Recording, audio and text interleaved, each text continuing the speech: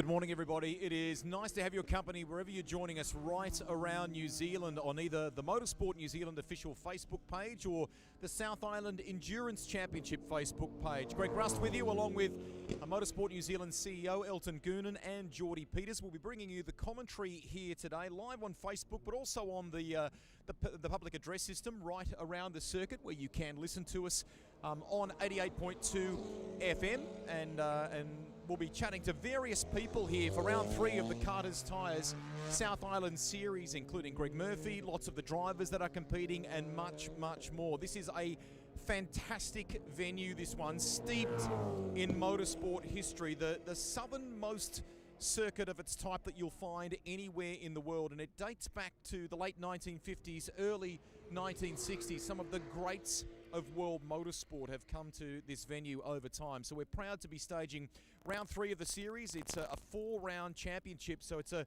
pivotal point of things. We're going to be bringing you 3 races today in a radio style live stream coverage, along with some video content and bits and pieces like that along the way. So there are 2 one-hour endurance races to set the day. The schedule will then have a very brief lunch break, but we'll be catching up with people while that's unfolding, and then the main event of the day, 3 hours of competition. In all, we have something like 56 cars here, people that have come from various different parts of the country to be a part of it. Obviously, many of our colleagues that had entered and wanted to take part in the South Island Series from up north can't be with us because they're doing the right thing up there and observing the alert levels and restrictions and so on. This place, if you've not been to Teretonga Park, obviously we're at Invercargill. We're about an 8-kilometre drive, about 10 minutes from the very heart of town, so nice and close to the CBD. Circuit runs in an anti-clockwise direction. Weather forecast for the day, unfortunately, after some beautiful testing or practice yesterday, beautiful sunshine and 21 yesterday, we're headed for highs in the low to mid-teens today, and a bit of rain that will persist throughout the day. So 2.62 Ks is the lap, anti-clockwise in direction, 8 corners in all, and it offers a little bit of everything for the driver. But just don't take my word for it. Why don't we set the scene for you before we go racing? A hot lap with Brendan Leach. And it's here at the Teretonga racetrack, 10 minutes from the city, that we come for round 2 of the Castrol Toyota Racing Series. Hey everyone, it's round 2 of the Castrol Toyota Racing Series. We're at Teretonga in Invercargill, which means there's no better person to take us round the track than the one and only Brendan Leach as we dive into turn 1. Take us away. So heading through turn 1 here, this is the longest corner on the circuit. About 10 seconds to get around here at high speed. Somebody's dropped a lot of oil here, so it's reasonably slippery here at the moment. But yeah, long corner and a TRS car, very tough on your neck through a long race. What gear are we in, TRS? We're 5th gear at the moment. 5th gear through there, down to 4th in the TRS car. The right-hander. Out wide, get the car turned in nice and late. A little bit of camber there. Yeah, drop into that camber. Oh, where are we now? What gear? Still in 5th? We're still up to 5th again, yeah, back down to 4th and up to 5th through here. Hard on the brakes down to 3rd here. Quite a high-speed corner in the TRS car. It's actually a good opportunity to get a run out of here, set up for a dive bomb into that last corner. I'm right saying you know this circuit better than anyone in the world, right? I think so, just about it. So it's yeah, I can't count how many 100 laps I've done around this place. And the first time you drove, you were filling in for your brother. Yeah, exactly. So the first time I drove, I was 12 years old, which is pretty wild to think about. Looking at a 12-year-old now, yeah, crazy. Well, you grew up just down the road. What was it like to win here and cross the checkered flag right here? It was a phenomenal feeling. I think, you know, especially now thinking back, those guys have just gone on and done some amazing things in the year after that, finished 2nd to Lando. Can you overtake on the outside here? You can.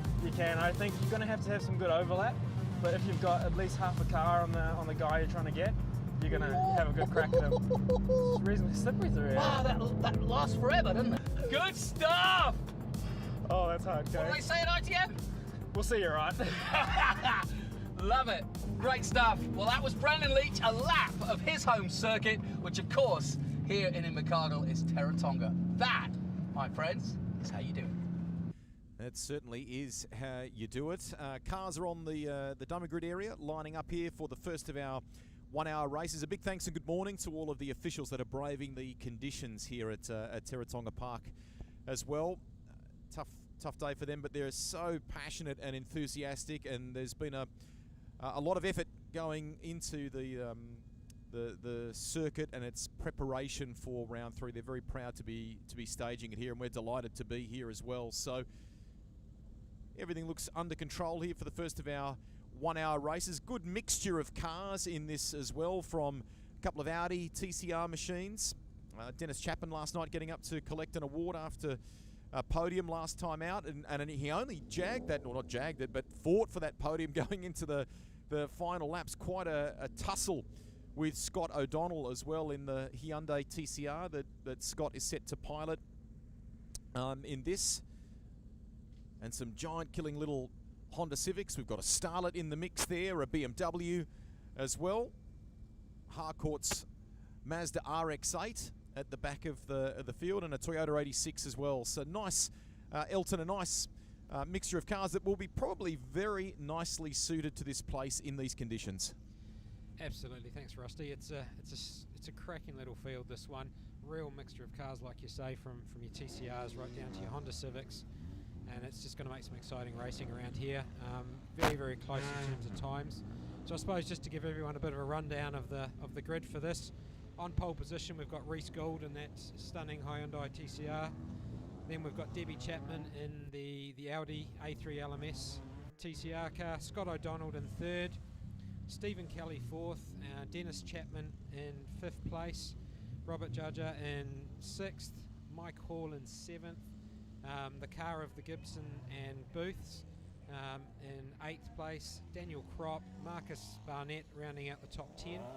And then as we head into the 11s, we've got Daniel Rule, Tim Dossett, and actually just looking out the window here, we've actually got car 32 there, just struggling to get away, which is a bit of a shame. But then 13th place we've got Warren Black, William Taylor 14th, Christopher Mackey in 15th, Dave McLean 16th, Clark Scott 17th, James Mitchell 18th, who was actually just pulled off onto the crossing there, so he seems to be having some issues with that car, unfortunately, so not even going to make the grid. He's edging back towards us here, if it can, all the way back into pit lane. And I tell you, a car that's heading out relatively late as well is the Invercargill Central entry, the 200 of Scott O'Donnell. So I hope everything is okay with that Hyundai TCR of Scott's. A bit of work has gone on to that machine in the week between levels and this event here in relation to power plant or engine and turbo on that car, but he was very happy with it at the conclusion of Friday practice. I tell you who's just wandered up here, we might have a quick word to him, is Alan Dippy, because he's been out there in the last couple of qualifying sessions before we go racing today. Can you give our audience a sense of what the conditions are like out here? You know this place well. Yeah, it's good. It's a nice consistent wet track all the way around. It's not wet and dry, it's just full wet. There's lots of spray down the end of the straight. You can't see anything past the start-finish line. If there's cars in front of you, it's a huge wave they're putting up. But I think it's drying out. I think we'll get a dry line in this race. All our teams qualified reasonably consistently, so we're a pretty happy team. Okay, speaking of that, we had a word prior to coming on air today to Nigel Barclay. This is a massive undertaking for you guys this weekend. I know you're very proud of this event and what you all bring to it, but a huge amount of cars and a lot of fun when you walk into that area of the paddock. Yeah, the team is running 3 Porsches today and Scott's Hyundai TCR car, so it is a big effort. There's 20 on the team. They're all very important members of the team, and they're loving it. They're loving the series, and we're going to love it today. You don't often get the chance to run for an hour or an hour and a half in the rain. It's jolly good for you, I tell you that. We'll leave you to it. I know you want to go and watch the racing. Thanks for talking to us. So there he is. So cars lining up there. That's Alan Dippy, and we're just waiting, incidentally, while we were talking about that team, the number 8 Mini to head out on track now. Will we get the okay here for release from pit lane for the little silver Mini?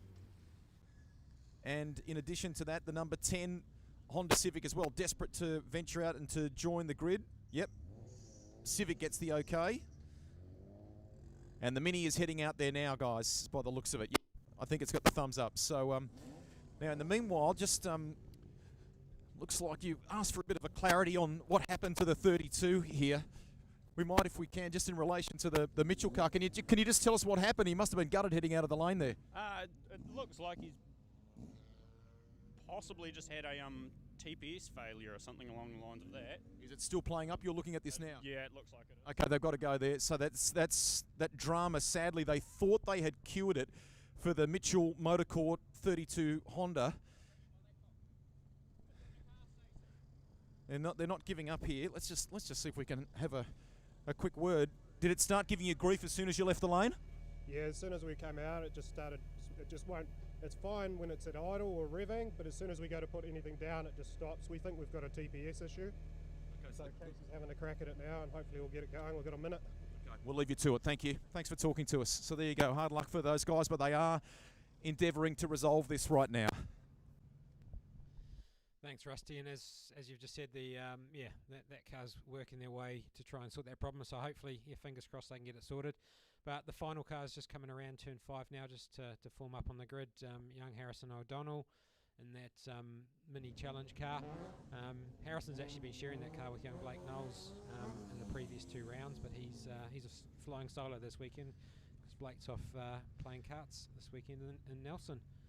The team. Sorry, just to dive in there, Elton. The way they're talking, they think he's trying to get clarity from officials here about whether he's allowed to head out. I think it's a pit lane start for the 32, but the team sort of suggesting they've got the laptop open and all sorts. They think they might have fixed that car for Mitchell. Fingers crossed. Looks like a start from pit lane for them.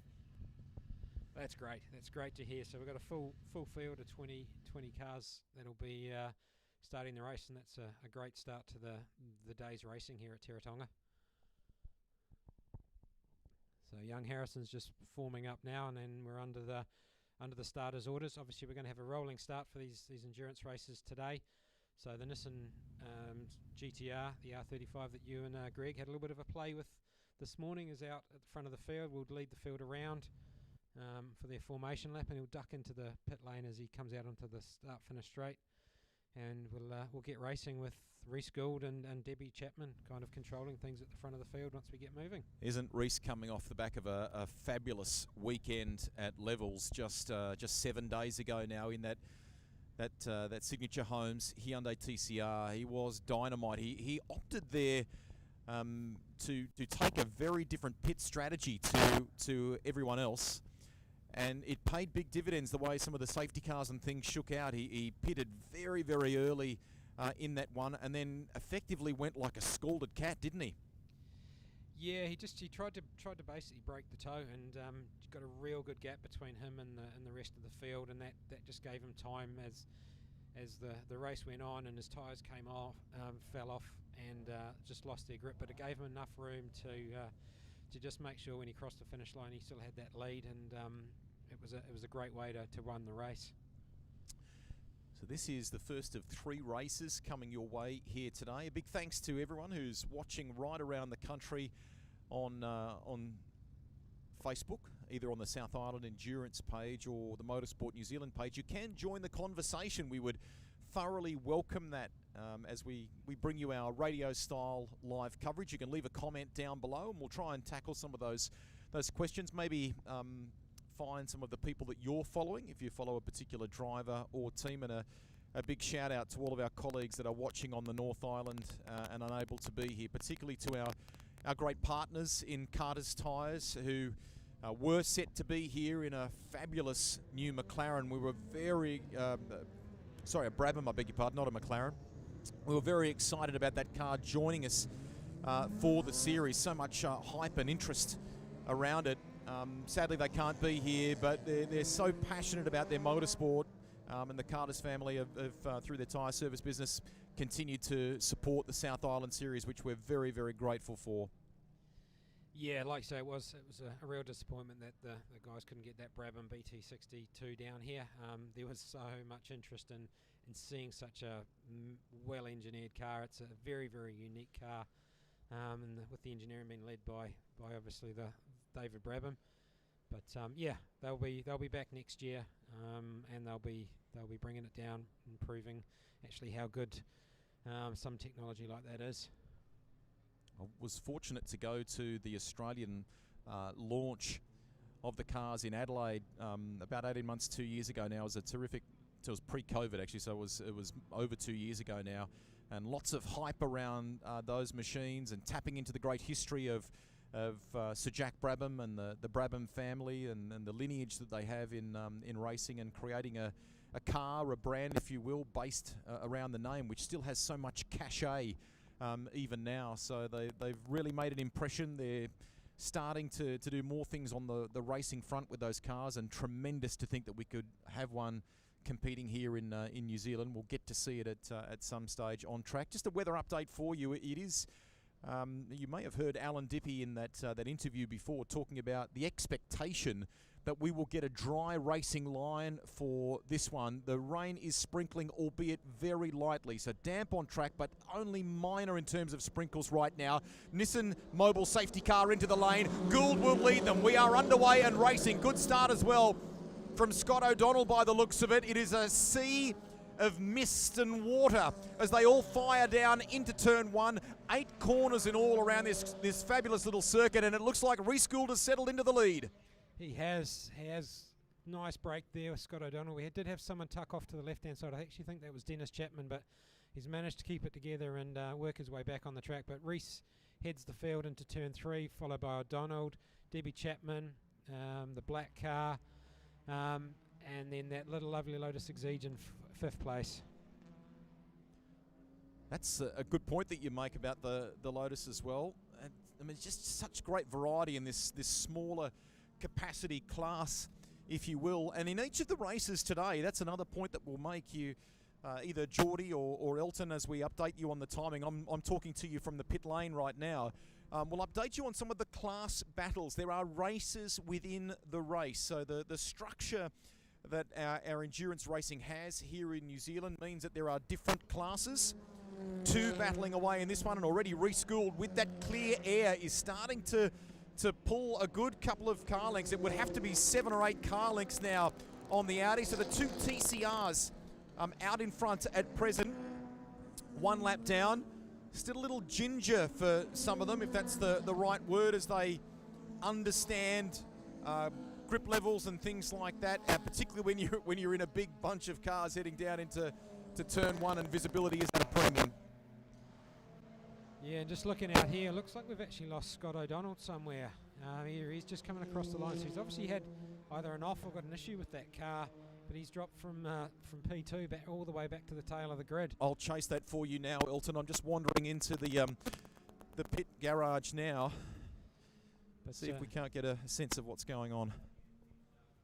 But great to see at the moment. Rhys Gould's really got some clear air over Debbie Chapman in 2nd place, and then there's a real big black gap back to the car of the BMW of black in 3rd place. And then from there we've got a really tight battle for 4th, 5th, 6th and 7th, all nicely packed there, and it's going to be an interesting to see how that evolves as we get into the race.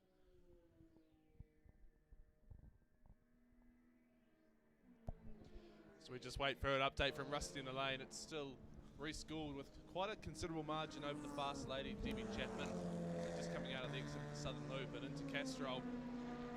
Gould will be trying to control the race now, get into a bit of a rhythm. Obviously tricky conditions here at Teretonga Park with a bit of moisture on the circuit. I think the rain has stopped, so I think we mentioned earlier, hopefully we'll get a dry line and these guys will be able to do some passing. We've seen a move going at turn 1, huge, big, long braking down there.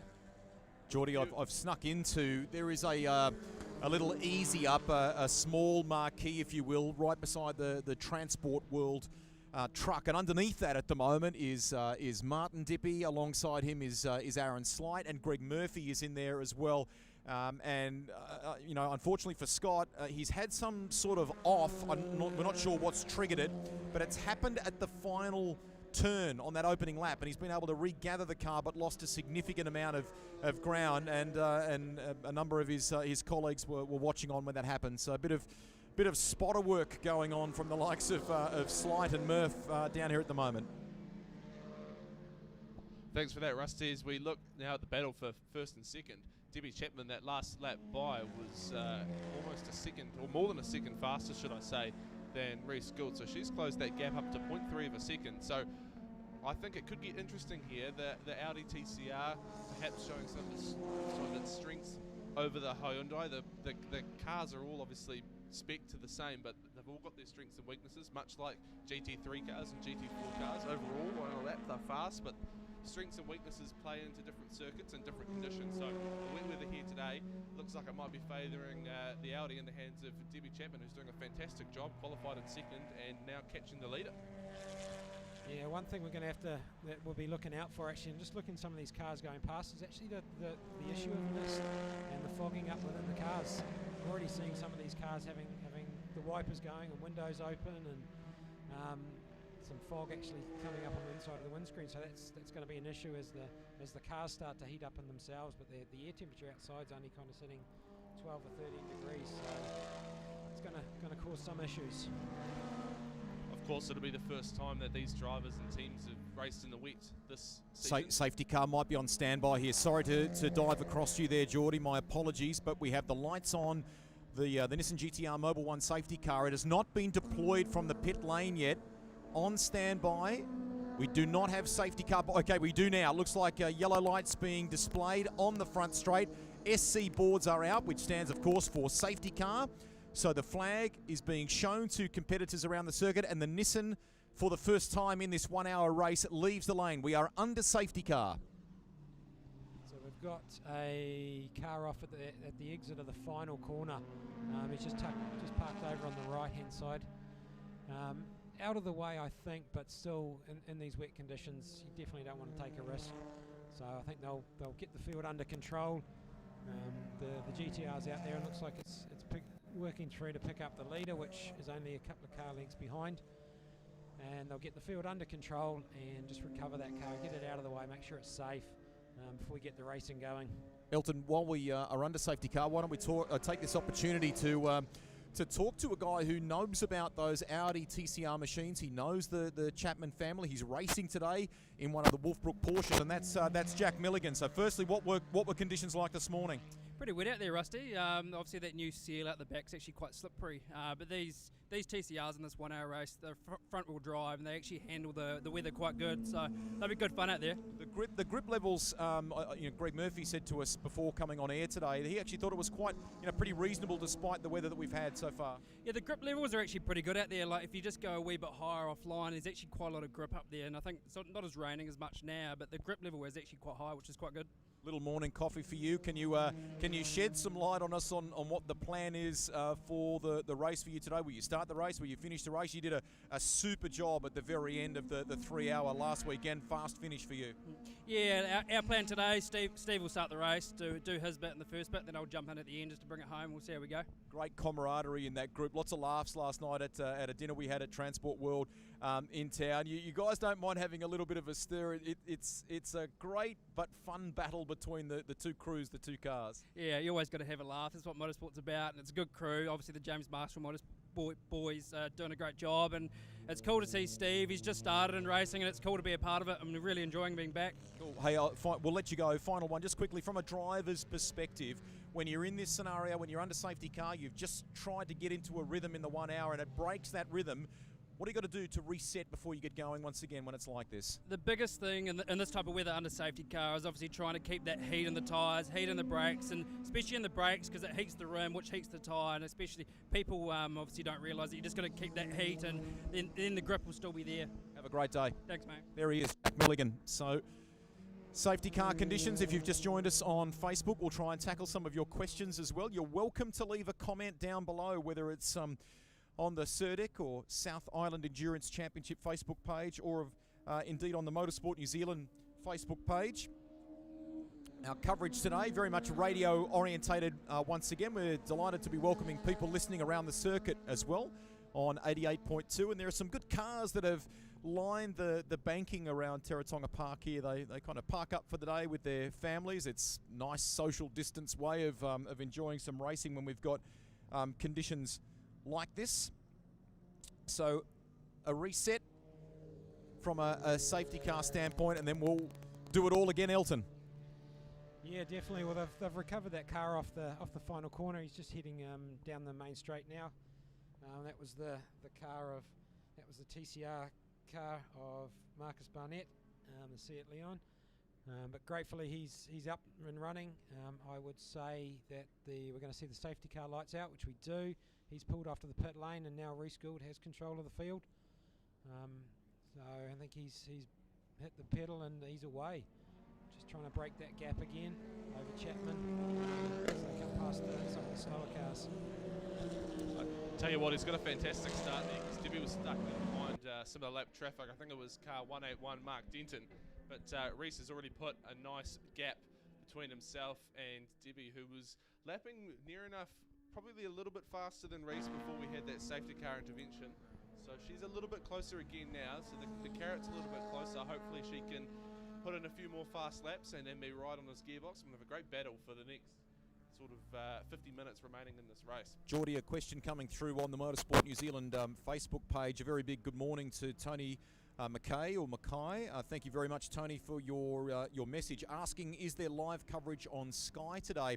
And the short answer is unfortunately no. Many of our colleagues, including Stephen MacGyver, the Heart of Racing team that bring you the television and work with our great team at Sky, are unfortunately tucked up away in Auckland. Lots of the equipment and the outside broadcast truck and so on, so they can't be here today. What we are doing is we've gathered together and we've bolted a radio style live stream coverage for you, so you'll be able to see the live timing on your Facebook page there. You can keep an eye on your favourite driver. We'll try and paint the picture as best we can as far as the stories are concerned in each of the 1 hours and the 3 hour a little bit later today. And as I said, you're welcome to leave a comment down below and we'll try and chase an answer for you from one of your favourite drivers. The Denton BMW slowing on the front straight. It goes off onto the grass just beneath you guys there in the control tower. That was a bit frightening for a moment because it slowed dramatically and quite rightly, quite wisely peeled off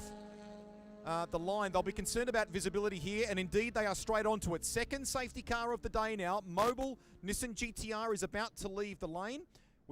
There it is, the safety car boards are now being displayed and they'll want to recover that car, I would think, just given that the speed's approaching. It's not quite at the braking markers for turn 1 here at Teretonga Park, but it's on the approach, shall we say. And when you've got a big bunch and you've got lots of water spray and so on, visibility of that car might be compromised. Quite wisely, they're picked up, reschooled once again, and safety car on circuit. Yeah, and just watching him go past the race control here, there was kind of no obvious signs of what had happened. It was just all of a sudden just a loss of drive, and whether that was engine resulted or transmission, not sure, but it was just a sudden loss of drive. So we're seeing a bit of a flurry of action coming into the pit lane now with all these guys getting their pit stops. Obviously, with the 1 hour race, they're allowed to they can't do their pit stops until they get 10 minutes into the race. So we're hitting that 12-minute mark. So there's a flurry of action in the pit lane to get all of those mandatory pit stops done out of the way. Lights are flashing for the Invercargill Central Hyundai TCR. This is Scott O'Donnell. If you live in this part of the world, you will know about that very impressive project that is underway and doing some wonderful things to transform, to take this great place to another level. And it's due for opening in 2022. Car 10 comes in as well. Meantime, the 56 leaves the lane. Martin Dippy is standing by here with a towel in hand. Martin, don't go too far. Were you just making sure that visibility was okay and Scott was happy? I'm the dry rag runner. Well done, well done. He's a busy man today, so are you. How have things gone in the lead up from your side of things? We're looking pretty good, yeah. Yeah, a little bit of an alternator problem in the 991, so we're just wondering what we can do about that. But we've got our eye on the 3 hours, so we'll just nurse it through the 1 hour and then come out this afternoon firing. You must have been chuffed with last weekend at Levels. Great result for you and for Hayden Padden up there. Yeah, well, Hayden was very handy in the car, so he did a great job in the first stint. And when I jumped out in the car and spun it, I thought to myself, that's not very good, but tidied it up and no, great race. It was all good. Have a great afternoon. Thanks, mate. Nice to catch up. There he is. So Scott O'Donnell getting ready to leave the lane. So huge, as Elton detailed there a moment ago, it is what city-siders might refer to as peak hour here in pit lane. So lots of cars in the lane having taken care of their compulsory pit stop. And Elton, you can do that in different ways under the rules, can't you? You can nominate to take a timed stop if you want to and stay in the comfort of your car for a prescribed length of time. You can, if you're a solo driver, get out of the car. You must walk or run around it in the direction of the traffic so that you always safely have the oncoming traffic coming into pit lane in your eye line, in your sight. And I think that's what Reece Gould has just done as the Signature Homes car leaves the lane. Or indeed, if you are part of a two-car operation, you can naturally, of course, do a driver change. So looks like both the Chapman Audis are in as well. Their position in the pit lane, Scott O'Donnell was right towards the exit with his crew, and both of the Chapman Audis are in sync. They leave pit lane almost in formation, and they've just completed their stops as well. Their bunker, their pit stop area was at the very entry to pit lane. Kate Padden, who is secretary for the South Island Endurance Championship and does an amazing job on the administrative aspects of our game, is here in the lane keeping an eye on things. Has everything gone smoothly there so far? For me it has, not so much on the track, but everyone else seems to be coping okay. A bit of excitement for the start of the race anyway. Very exciting start to the race. So everyone taking, well, not everyone, but lots taking advantage of the chance to get the pit stops done. Yeah, I mean, it's a bit of a strategy. When do you do it? And you definitely want to maximise on a safety car. You don't know when the next chance will be. Exactly. So well done. That's a very good point. And we're underway and racing once again here at Teretonga Park. Green flag conditions. Back to Elton and Geordie. Yeah, and we've got the car, the TCR Hyundai of Scott O'Donnell. He's taken the lead of this group. Although on the timing sheets we've still got Reece sitting up there, but Scott's got the lead. He's doing a little bit of a breakaway from the BMW of the Blacks. Then we've got the TCR Golf following, and then we're into the Civics and those lovely sounding Civics that we talked about so much at Timaru last weekend. With that second safety car, obviously cars coming in to do their pit stops, naturally the field gets a little bit jumbled up, and within a couple of laps, once everyone's crossed that timing stripe, we'll have a bit of a clearer picture on what the leaderboard is at the moment. But the majority of the field took the opportunity to get into the pits, get some fuel, complete their driver change or their little lap around the car if they're flying solo, and so the field should remain largely unchanged. But obviously there was a few little hold-ups. Things can go wrong in the pit lane, and as we see everyone crossing the line, Scott O'Donnell has popped up to second place. So he has been a big benefactor in the safety car and all the action in the lane. After running off in the first lap, he's come right back up to second place. So as we see the race leader, Reece Gould, trying to navigate lap traffic very, very tight down on the main straight here at Teretonga. He's into the southern loop now, and I think he's got about a 1.5 second gap according to our timing. So yeah, significant for Reece. He's definitely made the most of that pit stop, get it done, and away we go. It's going to make some clear air, and that will hopefully, towards the end of the race, net him some benefits and get him to hopefully get him a further podium. So apologies there, folks. We've just refreshed our timing screen now, and it appears car 91, Andrew Gibson, is in fact our leader. So after all of that has washed out in the pit stops and the safety cars, we've had quite a big shake-up. Reece Gould, who was leading the way prior to those safety cars, is fourth overall at the moment, and Debbie Chapman is in sixth place. So Reece actually has just gained a spot, so he's up into third. So Andrew Gibson and Paul Booth lead the way. Daniel Kropp in second place. Reece Gould third. James Mitchell in fourth. Tim Dossett in fifth place. Debbie Chapman in sixth. Dennis Chapman in eighth place. Bradley Rule in eighth. Scott O'Donnell ninth. Stephen Kelly in 10th place. So a couple of those guys may not have taken the opportunity to come through the pit lane, hence why they've jumped up the leaderboard. But as I say, as the race progresses, it will all wash out and we'll see what the actual leaderboard looks like. But for the moment, it is Andrew Gibson and Paul Booth leading the way. And as you say that, Geordie, the rain actually has stopped here now, which is great. And as Rusty talked to one of the dippies earlier, and the prospect of a dry line, that's just starting to form out there on the track now, and that's going to make things interesting, because there'll be that transition from when we go from dry tyre or from rain tyres onto the slicks, and when they actually pull the trigger to actually make that happen, and if it actually does need to happen. Guys, I'm just down here. Dave McLean has come in the Honda. They've got the bonnet up. We might just see if he's got a moment to have a word with us. What's gone wrong here? Started missing on us. We don't know why. Whether something's got wet, but it just goes to about 5,000 and then just starts missing. And no problems yesterday, so this is maybe weather reliant or weather.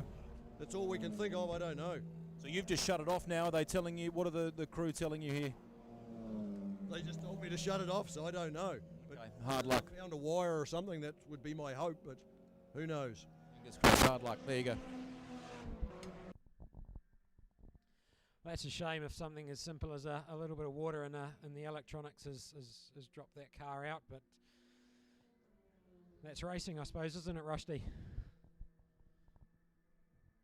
Yeah, it really is. They've shut the bonnet. It doesn't look like they've been able to find what the cause is, so they've headed back to Dave to have a word to him. The driver's side door is still open. Now that, oddly, does that sound like it's cleared itself or not? They're not sure. Okay, so they're going to send him. This will be a bit of a test now, and whether this issue has cleared itself. But they powered it down, powered it back up again, had a good look around the engine bay, but it wasn't immediately obvious what may have been causing that miss, what the issue was. Yeah, just listening to it as it headed out of the pit lane here, Rusty, on acceleration, it definitely was still having that miss there. So yeah, it doesn't sound like the boys, the work that they've done under the bonnet there has cured that issue. Yeah, they're shaking their head here too, because they weren't necessarily confident, as you talked about, that it was resolved. It absolutely wasn't clear, Elton, what the cause was. Fantastic work down the lane, Rusty. Meanwhile, out on track, Reece Gould has retaken the lead of this race. So he has got past the lap traffic that had made its way in front of him during those safety cars and pit stop periods. So he's back in the lead. Got about a 6-second gap, I think it was, just prior to our timing screen refreshing. Andrew Gibson and Daniel Kropp, is now in second place. Andrew Gibson and Paul Booth have dropped down to third. Tim Dossett's in fourth, and Debbie Chapman, who was second prior to those pit stops, is in fifth place. So she's still got a little bit of work to do to pass some of those cars that got in front of her during the pit stop period. As we look further down the leaderboard, James Mitchell's in sixth place. Dennis Chapman, 7th. Scott O'Donnell is into 8th, with Stephen Kelly 9th, Mike Hall 10th. And things are still moving up the front. Debbie's made another position up into 4th place now, as James Mitchell, has he come into the pits maybe? Yes, looks like James is tucked back into the pits there again. Quite interesting to see in that last lap around, Reece Gould set the fastest lap of the race with a 105.9. So some 4 seconds quicker than the next fastest lap. So he's got his head down now, trying to make the most of that gap. And as we talked about just before, there is a bit of a dry line happening. You can definitely see the amount of spray that's coming out from these cars now is reduced significantly. So we could even see a transition into slick tyres towards the latter part of this race, with still 35 minutes or 37 minutes of this race to go. That will be very interesting to see if that unfolds, because there are light sprinkles on me here in the pit lane at the moment, and you look at the track itself as you would exit the lane. That's the viewpoint I have at the moment, and you would absolutely say at the moment no. But will we get a dry line? I mean, that's what Alan Dippy was talking about before the commencement of this race. So that's a story that will follow for you, I should say. In the meantime, that Honda where we were talking just before about the issues for Dave McLean in that the electrics or whatever may have been playing up, perhaps some water or moisture getting in there. He's come back into the lane, I think, and gone straight out the back. So the crew have returned to their area in the paddock. That's a real shame for them, encountering those water issues, and sometimes it just unfortunately finds its way into the weirdest, tightest little places in the car and wreaks havoc with the electronics. And unfortunately for those guys, it's going to put them quite a few laps down, and hopefully it doesn't rule them out of the race, and they can have a proper look at it back in their garage setup, and hopefully get back out and finish the remainder of the race. Still got 35 minutes to go, so plenty of time to get out there and cross the checkered flag. And I suppose while we've got a little bit of a lull in the race here, what I'd like to do a big thank you out to all the volunteers that we've got on the trackside here. These guys are crucial to making our events happen. And even on days like this with the rain coming out there, they're out there, standing there running the flags, doing the recoveries, and without them we couldn't do it. So big thank you to those guys, and hopefully we're gonna provide you guys with some good racing to enjoy watching as the day goes on. A big shout out also to the crowd that we've got on the hill up into turn 1. Fantastic turnout considering we haven't got Teretonga's finest weather. Obviously it's a fantastic day out here yesterday, but great to see the supporters still coming along in their droves and catching some of New Zealand's best endurance racing and best endurance racing cars and drivers at the world's southernmost race circuit.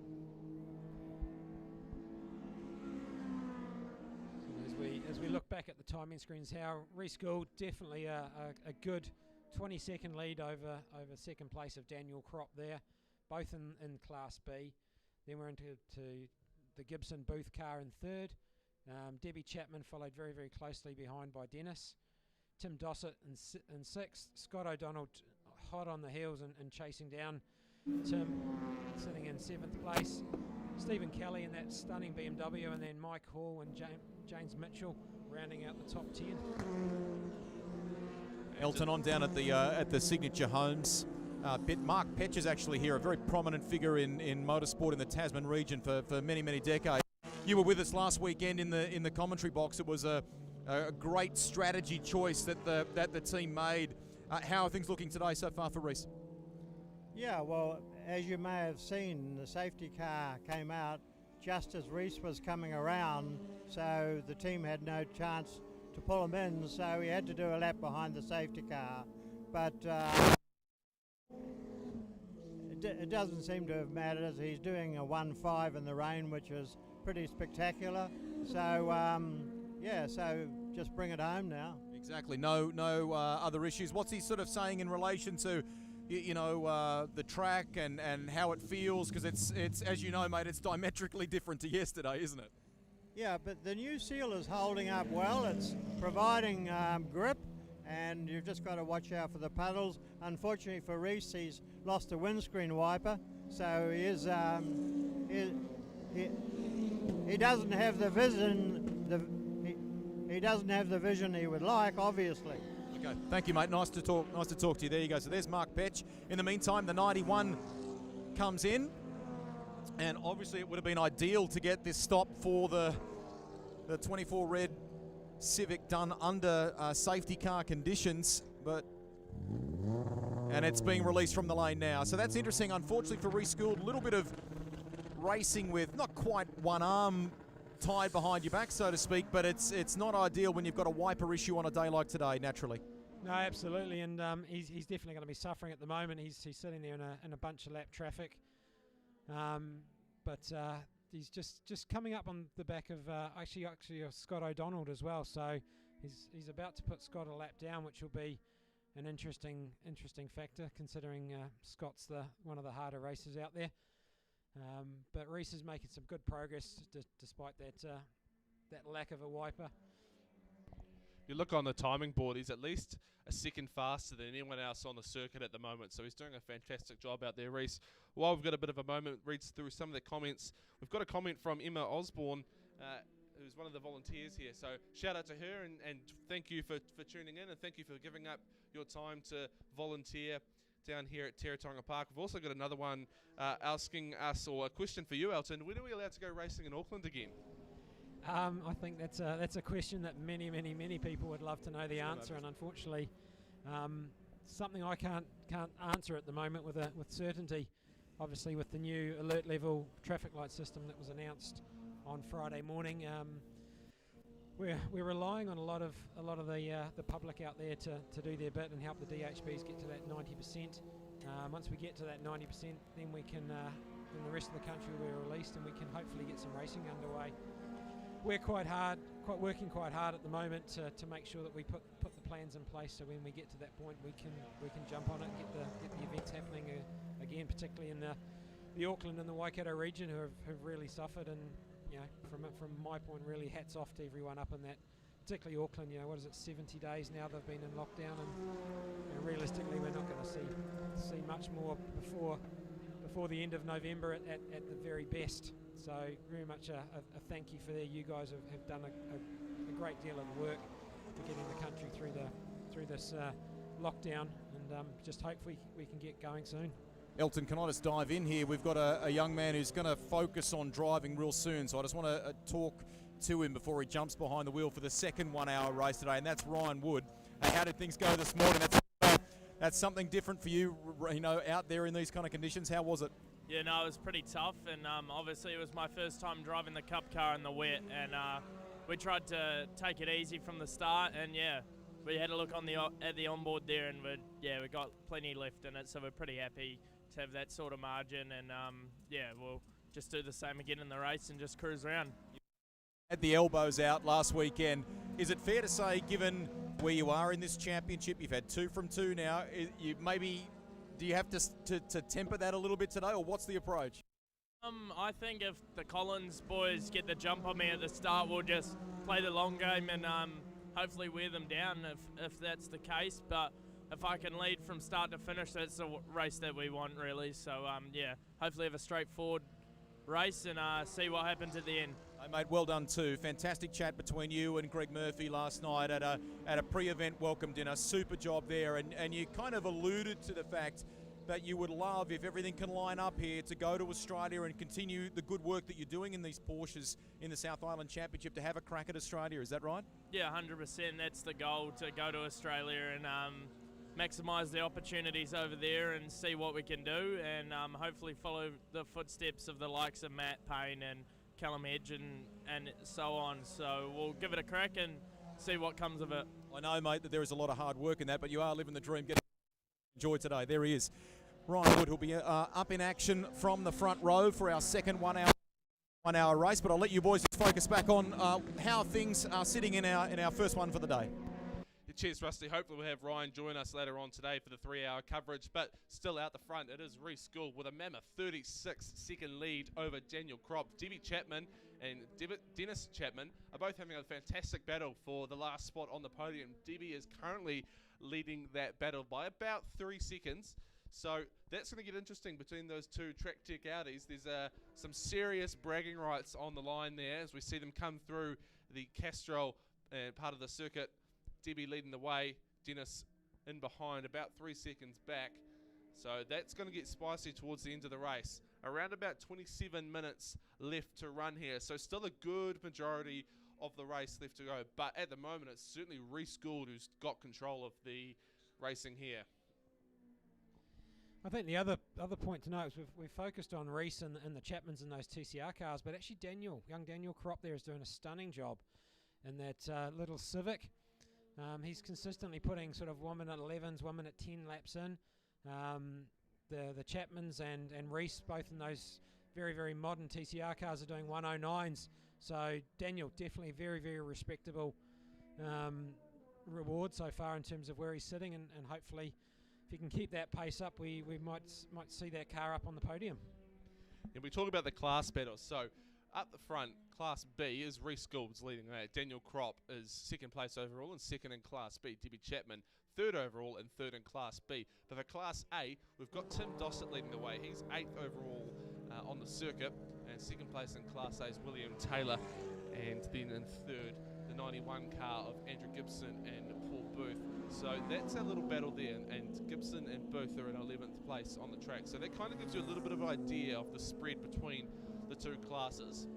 Obviously the rain spicing things up a wee bit, but as we mentioned before, that seems to have died off, and there is certainly almost a completely dry, probably quite greasy line out on the circuit at the moment. Geordie, this is a voice you will be familiar with. I am camped at the moment with the Track Tech Audi crew because you've alluded to the battle that is going on track. How are we managing that, and what's going on? Yeah, so our drivers are having fun out there. Dennis and Debbie are sitting 3rd and 4th on track at the moment, but 2nd and 3rd overall when you take the pit stops into consideration. I think Debbie has showed that she really likes the wet this morning. She put the car on the front row, nice and smooth driving from her, and so she's now in the lead from the Track Tech Racing drivers. We'll see how the weather plays out for the second half of the race. Well done. So the weekend's gone super smoothly for you guys so far. I mean, knowing what you've just told me, what's the message between now and the end of the race? Is it just keep doing what you're doing? Yeah, the message for the drivers is eyes forward, keep going, keep watching the track changing with the weather, and we'll see what happens. Thank you for talking to us. Cheers, Rusty. Thanks for that. And that was Carmen Doran from Track Tech Racing, one of the engineers there. So hopefully she'll actually be joining us later on the coverage as well during the 3 hour. But a few things to update you on. We've got a meatball flag, a mechanical black flag out there for car number 91, and that is Andrew Gibson and Paul Booth. So they're 3rd place in the moment in Class A, 11th overall. So they're going to have to come into the pit lane and rectify whatever issues those are. There's nothing obvious hanging off the car or anything like that, so from what we could see. So it'd be interesting to see what happens there. Reece Gould and Scott O'Donnell also just got caught up in a bit of a gaggle of lap traffic before at Castrol, but they got through it nice and safely, and they're still out there doing it. Reece leading the way by quite a considerable margin as we wait for Daniel to come across the timing stripe, and we can give you an update on what that gap is. But at the moment, it's quite large.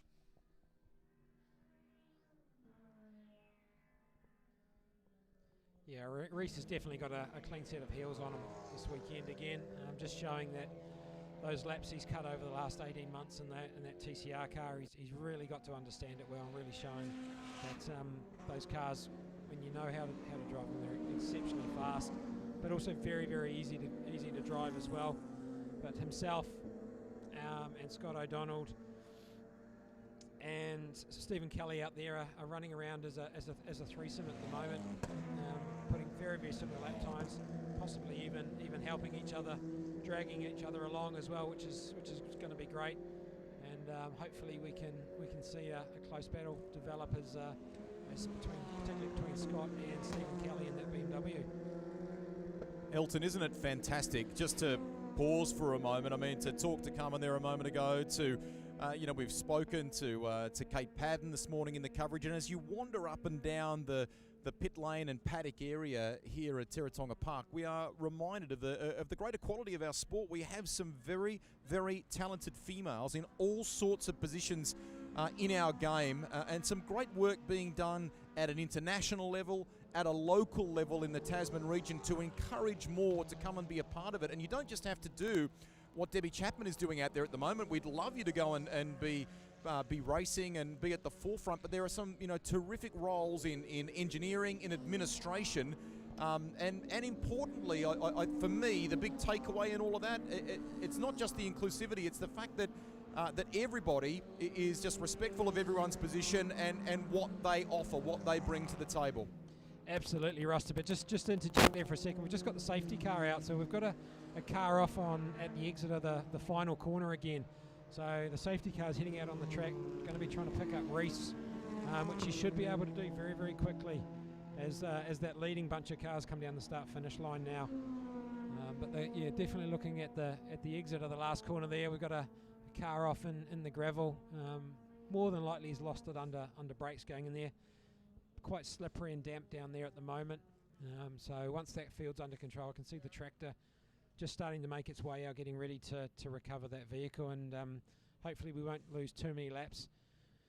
At the moment we're sitting there with 21 minutes to go, and it's going to be a good final dash to the end.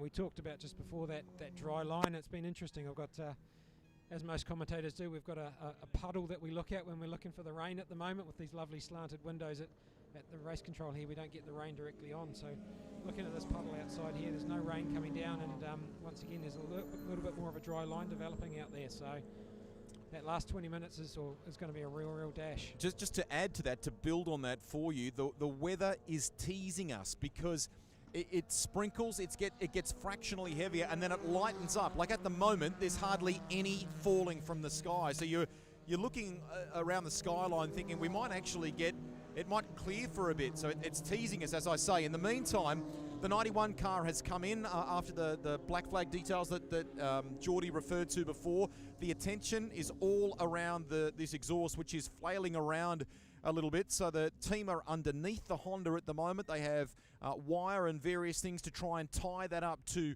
get it remounted safely underneath that car and then get the okay to release it. Well, that's good. It's hopefully they can finish. I mean, they've been putting some great laps in within their class, and they're doing a great job. So it'll be a shame to see them fall out for something as simple as possibly a $2 part, which is always the failings with most of these things, isn't it? Unfortunately, that can be the downfall of any race car and those heartbreak stories that we have in motorsport.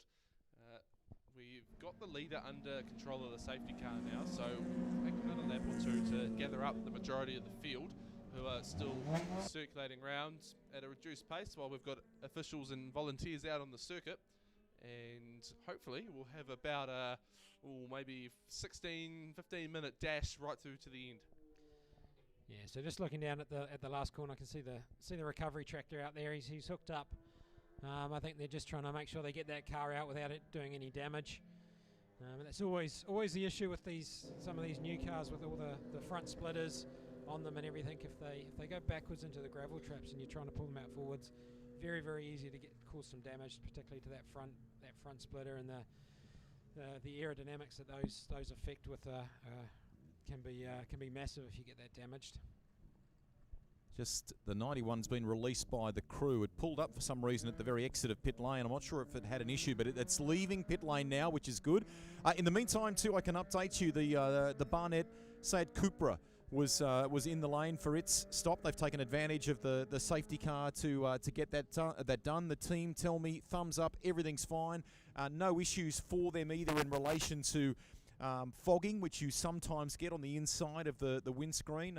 We heard from Martin Dippy before, being on standby with a towel and with some things to try and clear that during the earlier stop for Scott O'Donnell. So no issues for the Cupra as it left the lane. That's good. That's good to hear. So just looking at the window, the recovery tractor's finished. The car's actually back on the track. So I'm expecting that as we complete this lap, that we'll have the safety car pull in. But the field's nicely bunched up now. Reese Gould at the head of it again. Expecting that we're going to see Reese sort of bolt as soon as the lights go out. He's got a couple of lap cars between him and the next place car on the field. Although we're down to 5 seconds, Daniel Kropp sitting back about 5th or 6th, I think, and just looking out the window here in the queue. So Reese will try and break that gap and get a good distance between him and Daniel in this final 10 to sort of 15 minute sprint towards the checkered flag.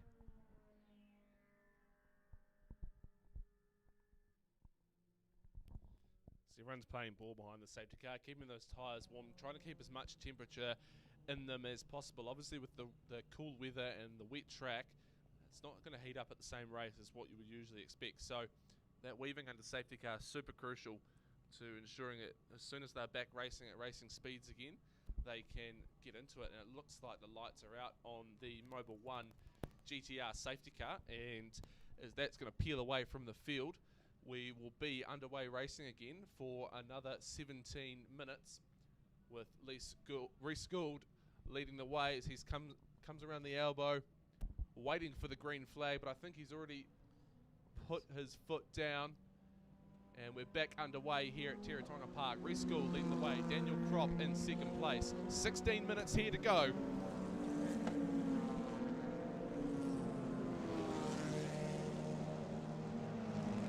Already heading down into the southern loop there.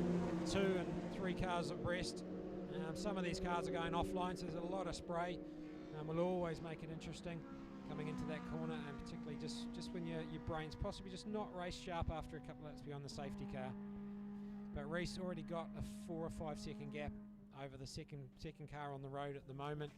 Daniel Crop there working hard, just coming through Castrol Elbow to get past this lap traffic to get on the back of Reese. Wasn't there a big cheer from Daniel's team last night, the Crop crew at our welcome dinner?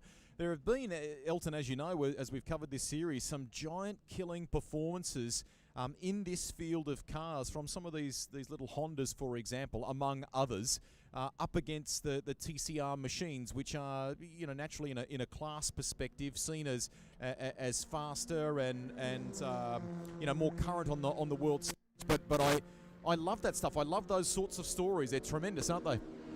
Absolutely. It just ekes of the reason we go motorsport. It's that camaraderie, it's that fun, and it's that challenge of making what you've got go as best as you can, and definitely those giant killing, and we saw that at Timaru last weekend with the Civics out there and really punching well above their weight, like most of our drivers do when they're overseas.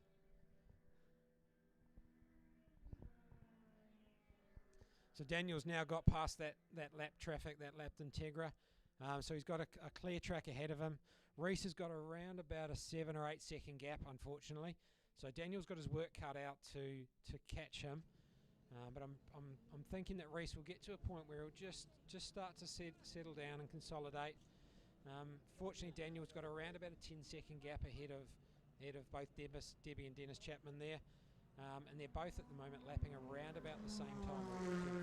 Second, third and fourth are around that sort of 1 minute 10, 1 minute 11, 1 minute 12 mark. So as long as that pace keeps up, Daniel's got a good lock in there, and Reese will, looks like it will walk away with this.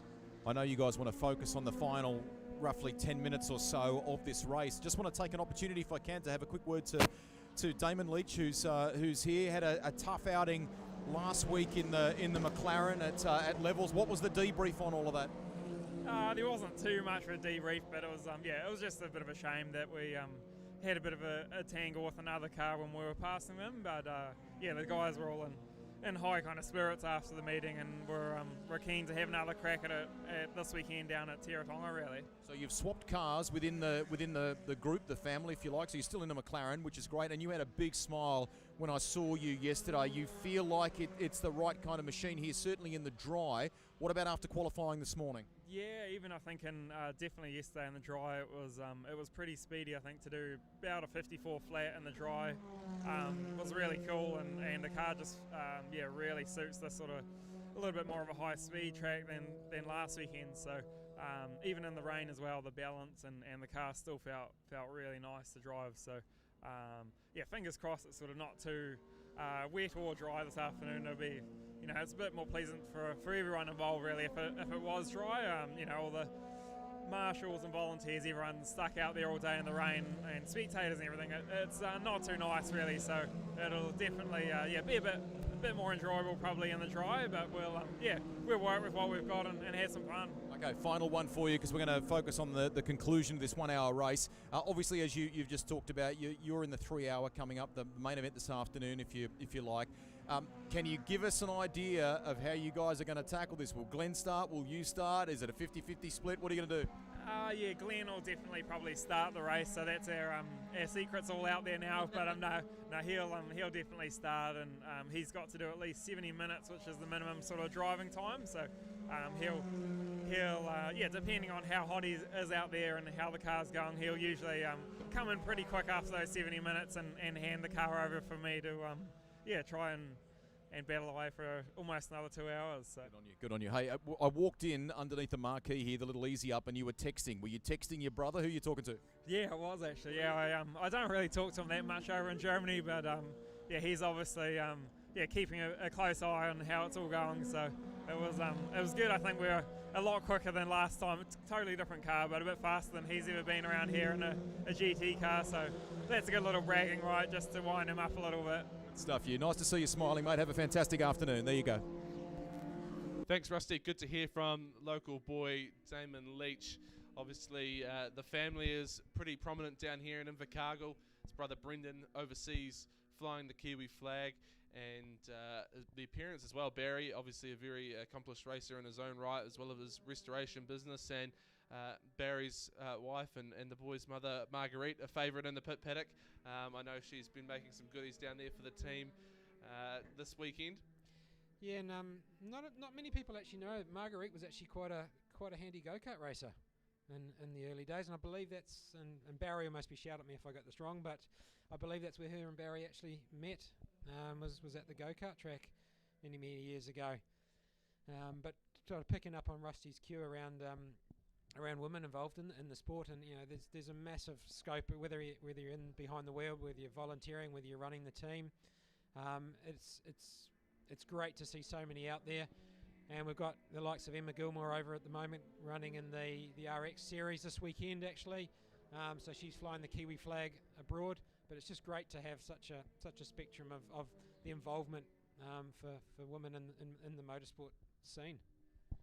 Yeah, truly doesn't discriminate. Everyone competes as equals, and everyone is respected as well for their own achievements in their own right. And track tech racing is a perfect example of that, with Carmen Doran heading up that team, and Debbie Chapman in second place in this race, the fast lady as they call her, doing a great job and really flying the flag. We've got young karters, the likes of Rihanna Amira Hunt, Chelsea Herbert as well, who are flying the flag for young women in New Zealand and all over the world, if we're honest, and showing what is possible in motorsport. And it's very unique that they get to compete alongside their male counterparts. It's very rare to find that in sport these days.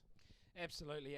But as we tip into the final 10 minutes, just a bit of a cap off of the running order at the moment. Reese Gould maintaining that lead out the front, followed by Debbie Chapman, Scott O'Donnell sitting there in third, Dennis Chapman in fourth, Stephen Kelly in that stunning BMW in fifth, Daniel Kropp, after he's done his pit stop, has come out in sixth place. Robert Jar Jar there. Oh, actually just a bit of a change in place there. So Robert's actually now sixth, Daniel seventh, Tim Dossett eighth, William Taylor ninth, Warren Black 10th.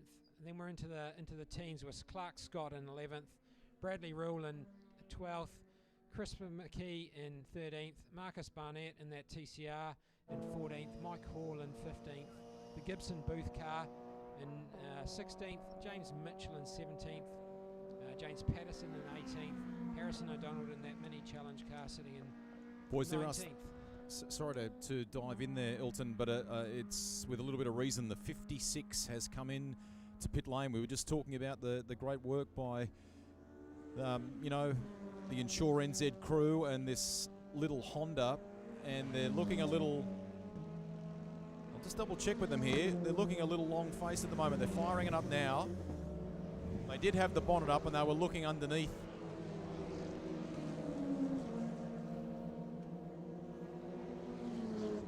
That'll be a real shame if that, Very. If that gets stolen out of them.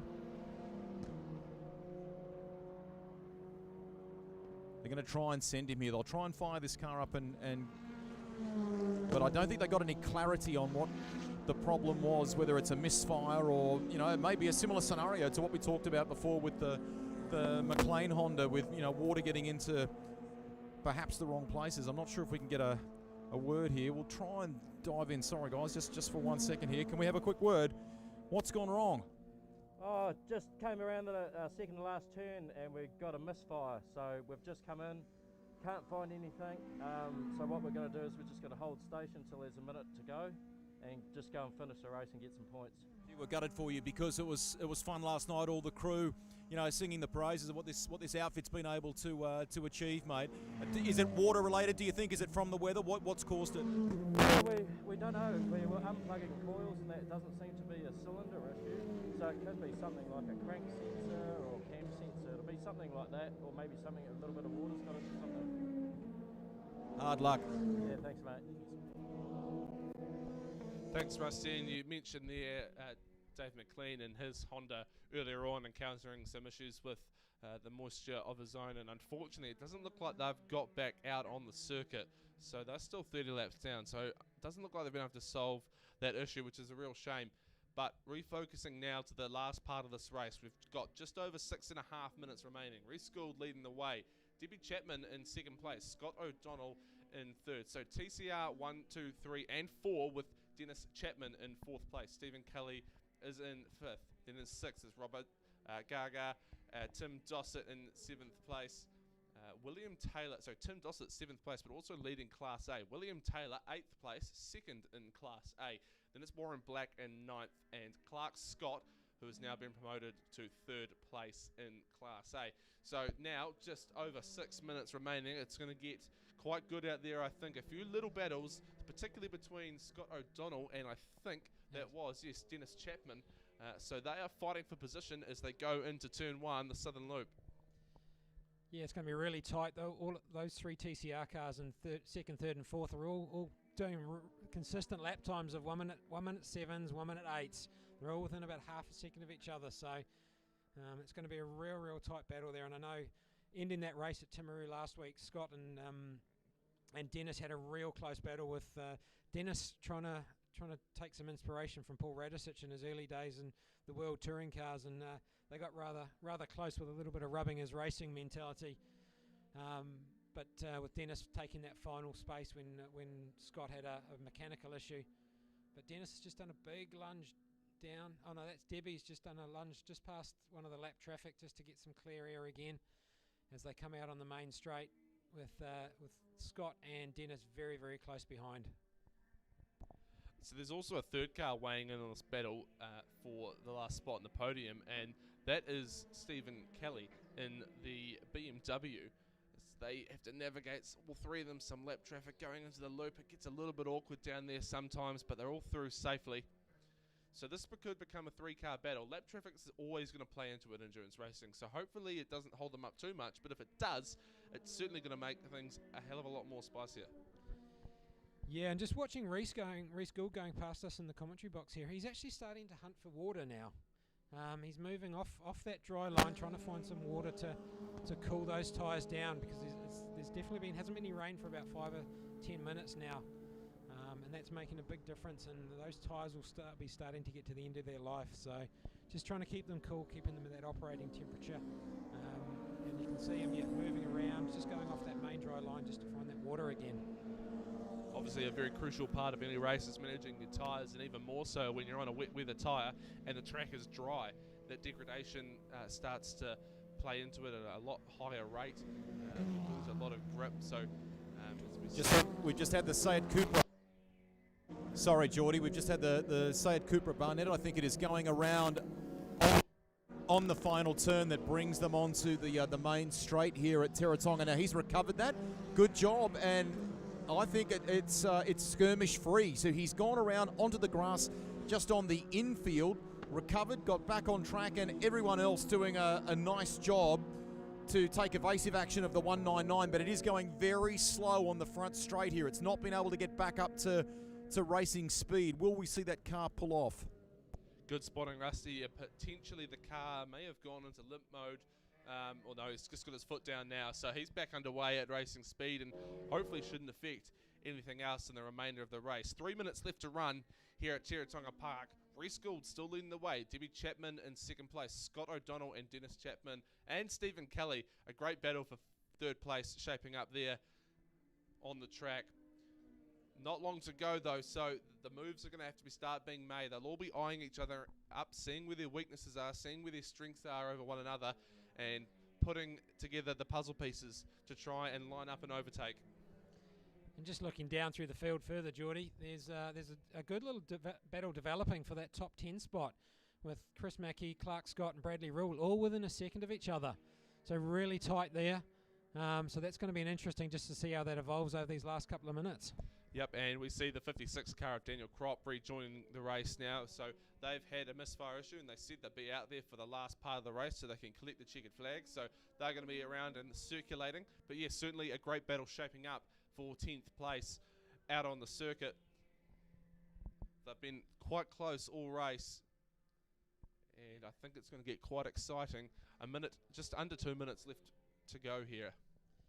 Yeah, just looking across into the turn 5 and then coming into the final corner. Looks like Scott O'Donnell's got a little bit of a break between himself and Dennis Chapman there. But then Stephen Kelly's right on Dennis Chapman's heels in that stunning E46 GTR. Very, very impressive. And the first of the actual rear-wheel drive cars in the results at the moment. Yep, so those guys have actually got a little bit of a gap between all three of them now. So that battle is kind of simmered a wee bit. But with just over a minute left to run, the pressure's going to come on. So we see our second place, Debbie Chapman, go right around the outside, well off the racing line to try and negotiate her way through lap traffic. She's got 3 more cars ahead of her. And this is where it sort of starts getting a little bit nerve-wracking. They're so close to home, and you wouldn't want anything to come undone on the last lap. And lots of lap traffic there, blocking the width of the track for Debbie.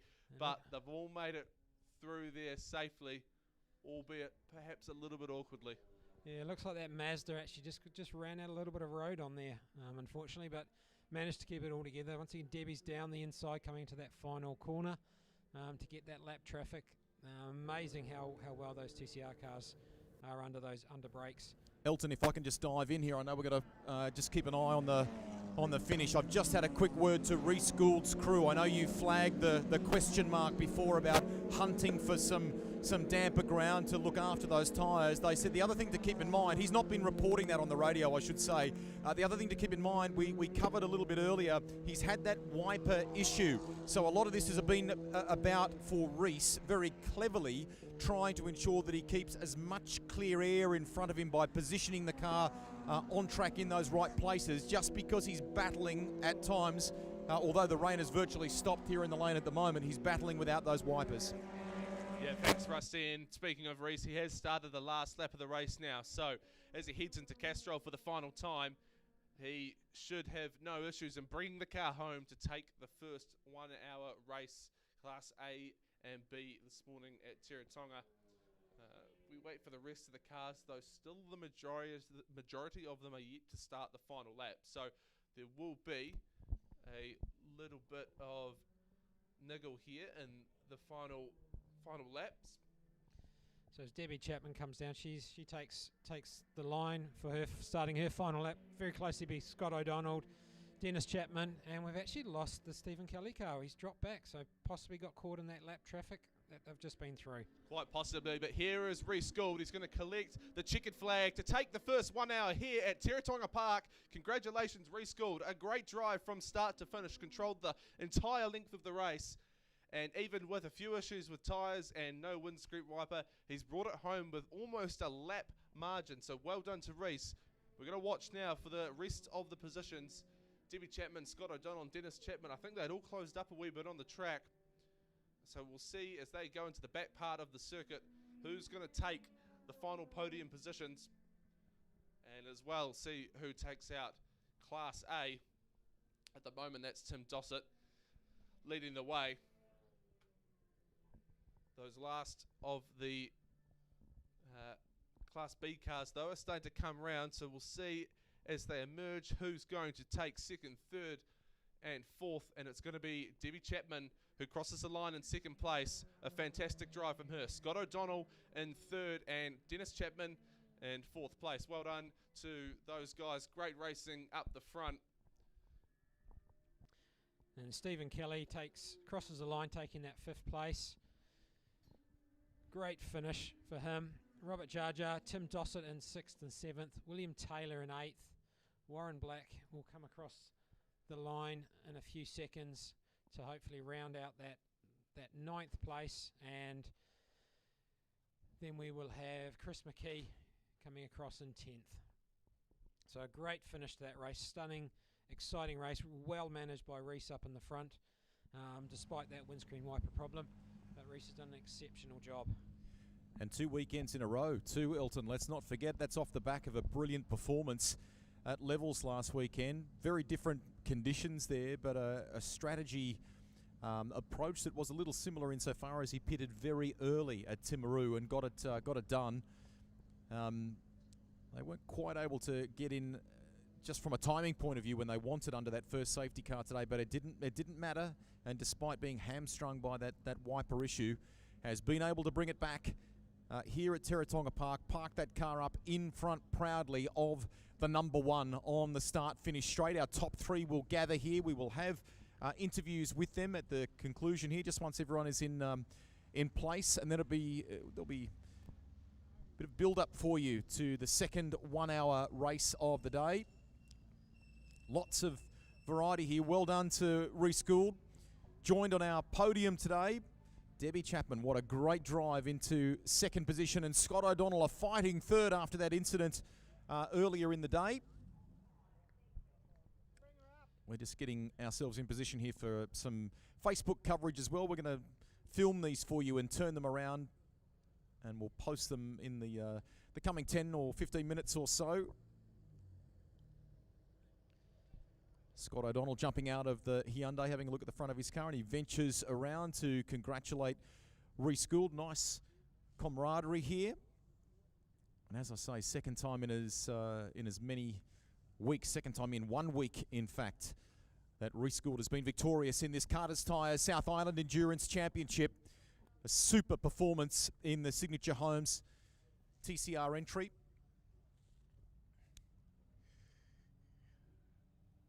Hi everybody, Greg Rust with you. We are about to speak to the top three at the conclusion of a damp but very exciting first 1 hour race of the day, round 3 of the Carter's Tyres South Island Endurance Championship. Here are your top 3 finishes today. Third going to Scott O'Donnell, second to Debbie Chapman in the Track Tech Audi, and your race winner is Reese Gould. Why don't we dive in and have a chat with our top 3, and we'll go 3, 2 and 1 here for you. Scott O'Donnell taking the helmet off, and it was a bit, he's chatting with Greg Murphy over here, but it was a bit of an action-packed race for you there. Boss, what happened on the opening lap and at the final turn here? Wrong car. Yeah, no, just obviously didn't get any temperature into the backs, and I'd wound a hold of brake bias into the back to get rid of the front lock, and shit, as you can see what happened, just got back lock. And you know, you're trying really gingerly not to do that. And second time I thought, what a profound halfwit, you know. But anyway, it is what it is. We got third. That's a good outcome for us, given what we started with. The car's difficult. It is a difficult car in the rain. Okay. They're an amazing car in the dry, but we've got some work to do in the rain. Was that compounded then by the fact that you were having to fight back? So you're battling that, you're battling the elements, and you've got to fight your way through the field. When did you sense that you might be able to get a podium here at home for you? Well, not till about the last lap. I got a couple of laps got past Dennis because I couldn't catch Debbie. She was doing a great job, driving the car beautifully. The car's really hard to get out of the bottom corner here. And since we put the new engine in, we've got a lot of boost control issues. It's all over the place. Okay. So just a really hard car to drive. That is a satisfying way, though, to start the day. Big one coming up for you. You're looking forward to the rest of the afternoon? Yep. The other car's got grip. Good stuff. Okay, other car's got grip. There you go. There's Scott O'Donnell. We'll wander around and have a chat to Debbie Chapman. Second place here today in this round. Great job by the Track Tech Audi crew. Thanks, Murph. Well done. Thank you. Great job. Super drive, and the car was good from the moment you rolled it out on track here this morning, wasn't it? Yeah, absolutely brilliant, you know, really good. I mean, I'm slow in the dry, but it was good in the wet. That's good. So, and an enjoyable race to run. I mean, given some of the complications around safety car and so on, it sounded as though when we spoke to the team that it just played out perfectly. Absolutely fantastic. Yeah, it was a really great drive. Excellent. Good. Really enjoyed it. What's that podium mean? It's nice. It's damn satisfying to get one of these. And I mean, it's been tough between you guys at the pointy end, hasn't it? Yeah. I mean, my husband got it at levels. Yes. So my turn. Good. You were due it, and most importantly, all of you, you earned it. Super drive today. Well done. Thank you. There you go, Debbie Chapman, and our winner, as I say, second week in a row, is Reese Gould. He's in there having a bit of a chat. Can we dive in? Excuse me, boys. Congratulations to you. That's super performance. But you did it a little bit with one hand tied behind your back. How hard was it coping with the wiper issue and so on? Yeah, the wiper was, it went early in the thing. I got caught on the windscreen banner and lost the wiper early, so it was quite difficult actually following Scott and one of the other cars, so I could hardly see a bloody thing really. But and that went for about quarter of an hour. Yep. That sort of stint, what it felt like a long time. So, but couldn't do much about it really. So but you did very cleverly try and hunt for clear air. Was that the objective for you to find that if you could, given that compromise? Yeah. Well, after the last safety car, it gave me a bit of a gap from those guys anyway, and that actually cleared the screen up a hell of a lot more. And I should have probably backed off a wee bit earlier than that anyway. So. No, it actually worked out all right. Had a good day. It's been a great battle in this championship. Yeah. 3 rounds down. How are you feeling? That's awesome. Yeah, no, good actually. The team did a good job today as usual. Jason and old Colsey. So We've got Sam up in lockdown in the Waikato, so hopefully he can get back for Ruapuna when it comes up in a couple of weeks' time. Time is going to beat us. You've got to go. I'm getting the cue, so you go and grab that champagne. There is our top three. We'll be back with a lot more. We've got another 1 hour race to come. You'll hear from the top three there, plus the 3 hour as well. Hope you're enjoying the coverage here live on Facebook. Thanks for that, Rusty, and great to see that top three podium with Reece Gould, Debbie Chapman and Scott O'Donnell taking out this first 1 hour race of today. Just looking out across from the commentary box here, we can see the grid for the C and D class already lined up in dummy grid there. So just to give everyone a bit of a rundown of how the grid's sitting for that one, we've got Ryan Wood, who's sitting on pole, carrying on that string of poles that he's had from the other two races so far in the series. Sam Collins in that Mustang in second, Ben Byers in third, Jared Owens in fourth, Marco Schelp in fifth, and the car of the Derrick brothers, Gary and Ben, sitting in sixth. Now they've actually lost a lap due to them dropped a couple of positions due to them causing a red flag during qualifying. Then Jordan Mickles, local lad in that stunning Mark Ford Focus in seventh, Chris Henderson in eighth, Alan Dippy in ninth, and Martin Dippy rounding out the top 10. Grant Aiken takes the 11th spot in the Porsche GT4 Cayman. Bruce Davison in that stunning Corvette. Then Steve Scholes, Martin Neal in 14th and 15th. Ethan and Mark Harrigan in 15th. John Buchanan in 16th. Adam Julian in that newly acquired Janetta GT4, being looked after out of Christchurch in 17th. Mike Driver in the TCR Seat in 18th.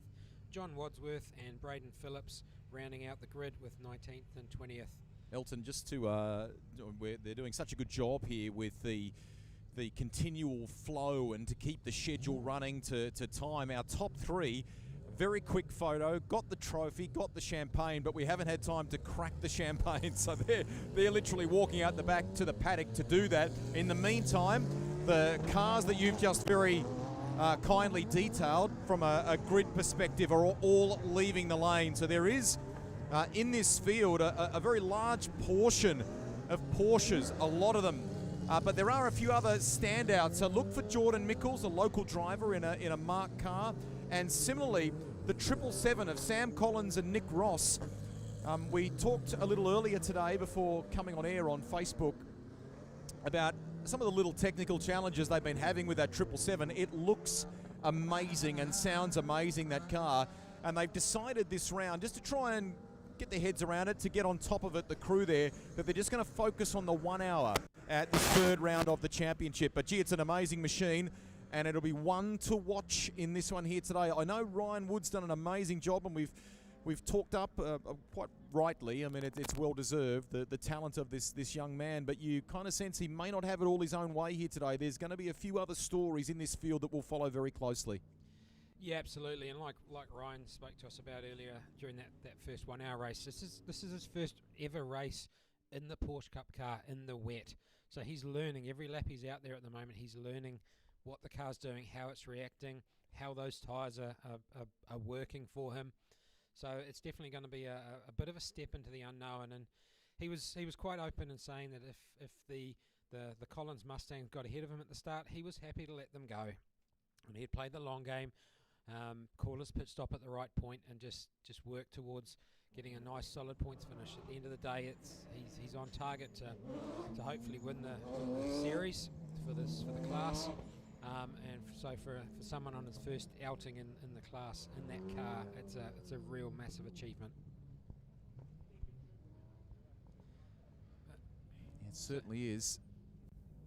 So looking out the window here, the cars are all working away. Fortunately, we've got all the cars out in the first hit, unlike the first 1 hour race where there was a few mechanical issues and stuff for getting cars fired up. So they're all forming their way up in their grids boxes at the moment.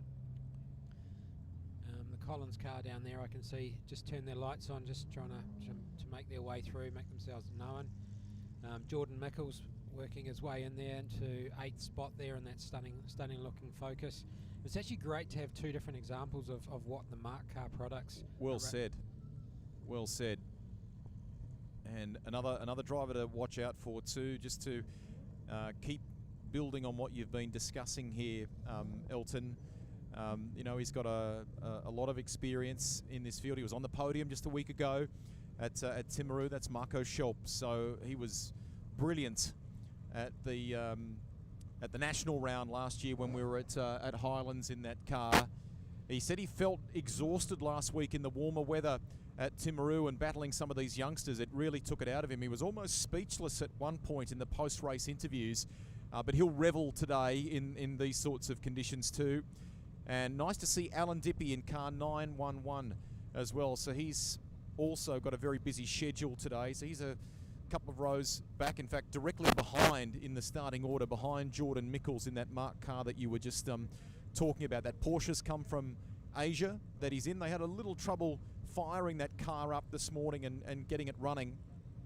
It just didn't want to seem to kick over, and they discovered that because it has been racing up in Asia, the way that it had been configured, if you will, electronically, when the air temperature was below a certain number, i.e. the kind of cooler weather that we have here today in Invercargill, the car didn't like it. It was expecting it to be kind of warm, and the sort of heat and humidity that you get in Asia. So they had to do the alt control delete, do a bit of a reset, put something in that was more fitting for this part of the world, and it ran superbly this morning in qualifying. So this will be good for him to get his eye in for the 3 hour as well. And he and Scott O'Donnell are in very, very good shape in terms of the 3 hour battle, as you know, at the pointy end of the point score, off the back of another podium last week in Timaru in that car. So great lineup of cars here, lots of Porsches. Second 1 hour race of the day.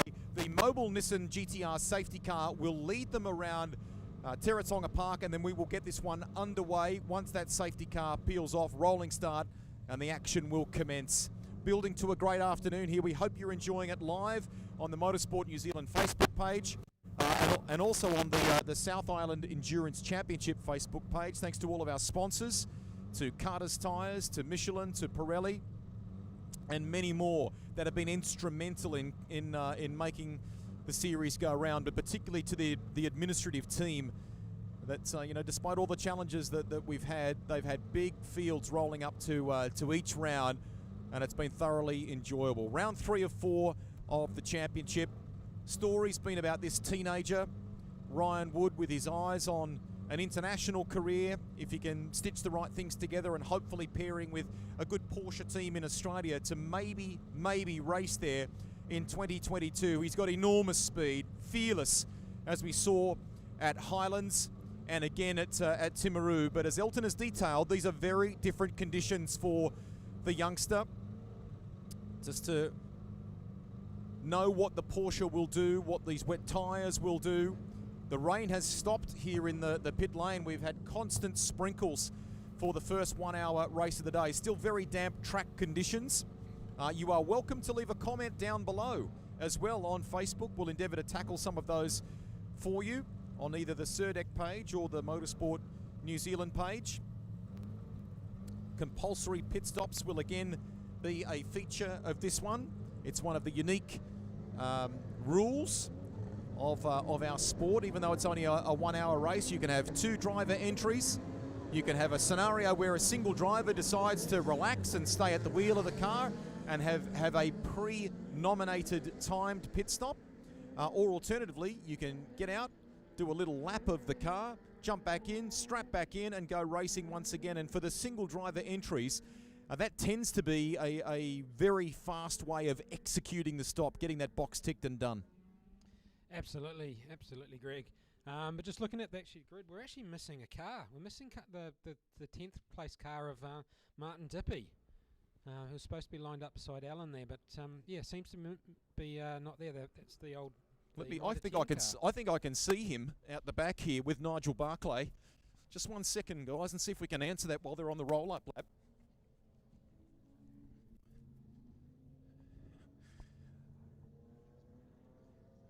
Are we missing a car from grid 10? We were just doing a bit of math. What's happening? What's going on? Well, Greg, we've decided to save the alternator for the big 3 hour. Okay. Yeah. It's a strange decision, I know, when we go car racing, but we've decided that we're being sensible. Okay. So eyes on the 3 hour, and Aaron's had a good run in the wet this morning. How did that go? He's gone really well. Yeah, it's still pushing a little bit in the front, but he's happy with that. So it was all set for the 3 hour. It's going to dry out nicely and we'll bring it home one, no problem. Okay, there you go. Go and enjoy. There he is with Nigel Barclay. That is the reason why we don't see that beautiful Mitre 10 Racing Porsche out there at the moment. Martin Dippy is a spectator for this one, but by choice. So safety cars in the lane. So everything's with Ryan Wood at the moment on the start. And away we go. Ryan seems to have the jump of that Mustang as we head down into turn 1. 2 abreast, 3 abreast even at one point down there. A little bit of spray coming up. But Ryan seems to have held that Collins Mustang out and has got the gap back in third. A little bit of a gap between second and third, and then the rest of the bunch are streaming through there nicely line astern. So very, very good, tidy start to the race.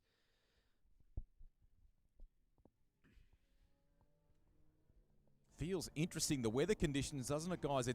There are patches where it seems a little clearer above you, above race control and above the commentary box. There's absolutely no rain falling here at the moment, so it's still damp underfoot, and as far as the bitumen is concerned, most definitely, but it feels a little on the drier side for now. Hopefully it stays that way for this 1 hour race, and clearly Martin and some of the team have been having a look at the weather conditions to come ahead of the 3 hour.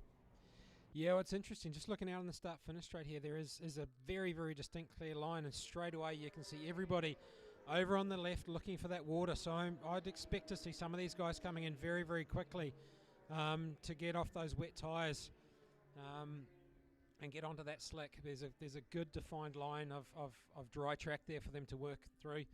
But as we expect from what we've seen in the last couple of races, Ryan Wood's already showing a very, very clean set of heels. A 1.5 second gap there to the Collins Mustang, who has then got another couple of seconds ahead to the 256 car of Ben Byers, who's recently only just started racing that car. He stepped away from the Audi GT3 and into something a little bit more easy and simpler to drive, and he's really showing some great performance there. Jared Owens sitting in 4th place, the Derrick brothers sitting in 5th, Marco Schelp 6th, Chris Henderson sitting in 7th, Alan Dippy, and then Jordan Mickles, and finally Grant Aitken rounding out the top 10.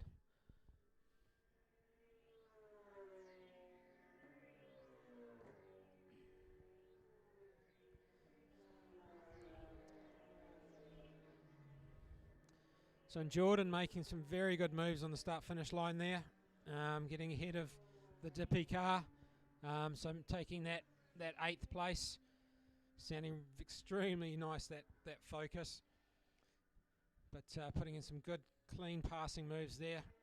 Okay, the Collins Mustang sitting in their 2nd place, headlights ablaze, trying to just remind Ryan that they're there, they're sitting there, but currently Ryan's doing sort of 102s.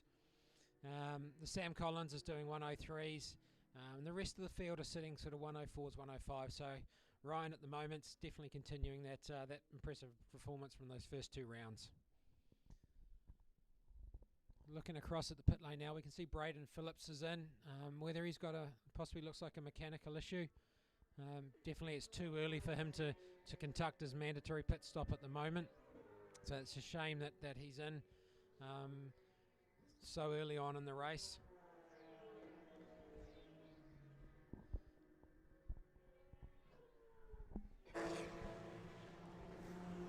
Elton, I've just had a word to the crew that look after Marco Schelp's car. Now they're wheeling into pit lane here. They still have the warmer covers on them.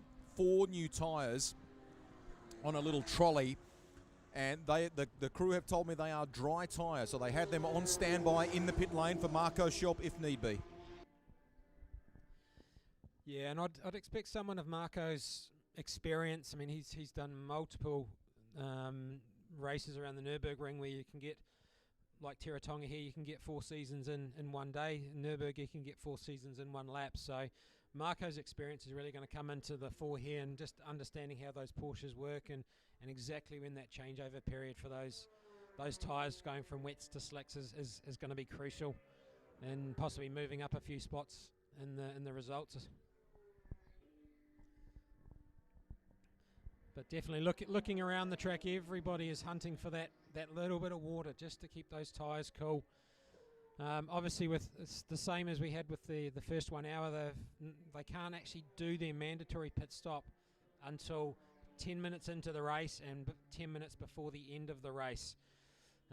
They can more than happy come in and do a tyre change now, but they still have to come in and do a second pit stop just to fulfill those regulations. So I think the guys will be just holding on, just trying to eke everything out until that moment comes, until that 10-minute clock ticks over to instigate that pit stop and pull the trigger.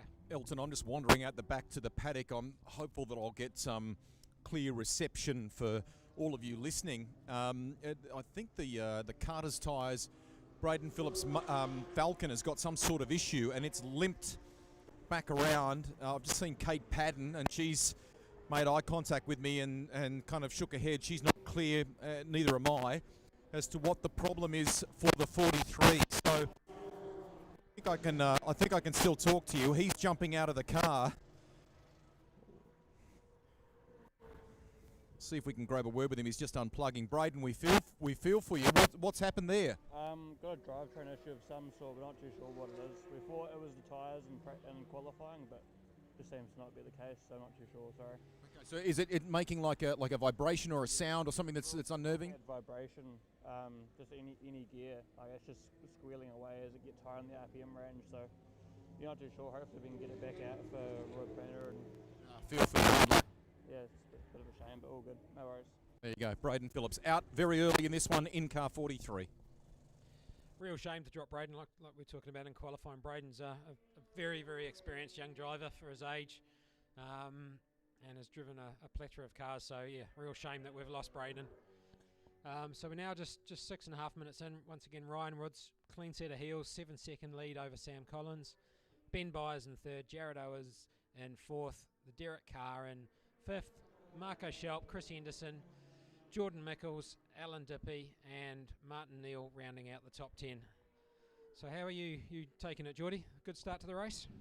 Yeah, I've just got back to the commentary booth after filming those podium interviews, but obviously Ryan Woods showing his class once again out in front, which is great to see another young talent. I know we've talked about him a lot over this South Island series, but he really is showing what he's made of, and you know, unfortunately, he's just a number of young Kiwi drivers who haven't been able to take their talent overseas in recent years because of COVID-19 and all the restrictions surrounding international travel. But I'm sure once he does get that chance, he'll be flying the Kiwi flag very proudly and right at the pointy end of whatever field he decides to progress into internationally. But for now, we'll enjoy seeing some of that young talent compete on home soil.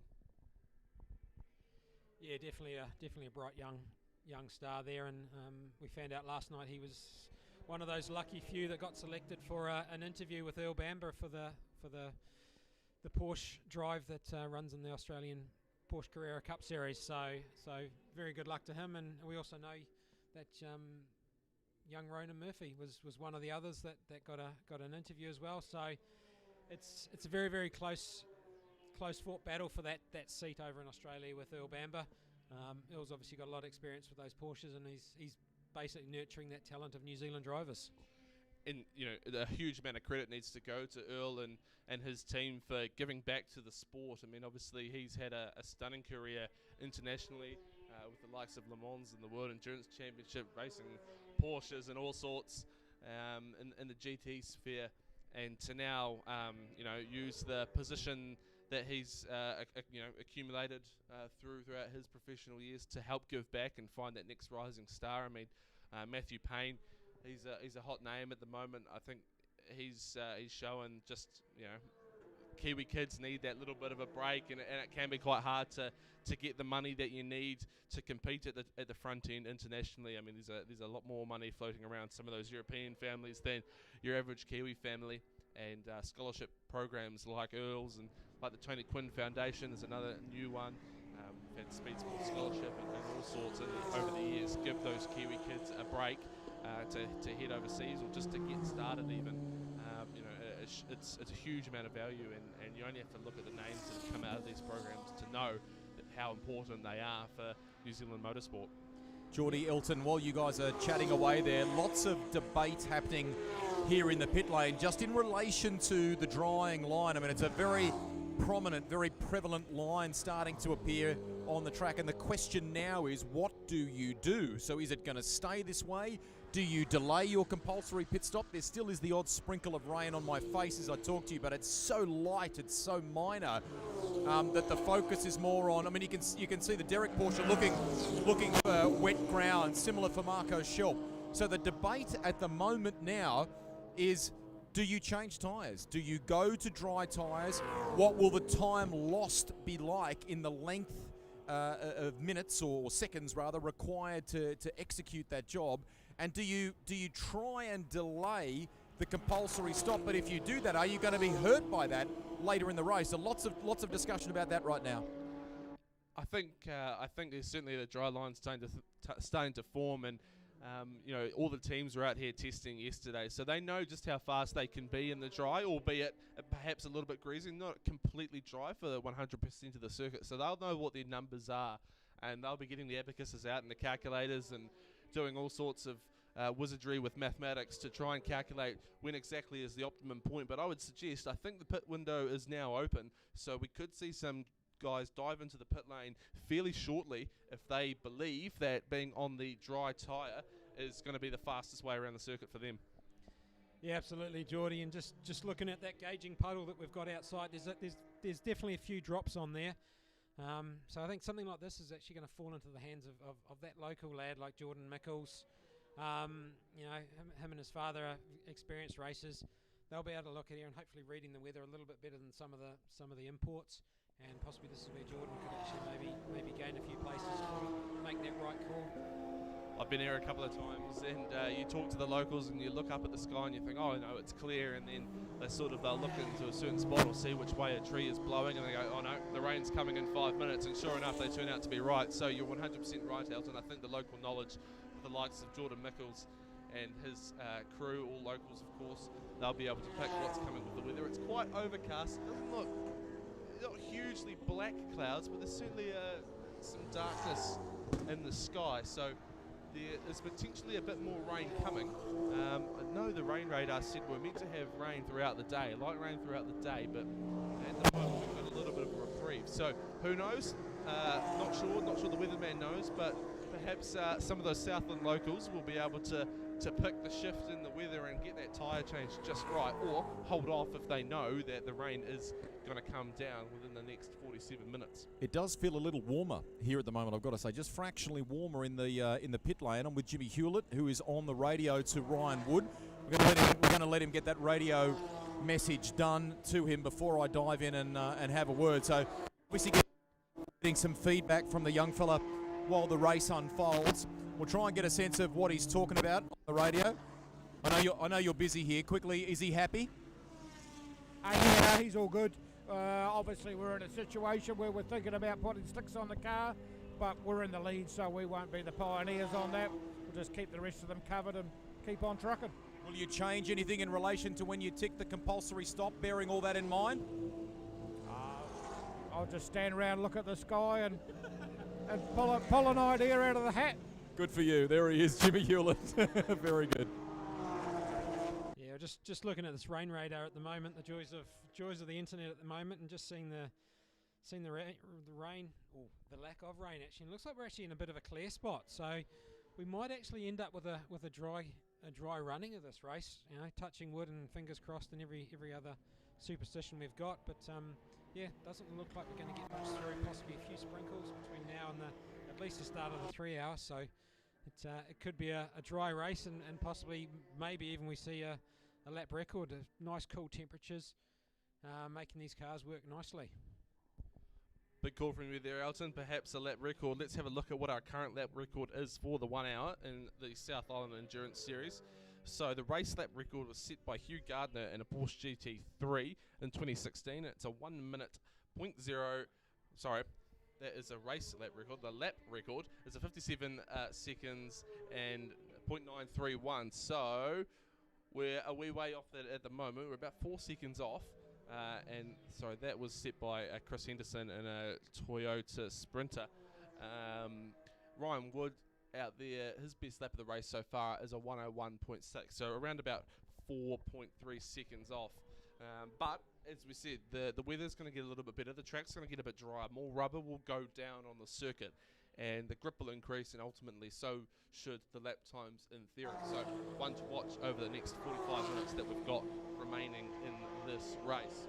Still leading the way, Ryan Wood, and then we've got Sam Collins in second place, Gary Derrick and Ben Derrick in third, Ben Byers fourth, Chris Henderson fifth, Marco Schelp in sixth place, Jared Owens seventh, Jordan Mickles, the local boy, hopefully the weather master, in eighth place, Alan Diffie's in ninth with Martin Neal in 10th place, Steve Schools in 11th, Grant Aiken in 12th, Adam Julian 13th, Mike Driver 14th, John Buchanan 15th, John Wadsworth 16th, Ethan Hurrigan and Mark Hurrigan in 17th, Chris Davison 18th, Braden Phillips unfortunately in the pit lane, he was 19th, but I don't think he will be classified. And Martin Dippy, as we heard earlier, not taking the start of this race due to an alternator issue, trying to save the alternator for the 3 hour this afternoon. And just looking down that list, Geordie, great to see. Just highlighting Adam Julian. This is his first foray, really, in a while into a tin top type car. He's spent a few years running around in Formula Renault, around Christchurch at Ruapuna and a few other events like that. And he's brought one of these stunning looking Ginetta GT4s. So I saw him testing it early in the year at Ruapuna, really getting his head into it. The car had only been in the country sort of 3 or 4 weeks, and the guys down at Carlisle Motorsport, I believe, are running it, and they've done a great job. Adam's getting up to speed, but it's a stunning looking car, and it's very, very similar to the car that Steve Scholes run. They run the Z-Tech V6, so it's a very, very distinct sound compared to the flat sixes of the Porsches that we've got. So many are running around here today. But they're doing a great job out there, having some good battles with the likes of Grant Aitken and those guys out there in the GT4 Caymans.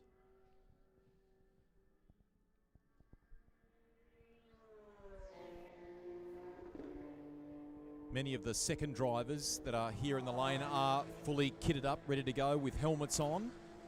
So just in case they have to change strategies, a couple of the teams are in a huddle talking about different things. I can see one crew venturing out the back now to what I think will be the acquisition of more dry tyres, because it just feels a fraction warmer here. As I said before, there hasn't really been any sprinkles in the lane for a little while now. This is an evolving story with the amount of time left in this race. What will they do? Will they persist with the rubber that they have beneath them, or will someone contemplate and move and try that tyre? Now, you heard a very experienced engineer in our coverage a few minutes ago in Jimmy Hewlett, who is on the radio and looking after Ryan Wood, who leads this series, and his exact words were, we are not going to be the ones to do that. If somebody else wants to be the pioneer and roll the dice and do that, they can, and they'll keep a very close eye on the performance of that car and then perhaps react to it.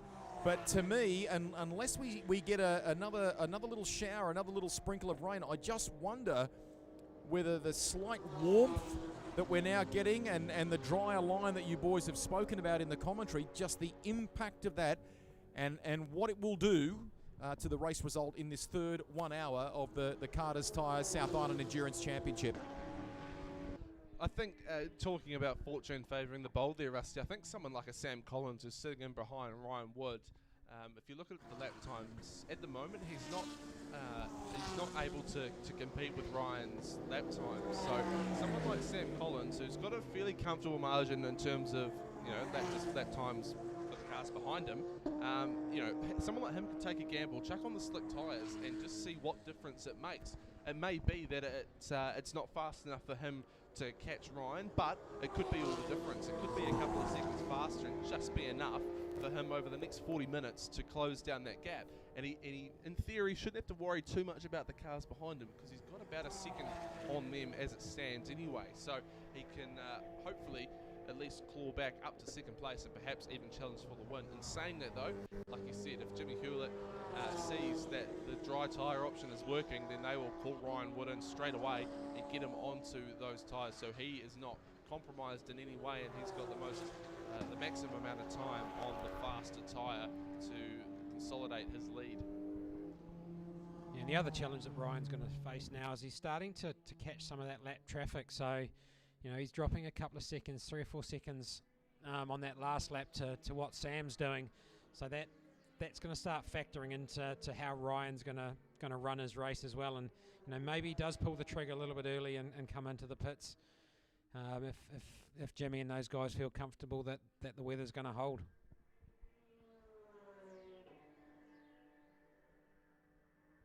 Another thing I think to factor into this is the safety car as well. There might be a few teams who are waiting before they do the gamble for a safety car to come out, so they in theory will lose less track position with the rest of the field circulating at slower speeds. Obviously we saw that in the race just before this morning. That second safety car came out and we had a majority of the field come into the pits, and you know, it just means as the other cars are going slower on the circuit, the stationary time in pit lane doesn't hurt them as much. So there might be a little bit of that going on as well when it comes to the decision around changing to the slick tyre. But at the moment, Rusty's been alluding to it, the rain has pretty much stopped, or it's negligible. The temperature's getting warmer, and I think as well there's more light on the circuit. It's certainly, I think, a lot brighter than what it was about 15 minutes ago. Geordie, I've got an update for you if I can sneak in there. I've just had a word to the Collins Motorsport team, right? So the group of guys and girls that look after the 777 of Sam Collins and Nick Ross, and they are looking to the skies. They are looking next door at the group of people in direct opposition to them and what they might do, and everyone's playing this waiting game. The Collins Motorsport guys are actually okay to see if Ryan Wood moves first in relation to tyres. Now, here's the thing. The feedback from the car, from the 777, is that they think they can do this race if conditions stay as they are now on this set of tyres. So there you go. That's you know, although we've debated here and question marked whether someone like them might take the gamble and maybe throw slick tyres on, at the moment they're not aiming at that. They think they can get through it on this set of tyres. The question really for them is how long they delay, if they delay, the compulsory stop for the other aspect under the rules that they must tick, that they must get done. Great insight there, Rusty, and you're 100% right about waiting for the delay and the compulsory pit stop, because you almost want to wait and see how the race is going to unfold in terms of weather, because the last thing you want to do is jump onto a slick tyre and suddenly the wind changes direction and there's a sudden downpour and you've got to come into the pits again and put back on those wet weather tyres, which will just absolutely kill your race, while your rivals are out there and perhaps have played it somewhat conservative, as we see the Sam Collins car run right up alongside. I think is that the Cruise? That's the Wadworth car, yeah. Very, very close on speed there, but just the Mustang was so much more stable on braking, and he could just brake sort of 5 or 6 metres later and make that gap. Sort of had a little bit of a Lewis Hamilton, Max Verstappen vibe from free practice 2 at Circus Americas earlier this weekend, running them right out to the edge of the road, but both of them keeping it on the track and avoiding contact. It's a weird feeling here in the lane at the moment, I've got to tell you. It's like a waiting game. Everyone's looking at each other. What are they up to? What are they going to do? Everyone is just in this you know, to use a flying or a set of weather terminology, we're in this holding pattern because of all the factors you've identified. What do you do? Which way do you move? Now, James Marshall crew, by the looks of it, out in the lane with some slick tyres. We have some slick tyres in the lane. I'll stand by. That's Jimmy Hewlett at the front there. This could be for our race leader, Ryan Wood. Maybe moving. They may be making the move here to slick tyres. I'll keep you posted. Looks like it. Great work, Rusty. Great spotting down there in the pit lane. So it's going to be interesting to see what our race leader, Ryan Wood, does. A lot of talk from us around the tyre choices out there at the moment, but they might be the brave ones who come in and be the first to make the switch Yeah, Ryan's coming through the last corner now. Does he dive off into the pit lane? No, not yet. But no, definitely looking at forecast, we're going to have some clear air. So now's the time, I think, to pull that trigger, make that call, and it's possibly going to start a cascade of pit stops happening to get that break. But I think looking at the forecast, it's going to be good, and it will be I think the right choice to make from the team's point of view. So perhaps either they're pulling the trigger a little bit early down there at James Marshall Motorsport, or maybe a little bit of games in the pit lane, getting everything set, or it's a very short lap time here, so they might be bringing Orion in on a subsequent lap, but it just takes them a little bit of time to set up. So Rusty's down there in the pit lane, and he'll follow that with keen interest and give us the latest on any of the pit lane action. Collins Motorsport have responded, guys. They've got tyres out in the lane as well, so if this is a game, they've responded. So the James Marshall Motorsport crew are limbering up a little bit. There's a thumbs up now. Jimmy Hewlett is on the radio. Some of the guys from Wolfbrook Motorsport are here offering some support as well. I can see Jack Milligan. Now, these are beautiful, brand new green Michelin. Now, which car is it? Let's just double check here, guys. Ryan's definitely gone past. He's gone past. It's the 256. Okay, here.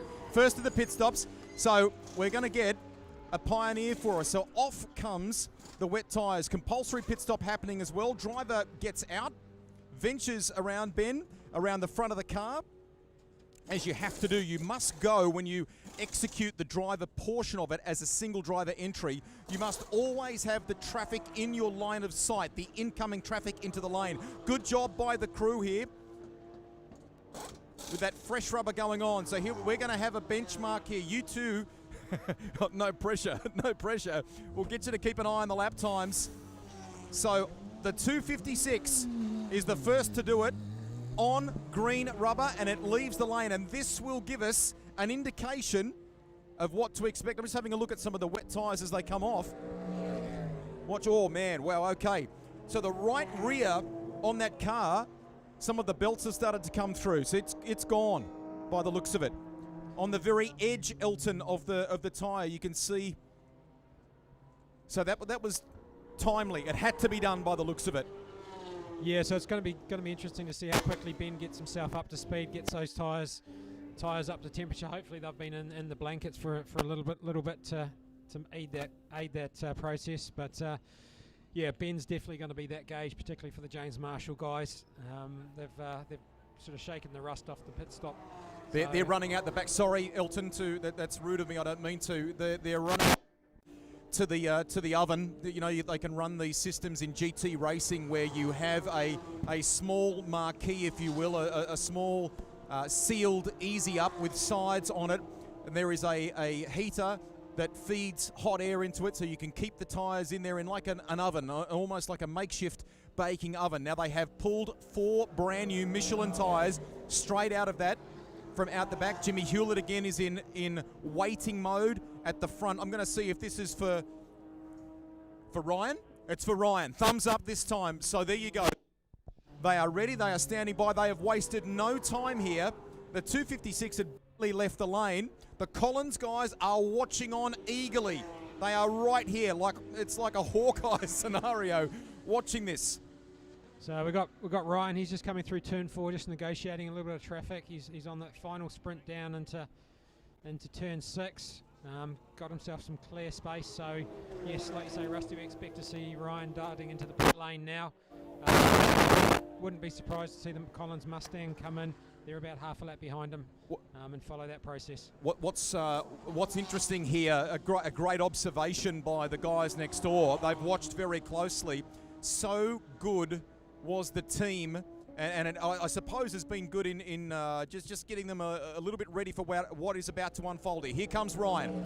Got that Carter's Tyre Service sticker on the front of the 40 now. In he comes, nice and smooth. He starts to get out of the car. There is no rush from Ryan Wood. But what they did with the 256, here's the clincher. They got the tyres done in the same time it took to do the driver change, so there's no net loss. If they can do that again with the 40 here, that's really solid for Ryan Wood, our championship leader in the 1 hour class. Having a look at the fronts that have come off. A lot of steam coming off the fronts, but there is still a very solid tread pattern on those wet weather tyres. But Ryan Wood is now on slicks, and that's a beautiful stop. He's out of the lane. We'll just make sure the boss is happy. He's on the radio. That seemed to go perfectly. Yeah, pretty happy with that, mate. Conditions are right, probably past the tipping point now, and you got to do your pit stop at some time, so bite the bullet and do it. Very quickly, the fronts looked okay. What are the rears like on Ryan's car? Because we saw on Ben's there it was down, wasn't it? That was a driver in my decision, Rusty, yes. Right, thank you. There you are. So, bit of activity, interesting choices. What yield does it give us now for our race leader? And we've got a response here from the driver who was also on the front row, I think, in this race. Another of the Porsches comes to the lane. Owens, the 13 is in the lane. Another stop about to happen. I'll venture down there and have a look, and it does seem like there's slicks on standby. Collins' crew go to work as well. Here it comes. The 777 is into the lane now. I'll try, boys, and hover mid-pack for you. Driver aspect for the 13 is done. He's getting back behind the wheel. Now they're putting on, what are they putting on there? They're putting on, I mean, man, if they were lightly roaded at best, that would be all on the Owens Porsche. So that's unfolding. Let's go back to the Collins Mustang. Driver behind the wheel now. They too are moving to slicks. Just to verify, they're going to slicks. Steam coming off those front tyres, but a solid tread pattern as the 13 leaves the lane. Having a little bit of trouble just finding the pins, getting that right for the left front. So this is taking fractionally longer to get the tyres done. Now it's in place. Now it's on. Wheel nut about to go on. It's taken a little bit longer. How much will this hurt the 777, knowing how effective, how quick the James Marshall guys were? As we said before, they were able to get that tyre change aspect done in the same time it took for the driver change. Bit of wheel spin as the slick tyre hunts for traction on the still slightly damp pit apron here. Toyota 86 in the lane as well. We'll come back on that. Thanks, Rusty. And just to give you guys a bit of a reference around lap times, Ben Byers, the first to make the jump in onto the slick tyres. Before that, his best lap was at 1 minute 03.99. Now, he last lap by has got down to a 102.2, but it's taken him about 5 laps to get down to that lap time. If we look at Ryan Wood, our race leader, the young gun, he is now circulating at a 101.009, which is around about 1.9 seconds faster than when he was on the wet weather tyre. So clearly it is yielding some advantage for those guys who are switching over to the slicks. Martin Neal from Christchurch is in as well. Geordie in the 185, the Porsche. He's out. He's doing a lap of the car. Beautiful green Michelin rubber standing by. Slick tyres going on, and in the meantime, I think the 52, I think Chris Henderson from Dunedin has come in. He's got the helmet off here. He looks gutted. What's gone wrong here? We've got no tyres left. You're kidding? Mate, have a look. Let's have a look here. So we're talking. Oh wow. Okay. So and you can't. You've got nothing to change to. What are you saying? We might go around the truck and change them, but it's an old 5-stud car. It's not set up to do anything fast. So, oh well, we'll live to fight another day, eh? What a shame. So what was it like to drive on, knowing that I mean that the centre part of the rubber is virtually gone on those wet tyres? How big a handful was it? Oh hell, it was fun. But yeah, you just see the lap times coming off. I knew something wasn't right, so I thought we'd better come and have a look. I don't want to bin it. Yeah, well played. Hard luck. Cheers, mate. There you go. Well, what a shame for those guys to be caught out by changing track conditions and not having the ability to quickly get onto a slick set of tyres. It's a gutting way to end your race. This is really interesting, Geordie. Just you boys talk about 1%ers.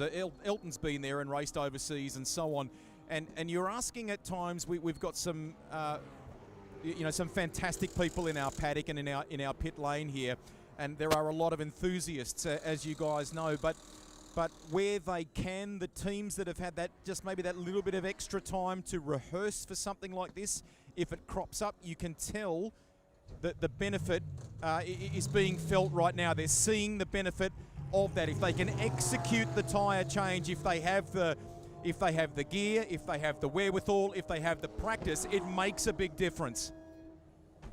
Yeah, absolutely, and we talked about the James Marshall crew getting those pit stops done without any net loss, getting it within the same time it takes to do the driver change, the driver run around the car, and Ryan Wood is now the fastest car on the circuit by quite a considerable margin. He's just gone now an even faster lap of the race, a 60 seconds .165, so that's at least 2 seconds, just under 2 seconds faster than anyone else on the circuit. So that has worked out really well for him. But on the contrary, Sam Collins in the 777 car, they obviously had a few issues getting the tyre on, and whilst they are faster with the slick tyres, they're still not quite at the same speed as Ryan, and they've actually dropped multiple spots. They're in 5th place at the moment, probably effectively fourth, with some of those cars still yet to pit, I believe. Geordie, amazing different rhythm in this race compared to our first one of the day. So now Jordan Mickles is in. They've taken, you can hear him leaving the lane there now. Now they've taken the wet weather tyres off that car. They've put slicks on that car. And despite, you know, the kind of the small crew there, the execution then was really good by those guys. They had a system. One person taking care of the tyres, one person taking care of the wheel nuts, and it really worked in unison, in timing with the driver change. Jordan got that done, and it was almost nigh on perfect that by the time he was strapped in and ready to depart the lane, they had done the tyres. Nice work by those local guys. They're proud about this round. Absolutely. The Evolution Motorsport crew, very experienced and very well rehearsed, clearly, when it comes to pit stops. They've run a number of cars over the years at events all around the country and possibly internationally as well. And young Jordan, Rick Mickles' son, is doing a fantastic job out there in that Ford Focus Mark car. He's driven through Formula Ford, TCR. He was set to compete in Super 5000 in Australia last year before COVID-19 came along. So he's an exceptional young talent, and paired up with that very good local team, Evolution Motorsport, they'll be ones to watch in their battle. But you were just taking the mickey out of me a little bit earlier, Geordie, about the discussion around lap record, but we've just seen Ryan Wood just put in an impressive 57.8 over a 4 or 5 seconds quicker than the next car on the track at the moment. So we're getting close to that 50-second lap record that we've seen from Chris Henderson. Well, I tell you what, Elton, he's actually beaten it. So Chris Henderson's a 57.931 and Ryan Wood set a 57.816. So I've eaten my words. You're probably going to dock my pay next week, and we've got a new lap record here at Teretonga Park. Geordie, can I just dive in? The Ginetta has just been in for Steve Scholes. They have kept the wet weather tyres on that car. They're comfortable with its behaviour and its treatment of those tyres at the moment, that they think they can get through to the end of the race uncompromised. What they have done to bear that in mind is a pressure adjustment on those tyres. Nice smooth driver, run around the car. He had a little sip of water, jump back in, and off he goes. Now, the point to make about that too, the other little difference is for those that have that 5 stud or a multi-stud pattern versus a single wheel nut. That's a big factor to consider in these pit stops as well. And in the case of the Ginetta, it's a multi-point scenario as opposed to some of the Porsches, which have just that central nut. And I think that's Marco Schelp coming in now. So we'll keep an eye on Marco's car as it wanders down the lane. I think those guys are right at pit exit. And I mentioned earlier in the coverage that they had some dry tyres on standby very early in this race, and they are out now and ready. So Marco, I'm just seeing he's staying behind the wheel by the looks of it. So that means Marco's sitting with the 45-second stationary period. Opposed to the runaround. He is unstrapping, I think, Elton. Oh, no, he's just adjusting. Is he getting out of the car? It's taking a bit longer if that's the case. Okay, so in this scenario, I reckon this is the difference. He's having a little trouble getting out of the car. And I don't know that they... Just the length of time this is taking here, guys. We'll just double check this for you. Left front going on now. Now he's getting back behind the wheel of the car. So slick rubber going on. The wets that have come off it actually don't look too bad. What are the numbers like at the crossover point here? Ryan Wood obviously is banking some very solid times, I would say. Yeah, Ryan's just put in a 58. He's been working with some lap traffic over the last couple of laps after he did that lap record. So he's been sort of floating around the 1 minute ones, but he's got some clear air now. He's just put on a 58. In second place we've got the Derrick brothers. At the moment they're consistently doing sort of 1 minute 5s. Third place is Sam Collins sitting at a 103. Ben Byers doing a high 103. Alan Dippy doing a 106. And Jared Owens doing a 102. And Jordan Mickles is the next driver to have just jumped into under the minute mark with doing a 59.8. So that's a stunning performance from that car.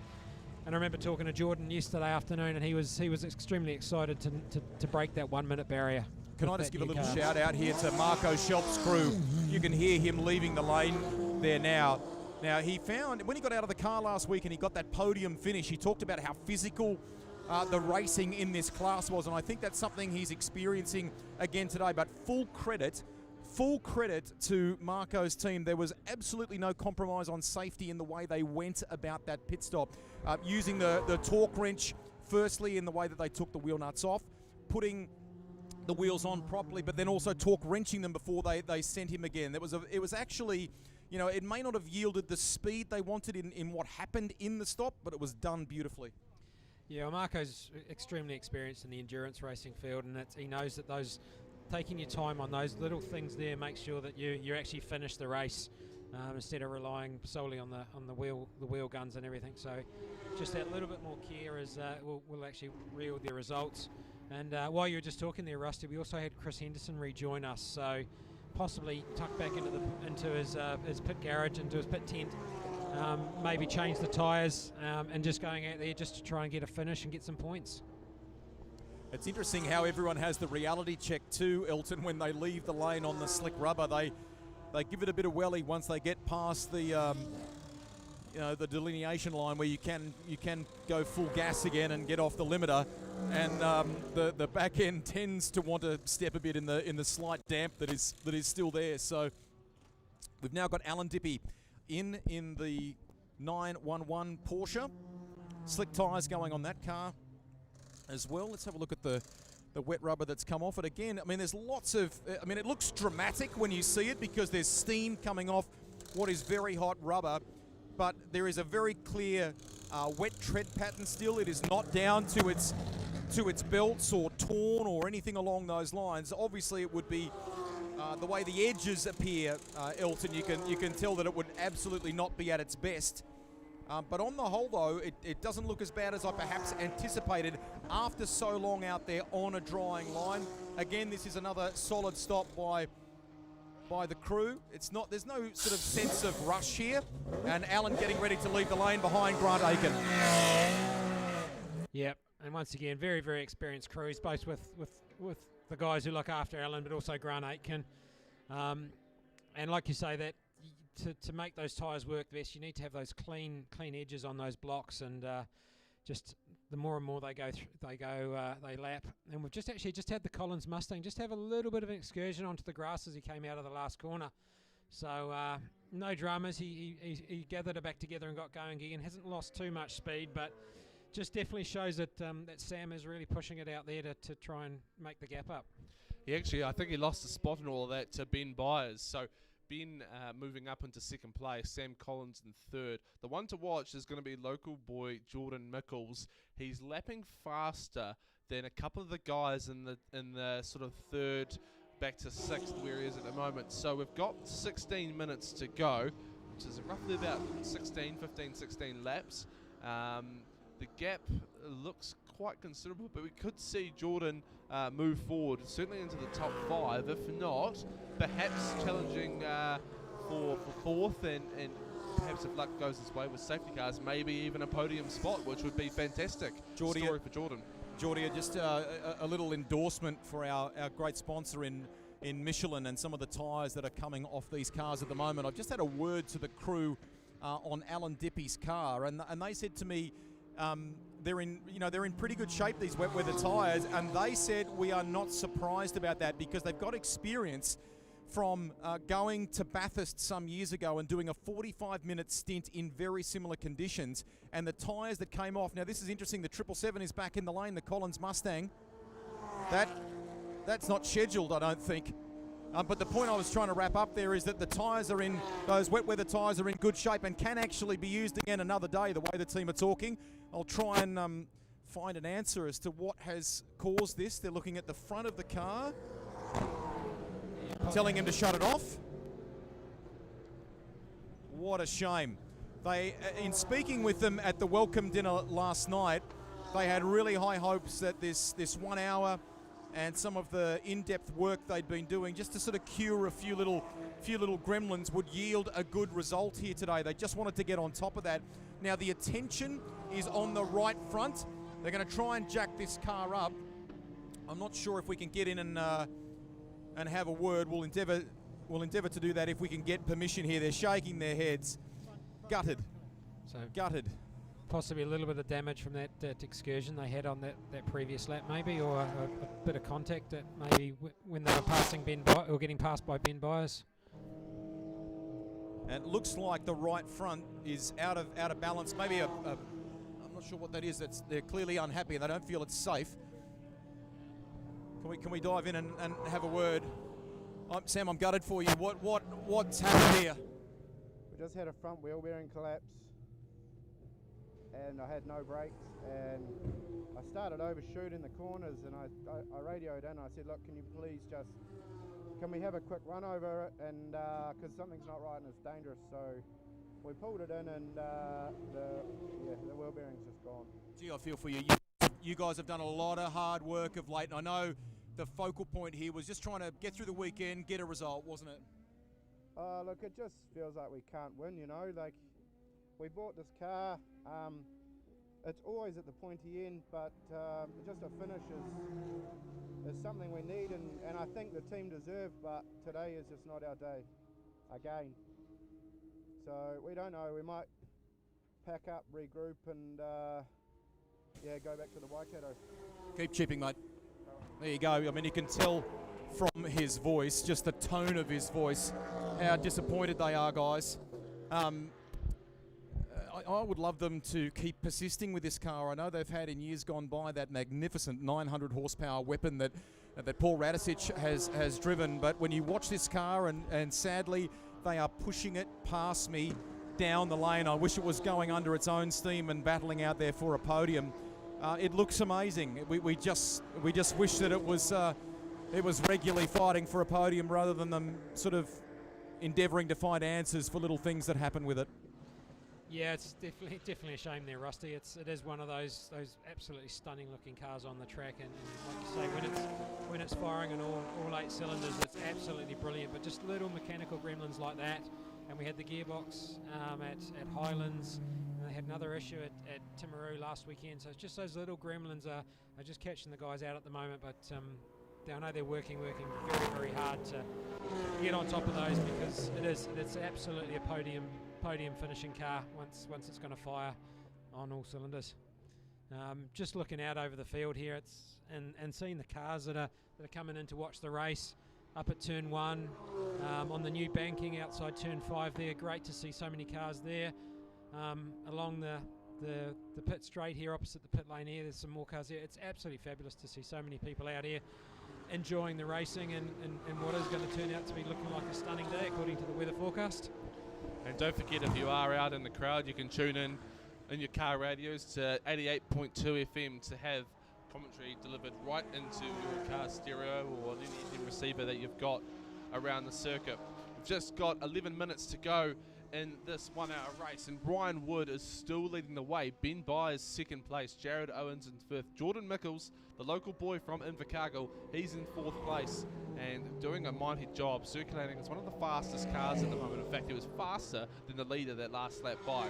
Fifth place is the Derricks in their Porsche, then it's Marco Schelp in sixth, Alan Dippy 7th, Bruce Davidson 8th, Grant Aitken 9th, Adam Julian 10th, Steve Scholes at 11th, Mike Driver 12th, John Buchanan in 13th, Martin Neal 14th, Sam Collins, unfortunately, he is retiring the car, I believe.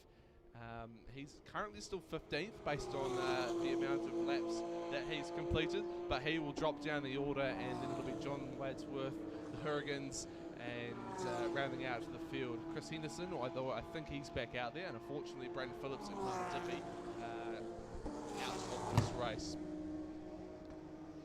Don't you just love the way that years of race experience, you know, we have this wonderful technical sport with so many things at our fingertips that aid the process, that aid the decision making when it comes to racing like this. But then every once in a while, there's a bit of gut feel, a bit of experience, and clearly Jimmy Hewlett was watching everything before.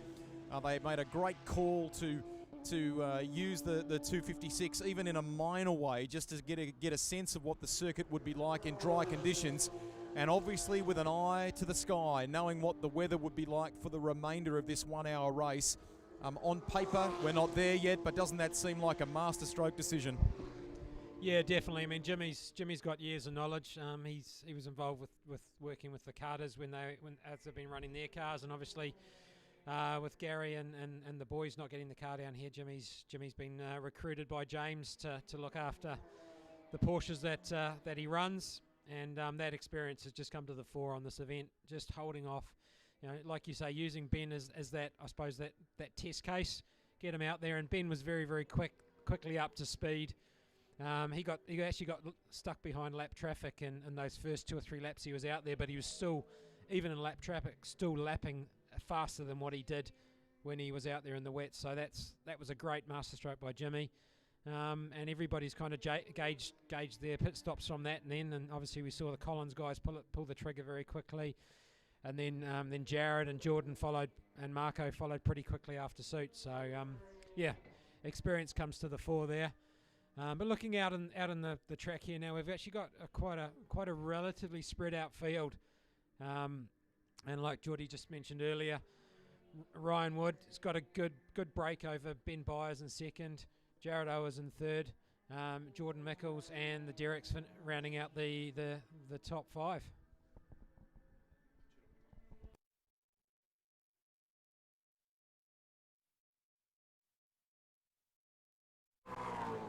Don't forget the 3 hour race still to come your way in our coverage this afternoon live here on Facebook. Let your mates know whether it's on the South Island Endurance Championship Facebook page or the Motorsport New Zealand one as well. We'll be bringing you the podium presentation for this one.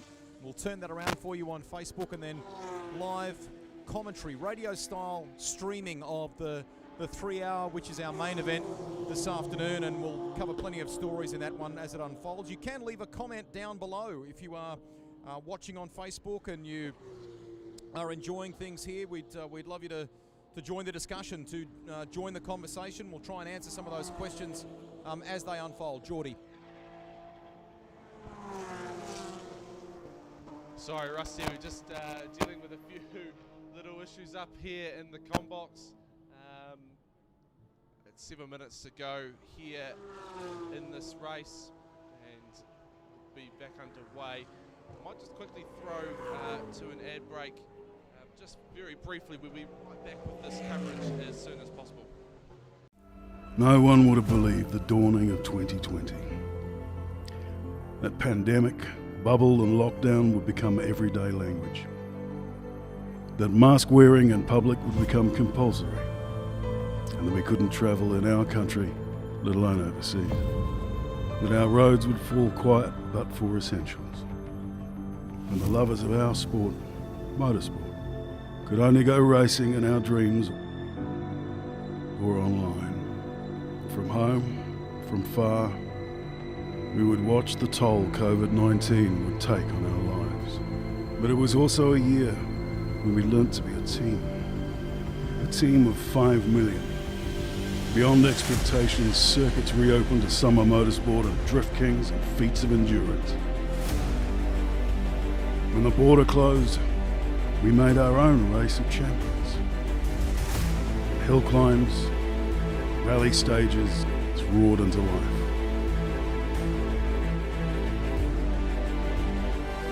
When the world couldn't come to us, we showed the world what we could do.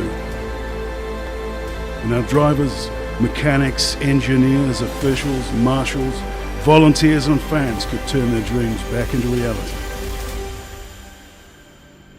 When motorsport was back in motion.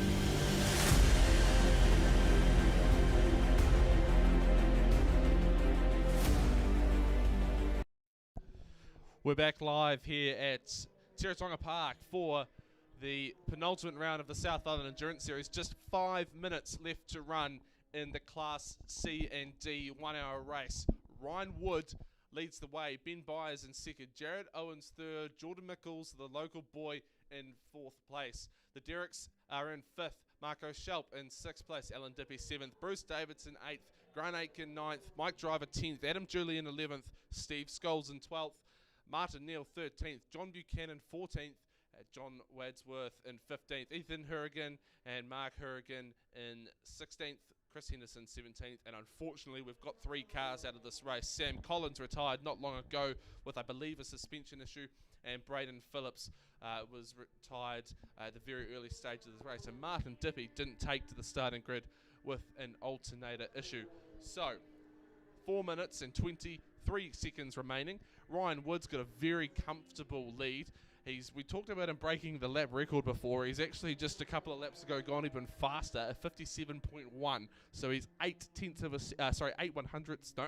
second under the lap record here at Teretonga. So it's a great effort from the young lad. Yeah, and just looking out of turn 5 there, he's just working through some lap traffic as he comes up into turn 6 to start his next lap, and definitely some clear air in front. So knowing Ryan and just seeing how he's performed over the last couple of rounds, I'm expecting he's gonna try and maybe hit that 56. He was very, very chuffed to be able to do that on Friday. So I'm pretty sure he'll endeavour to try and get back into that 56 second bracket in these final few minutes of the race. And just looking on our Facebook page now, some of the questions coming in the comments section on both the Motorsport New Zealand and South Island Endurance Series Facebook pages. Mark Mallard has asked, is Ryan Wood really leading by 2 laps? Well, yes, he is, Mark. He is lapping almost a second, if not more, faster than anyone on the circuit, apart from Jordan Mickles, who has done a 58.967 as his fastest lap, which is just shy of the previous lap record that Ryan Wood broke earlier in the race. And I think that we also need to do a bit of recognition there to Ben Byers. Ben Byers is sitting comfortably in second place. He was obviously that test case for the James Marshall guys in terms of whether it was the right time to go to slicks. And that's actually benefited Ben enormously. He jumped up a couple of places. He's around 12 seconds ahead of Jaron Owens, and sitting there comfortably. So that'll be a great reward for the James Marshall guys, having first and second place on the podium at the conclusion of this race, hopefully. Under 2.5 minutes left to run here, so about 3 to 4 more laps, depending on when they cross the checkered flag. Our leader, Ryan Wood, that is. Everyone's fairly comfortable out on track. There aren't too many close margins. Mike Driver and I think it's Grant Aitken. They're having a good battle for 9th place on the circuit. So that could be one to watch in the dying stages of this race. I think there's still a lot left to play there. You're also looking back at 5th and 6th as well, with the Ben and Gary Derrick and Marco Schelp. There's actually only 5 seconds between them, and Marco seems to be lapping about 2 or 3 seconds a lap faster at the moment than the Derrick car. So that actually could be quite a close finish unless the Derricks start stretching their legs a little bit more. So that'll be an interesting one to keep an eye on as they both come in towards turn 6.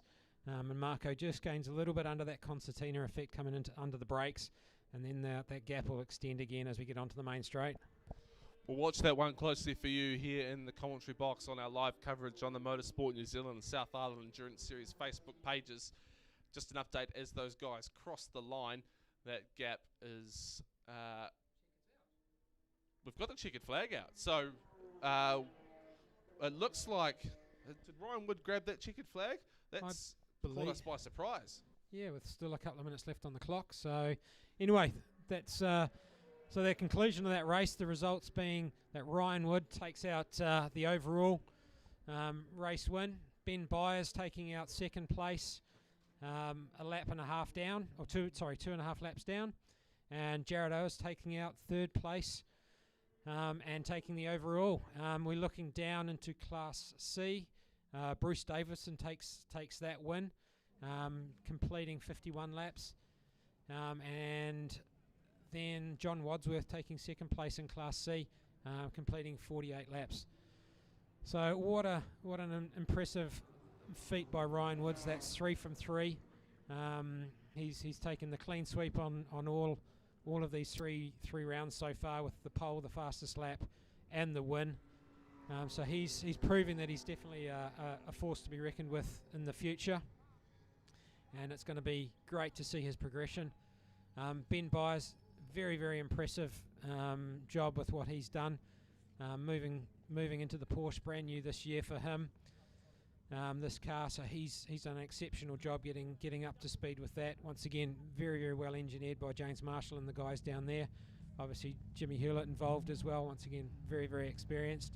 And then Jared Owers, he had a season off last year, but he's come back and he hasn't lost any of his speed as we've worked through the 3 tracks so far, and getting towards the penultimate at Ruapuna in a couple of weeks. Rusty, I see you down there. Elton, don't feel too surprised. We were in the same boat here in the pit lane. The checkered flag came out, and even I made eye contact with Jimmy Hewlett, and we were sort of quizzing each other. But as you can see, the confirmed results are here now, ladies and gentlemen, that are trackside. Please be generous in your applause. Our top 3 have come into pit lane. Third today, Jared Owens in the 13. Ben Byers gets home second in the 256. And your race winner, third straight win from as many races in this championship. It's Ryan Wood.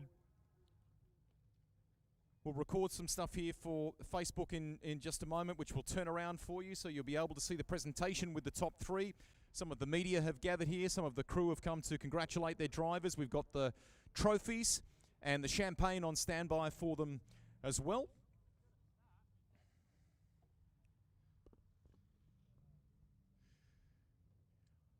Just on the main straight here at Teretonga Park, our top 3 have gathered at the finish line. The trophies and the champagne are about to be sprayed here, but why don't we have a chat with our place getters after the second 1 hour race of the day, and they're already congratulating each other, which I think is super cool. So third place today, Jared Owen. Second to Ben Byers, and our race winner is Jordan Mickle. Don't go too far away there. Congratulations, that was a terrific result. Jordan Mickle? Hey, what did I say? I don't know. No. Hey, Jared Owens, I meant. Sorry. Yeah, you're right. Sorry. Yeah, that was good. Well, I was a bit slow at the start there. I was sort of struggling with grip and things, and also I had the traction control on, which we've just been learning and playing with, and it was robbing heaps of horsepower. So once we figured that out, we turned her off and we were away. So you were resolving that on the run, and how did you resolve it? Well, just everyone was dragging me off, and I was like, what's the problem? So after about 20 laps, I turned it off, and then, that was the problem. Okay. You waited a fraction longer, I think, too, from a tyre perspective. Did you feel like you could get through the race on the wet tyres, or was it in the end that you had to do what your rivals were doing here? I don't really know. I don't have enough experience, but I just thought it was real slippery still in spots, but turns out I should have been on slicks. Okay. Does that feel good? Third place today? Yeah, absolutely. Congratulations in the 13, Jared Owens. Third today, well done. Second place, where's Ben? Where is he he's running. Don't go too far away here. Getting the congratulations from the team. Well done. Great result. You were the pioneer, mate. How much was it you pushing to go for the slick tyres, and how much of it was the call of the team? Yeah, I had nothing left, so I was complaining, and they were all yelling at me, but that's all good. And so yeah, once you got the green tyre on, she's all go. Yeah, it's great stop. Team did a great job. Car was much as a jet in the qualifying. Yep. Yeah, it was a great day. Agree about the execution from the team. It was terrific. When you say you had nothing left, was that right rear in trouble? What happened? Yeah, we had I had a spin on the back, so I had no real grip, and all of that lack of talent, maybe, I don't know, one or the other. And yeah, the boys said that the tyres are pretty cooked, so yeah, she was definitely a dry tyre. Podium's always good. That must feel pretty It's sweet. great. Yeah, it's great. Great for the team. All this hard work. We've been had a few issues, and now we're getting on top of it. So yeah, it's great. Good job. Ben Byers second today. Our race winner is over here. Young fella gets 3 from 3. Can you believe it? That must feel pretty special, knowing that you were going out on wet tyres for the first time in wet weather this morning. Great result. Yeah, no, pretty stoked. Credit to the team for making that awesome call. Obviously, they brought Ben in, and and we used him as a guinea pig, and then we went with the slick tyre choice, and it was just it was pretty cool. You're a young fella on the rise. Were you on the radio to Jimmy saying, hey, I think it's a good time to go for the dries as well? Did you have a bit of buy-in on that? Yeah, I definitely thought it was dries, but it was 50-50 call whether we go slicks because of the wetness around the back part and having to pass slower cars. So we hung out for a little bit and then made Ben the guinea pig, and then we decided, look, we might as well give it a crack and just play it safe when we're passing, and it paid off. As a young bloke coming into this, did you think we would be sitting here now talking about 3 straight victories? Well, that was always the goal. So if we weren't, then I'd be pretty disappointed. But no, we're pretty stoked at the moment, and we'll punch on for Ruapuna, and hopefully it's a bit easier than this weekend. Yeah, making all the right moves, mate. Congratulations. Very, very well played again this weekend. Top job, top of the championship points, and doing a ripper job. There are our top 3, second 1 hour of the weekend. The big 3 hours still to come. Just to recap, the 13, Jared Owens in third, Ben Byers in the 256 home in second, and our race winner for the 3rd straight time in this championship, and he's doing an amazing job with a big future, Ryan Wood. Hi everybody, Greg Rust with you for another edition of Catching Up with the Kiwis. We're delighted this time to deviate just slightly from the traditional competitor path and talk about someone who's been a very prominent volunteer in the sport, so much so that they won Volunteer of the Year at the Motorsport New Zealand Awards night very recently in Christchurch. Jo Mulder, hello. Hi Greg, thanks for having me. It's fantastic to talk to you. Firstly, we'll get to your role, a very significant role with D1NZ in a moment, but what got you started on the whole path of perhaps being involved in a very important role of the sport, but on the other side of the pit wall and other parts of the track? Yeah, so initially when D1NZ was in its grassroots phase, I had a lot of friends who were competing. So I'd be along at every event anyway. I actually bought my first drift car myself in 2008. Dabbled in that a little bit. I'm not any good, but it's fun to do. And then a few years later, I just started helping out as I became good friends with the people running the events, and they needed help. So I started flag marshalling, then got underway helping with the documentation, then went out and helped in pit lane, became the head of grid basically, and from there Brendan just needed an extra hand, someone he could rely on in race control so that he could sort of deviate to other parts of the business. And so yeah, for the past 3 years I've been running race control for D1. Very cool. I work with Brendan White in another capacity with some circuit racing stuff. He's a younger promoter and loves the game immensely. His passion is quite infectious, isn't it? So what was the trigger point though that made you buy that car? What was that car, and what made you say, yeah, let's I want to have a crack at drifting? Oh, it was just really the fun thing to do. Everyone was doing it. It was 2008, so it was an old Nissan Safiro. It was automatic at the time, and it did a manual conversion. It was turbo, and it was just a lot of fun to have a street car that I could drive to the racetrack, have a bit of fun, and drive home again. Did you get as much of a buzz from that other side? I mean, you've just detailed some of the different facets of the game that you have worked in and now work in. Was it, is it it seems as though it's very rewarding for you in that sense? It is, yeah. Like with most things, the best part about it is, you get to know the competitors and you get to watch them, do well and do amazing, incredible things that sort of defy all odds when it comes to drifting, basically. Just things that people shouldn't be able to do with their cars, and you're watching them just get better and better, and it's just a real buzz to watch watch your friends, and they become like a second family, grow and compete and do just incredible things, and you're right alongside them, helping keep them safe and trying to encourage them all to do well. There is a very strong female presence involved on, in the administrative and officialing side in this country, in all different forms of motorsport, isn't there? Yeah, it's it could always be more, but it's great to see a good amount of diversity. I'm trying to bring some younger blood through as well. Well, tell me a little bit more about that and what you're doing to perhaps inspire and encourage and things like that. I know colleagues in Australia often talk about it being the best seat in the house, don't they? Yeah, it is. I've had the pleasure of going over and helping run an event in Australia as well. And again, there's lots of females there. It's just any opportunity I've got to let people know about ways to get involved officially or informally as well.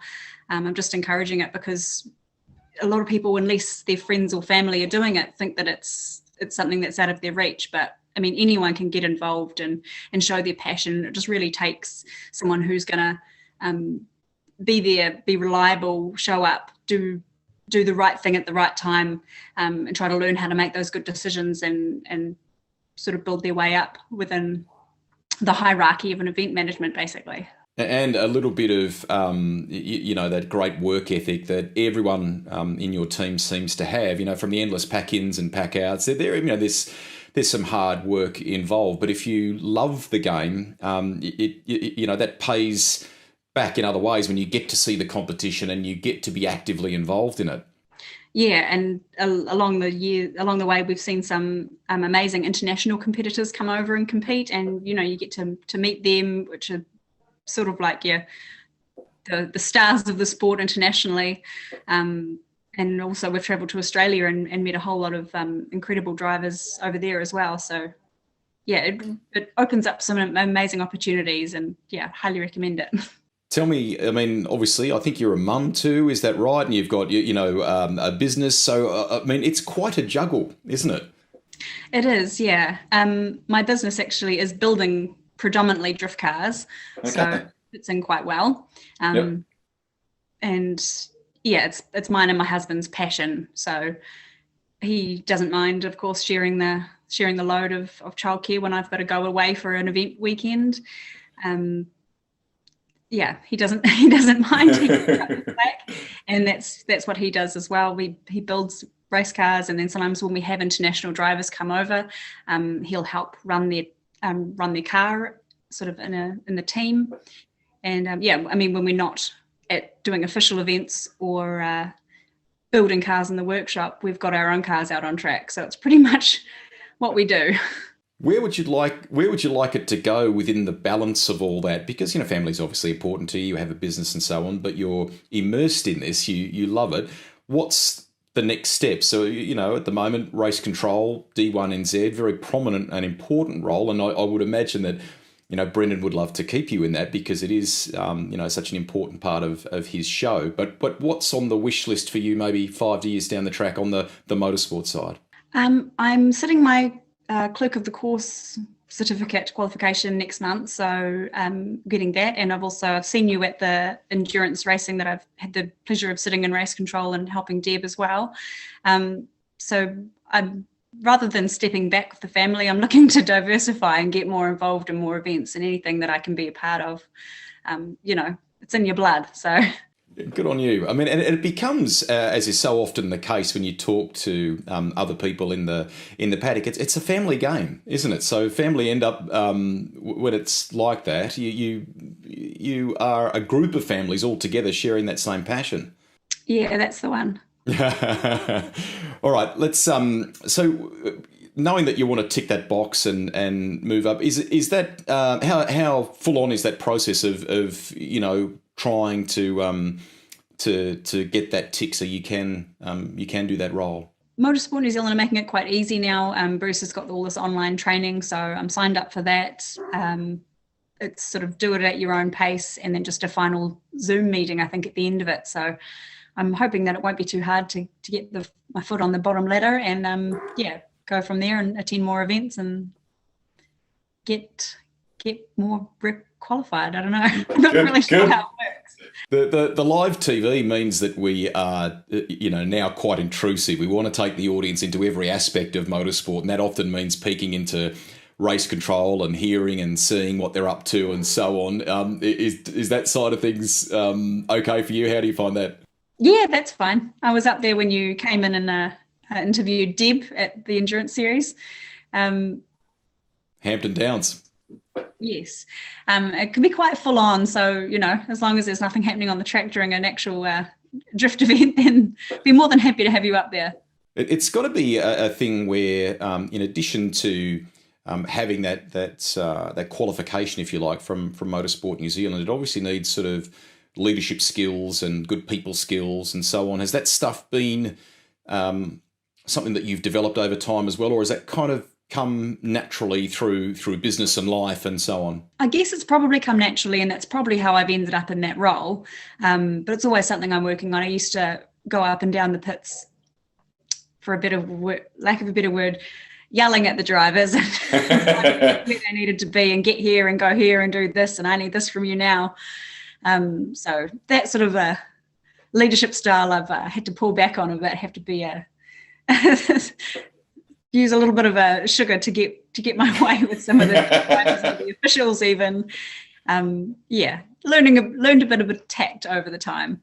Good for you. Final one. If you would love to send a little bit of a message to younger male and female, people in the sport that perhaps would like to do this, maybe steer them in the direction. What's the best way they can kind of get started? Obviously, Motorsport New Zealand has a terrific website and social media platforms, but there's it's not a hard process to come and be a part of, is it?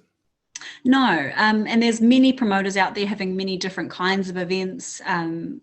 Really, as an attendee, anyone can see what sort of cars and what sort of vibe of any event that they go to, and it's really just a matter of getting to know other people that are volunteering and asking how they can get involved. I went to an event on the weekend just gone, and they had at least 30 volunteers. It was incredible, but you need that sometimes for events of a large size to be able to pull them off. So, I mean, there's plenty of room for people to come and get involved. Either get to know people from a specific event or go directly through Motorsport New Zealand. And I know that Deb has a fantastic team of motorsport volunteers, and she can pull those people across any different types of events. I mean, I'm keen to get involved in more rally and more circuit racing and that kind of thing as well. So I'm sure I just need to ask the question and it'll be able to make it happen. Well done. In wrapping this up, drifting globally, I mean, it's not new. It's been around for some time now. But in the stable, if you like, of traditional circuit racing or rallying, as you mentioned there a moment ago, it is the newer face, if you will. Has it been embraced? And you mentioned Deb and so on. It's nice to see some crossover. Everyone learning in that regard. Yeah. For a while there, we did feel like drifting with the people did. With a genre that people didn't want at their racetracks, and we weren't, quite so embraced. But I mean, certainly in recent years, Motorsport New Zealand have been great in helping us enable more, getting more events and getting more traction. And of course, having crossing to live TV, we've really felt that we've stepped up to that tier, and we're able to align ourselves better with the traditional motorsport schemes, as we can all unite and work together and grow basically Motorsport New Zealand as a whole, because the talent that we've got here as drivers and officials is just incredible when you see how they perform around the world. It's quite cool to be a part of New Zealand motorsport as a whole. Volunteer of the Year. That's got a great kind of ring to it, and thoroughly deserving. Were you surprised? What did you think? What was your reaction? I knew I was up for a nomination, but didn't think that I would get it when you're sitting in I attended the AGM conference as well. So you're sitting in a room of 100 volunteers at any one time, and everyone is so passionate and so dedicated to what they do, and they pull off some amazing things. So didn't think that I was going to take the award, but very, very humbled and pleased to do so. And yeah, it sort of reinforces that wanting to do more and give back and get more involved. Richly deserved, so well done. Thank you. There, Joe Mulder, lovely to chat with you, and I hope that our conversation here in the latest edition of Catching Up with the Kiwis maybe inspires you to go and check out the Motorsport New Zealand website or head to their social media platforms and talk to people that are in the game. We'd love to see you trackside and experiencing it and learning what is a great asset for the entire game. It is, as many often say, the best seat in the house. Stay tuned. We will have another edition of Catching Up with the Kiwis right here real soon. Bye for now. No one would have believed the dawning of 2020. That pandemic, bubble and lockdown would become everyday language. That mask wearing in public would become compulsory. And that we couldn't travel in our country, let alone overseas. That our roads would fall quiet but for essentials. And the lovers of our sport, motorsport, could only go racing in our dreams or online. From home, from far, we would watch the toll COVID-19 would take on our lives. But it was also a year when we learnt to be a team of 5 million. Beyond expectations, circuits reopened to summer motorsport and drift kings and feats of endurance. When the border closed, we made our own race of champions. Hill climbs, rally stages, roared into life.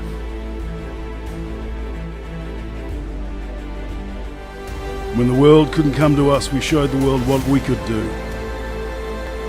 And our drivers, mechanics, engineers, officials, marshals, volunteers and fans could turn their dreams back into reality. When motorsport was back in motion.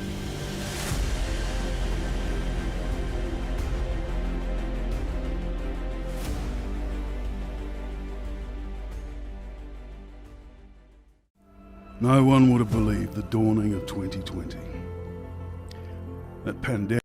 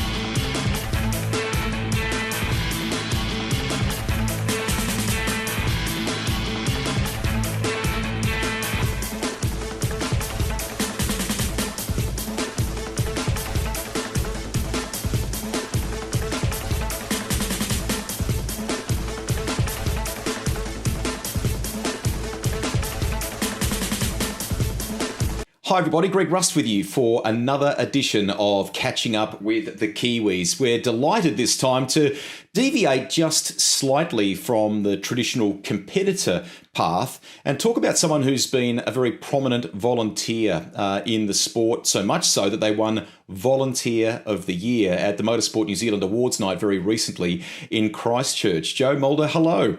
Hi Greg, thanks for having me. It's fantastic to talk to you. Firstly, we'll get to your role, a very significant role with D1NZ in a moment, but what got you started on the whole path of perhaps being involved in a very important role of the sport, but on the other side of the pit wall and other parts of the track? Yeah, so initially when D1NZ was in its grassroots phase, I had a lot of friends who were competing. So I'd be along at every event anyway. I actually bought my first drift car myself in 2008. Dabbled in that a little bit. I'm not any good, but it's fun to do. And then a few years later, I just started helping out as I became good friends with the people running the events, and they needed help. So I started flag marshalling, then got underway helping with the documentation, then went out and helped in pit lane, became the head of grid basically, and from there Brendan just needed an extra hand, someone he could rely on in race control so that he could sort of deviate to other parts of the business. And so yeah, for the past 3 years I've been running race control for D1. Very cool. I work with Brendan White in another capacity with some circuit racing stuff. He's a younger promoter and loves the game immensely. His passion is quite infectious, isn't it? So what was the trigger point though that made you buy that car? What was that car, and what made you say, yeah, let's I want to have a crack at drifting? Oh, it was just really the fun thing to do. Everyone was doing it. It was 2008, so it was an old Nissan Safiro. It was automatic at the time, and it did a manual conversion. It was turbo, and it was just a lot of fun to have a street car that I could drive to the racetrack, have a bit of fun, and drive home again.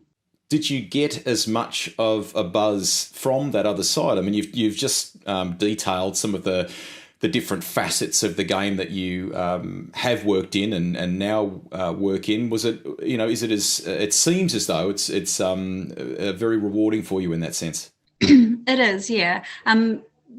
Like with most things, the best part about it is, you get to know the competitors and you get to watch them, do well and do amazing, incredible things that sort of defy all odds when it comes to drifting, basically. Just things that people shouldn't be able to do with their cars, and you're watching them just get better and better, and it's just a real buzz to watch your friends, and they become like a second family, grow and compete and do just incredible things, and you're right alongside them, helping keep them safe and trying to encourage them all to do well.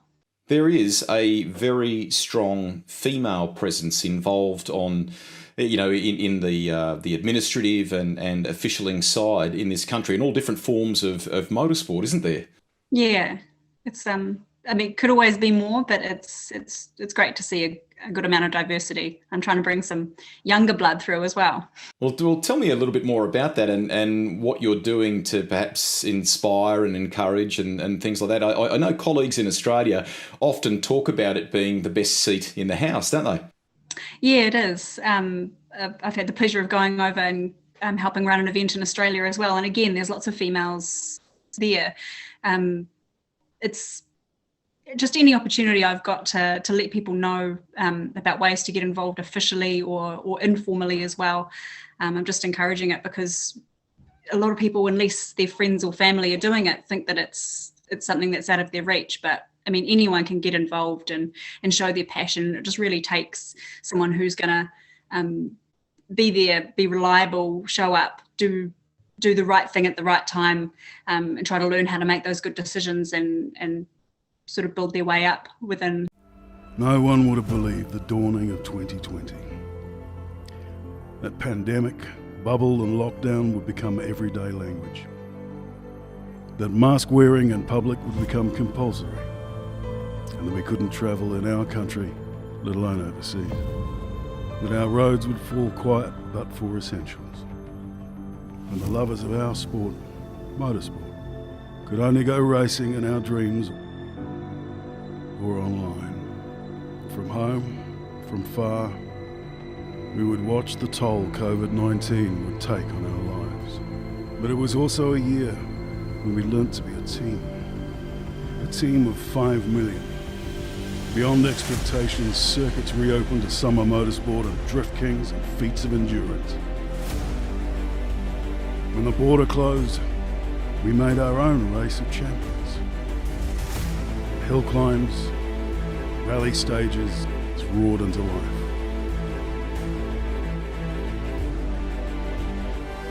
When the world couldn't come to us, we showed the world what we could do.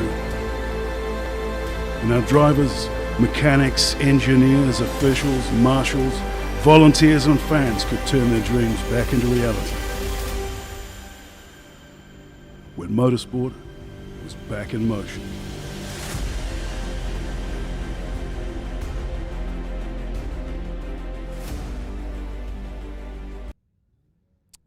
Just out in pit lane at the moment with activity starting to build, cars starting to roll up to the dummy grid area as well ahead of the 3 hour this afternoon. It's nice to welcome fans trackside here. Many of you have parked up on the various spectator mounds around the area. Hope you're enjoying the coverage on 88.2 FM. And a big shout out to everyone watching and listening via our Facebook coverage right around the country here in New Zealand. It's nice to have you with us. We are at Teretonga Park, round 3 of the championship. We're counting down to the start of the 3 hour. One of the cars that had high hopes just a week ago when we were at levels in Timaru was the McLaren of Glenn Smith and Damon Leach. Now, unfortunately, it wasn't a day that they want to remember. This afternoon, the car is in great shape and looking like being a very strong contender here at Teretonga Park. But why don't we just rewind the clock? We caught up with the guys when things wrapped up in levels just a week ago. We're in the mid-phase of the Carter's Tyres South Island Endurance Championship, and today was a bit of a tough one for a guy who knows all about success in endurance racing, Glenn Smith. What happened? Oh, we had one of those days, really. We sort of struggled for pace a little bit out there, and then we had a really bad pit stop. We had a fuel issue with the fuel rig, but we got that sorted and got out there, and then poor old Damon's passing someone and got clipped in the rear and broke the hub. So it's just one of those days in motorsport. So we're here at levels now. The crew are at work. Thankfully, you've got the other car that I guess if you needed anything from, you could, and a short turnaround. So do you have everything, and will you be right for next weekend? Yeah, no, we've got a fair few spares for these cars, so we thought, yeah, we'll get it all fixed up. And I really want to do Teretonga. I've never driven on it before, and hopefully with Damon's help, he'll show me how to get around it. So yeah, we're looking forward to next weekend. That's good. So is that the main way that you're prepping, by tapping into his knowledge, or have you done other things as well? No, just down, like I haven't done much miles around this track, so just tapping into his knowledge is key, really. Yep. It's all new. Quickly, final one before I move in and talk to him, because he's a little bit, he wasn't keen to talk straight away after the race today, which is understandable. But just from your point of view, the couple of the takeouts from here, because it looked like the car was strong in some places, but maybe not at the level you anticipated it would be. Is that right? Yeah, I think we struggle for aero grip, especially compared with that Nissan. That Nissan's got some aero. I know we've got power now, so we've got the grunt, but we just got to work on the car now, get a bit more aero and a bit more setup. And, I think that's the key. Great stuff. Well, we hope it's a good end to the championship for you. Thank you for talking to us. Why don't we wander through here, because over the back is Damon Leach, who's got a bit more of a smile on his face now, but we were delighted to see him back behind the wheel of a race car. Can I dive in here? Sorry, this is. Are you okay? Are you okay now? That was a bit of a toughie today, wasn't it? Yeah, I'm all good, Rusty. Yeah, it was definitely a bit of a shame, and yeah, not a good way to kick it off with Glenn and the McLaren. But yeah, hopefully we'll be back next weekend at Teretonga and give it another crack. Good. He's keen to tap into a bit of knowledge there. What are the things that you'll look ahead and point out, and maybe whether it's track walk or pre-race, map discussions? What will you talk about? Yeah, I'm sure we can. We'll have a bit of a look around the track and just figure out the sort of basic lines and braking points and the things that you do at most tracks, and maybe we have to even teach Glenn to roll his R's a little bit, and he'll blend right in down there. But no, it should be it's a cool track, and I always enjoy going down to Teretonga, and nice high speed, good flowing tracks. I think it'll suit the McLaren really well. It should be yeah, hopefully a bit better than what we've had this round. But I feel for you. I feel for you, mate, because you're smiling now, and that smile is born out of the fact that you're driving again. You're in a good car. You're with a good crew. Just that it went to custard today, which is what's upsetting, isn't it? You know? Yeah, it is. It's no, it is a shame, but it's yeah, it's always a risk that sometimes maybe I shouldn't have done the pass, or it's always hard for passing slower cars. Sometimes they don't see you or misjudge things a little bit, and it's unfortunately that's the nature of the beast. But in a way, it's what makes Sorodic and No-Deck both really cool series with such a great variety and mixture of all kinds of cars. So it's all part of it, and luckily it wasn't too kind of substantial. And yeah, hopefully we can come back and have a nice clean round at Teretonga. Beautiful. Final one for you. I mean, cool rig to drive. Will it suit that layout? What do you think? I think it's definitely sort of a nice sort of flowing car with some good aero and stuff like that. So definitely, Teretonga should really suit the McLaren, and it'll be nice around those fast flowing and sweeping corners. So it should be really good. Good stuff. Go get them. We hope you get to taste some champagne on Sunday afternoon. Thanks. Cheers. Thank you. Cars are being released from the dummy grid, and that particular vehicle, the McLaren, I can see it here in pit lane at the moment. Car number 90 looks like Glenn Smith at the wheel, and that basically confirms what Damon Leach told us earlier today, that Glenn was set to start the race. If you've not been to Invercargill before, if you've not been to this legendary racetrack at Teretonga, there is so much history here. It is like in some ways a classic old school British track. Some of the greats of world motorsport have been here over the years. 2.62 kilometres in length, 8 corners in all, runs in the anti-clockwise direction. But why don't we take a look at it and a little bit of a listen now from a driver's perspective as we jump aboard with Damon's brother Brendan for a hot lap of Teretonga Park. And it's here at the Teretonga racetrack, 10 minutes from the city, that we come for round 2 of the Castrol Toyota Racing Series. Hey everyone, it's round 2 of the Castrol Toyota Racing Series. We're at Teretonga in Invercargill, which means there's no better person to take us round the track than the one and only Brendan Leach as we dive into turn 1. Take us away. So heading through turn 1 here, this is the longest corner on the circuit. About 10 seconds to get around here at high speed. Somebody's dropped a lot of oil here, so it's reasonably slippery here at the moment. But long corner in a TRS car, very tough on your neck through a long race. What gear are we in? We're in 5th gear at the moment. 5th gear through there, down to 4th in the TRS car. The right-hander. Out wide, get the car turned in nice and late. A little bit of camber there. Yeah, drop into that camber. Oh, where are we now? What gear? Still in 5th? We're still up to 5th again, back down to 4th and up to 5th through here. Hard on the brakes down to 3rd here.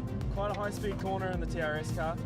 It's actually a good opportunity to get a run out of here. Set up for a dive bomb into that last corner. I'm right saying you know this circuit better than anyone in the world, right? I think so, just about it. So it's I can't count how many 100 laps I've done around this place. And the first time you drove, you were filling in for your brother. Yeah, exactly. So the first time I drove, I was 12 years old, which is pretty wild to think about. Looking at a 12-year-old now, yeah, crazy. Well, you grew up just down the road. What was it like to win here and cross the checkered flag right here? It was a phenomenal feeling. I think, especially now thinking back, those guys have just gone on and done some amazing things in the year after that, finished 2nd to Lando. Can you overtake on the outside here? You can. I think you're going to have some good overlap, but if you've got at least half a car on the guy you're trying to get, you're going to have a good crack at him. It's reasonably slippery through here. Wow, that lasts forever, doesn't it? Good stuff! Oh, that's hard, Coach. What do they say at ITM? We'll see you right. Love it. Great stuff. Well, that was Brendan Leach, a lap of his home circuit, which, of course, here in Invercargill is Teretonga. That, my friends, is how you do it. Alongside the very animated commentator in Jonathan Green, and that, of course, is from the Toyota Racing Series coverage from about 12 months or so ago now, and we thank them for the loan of that for our coverage here today at Teretonga of round 3 of the Carter's Tyre South Island Endurance Championship. So you can see the cars gridded up now. It will be a rolling start. The question mark, Elton Goonan and Geordie Peters, for me, is will we see the first, and it would seem we will just by the complexion of the grid, the first non-Nissan GTR win in season 2021. It's just a question of who it will be. Obviously, Lance Hughes and Chris Vanderdrift did the job at Highlands a few weeks back. Last weekend, it was that beautiful brand new machine of Anthony Lee's and Tom Alexander. They were in superb form at Timaru. McLaren, we know, is well suited to this layout. The consistency in the accumulation of points so far from Scott O'Donnell and Alan Dippy sees them at the pointy end of the ladder, and there's lots of other stories throughout this field as well.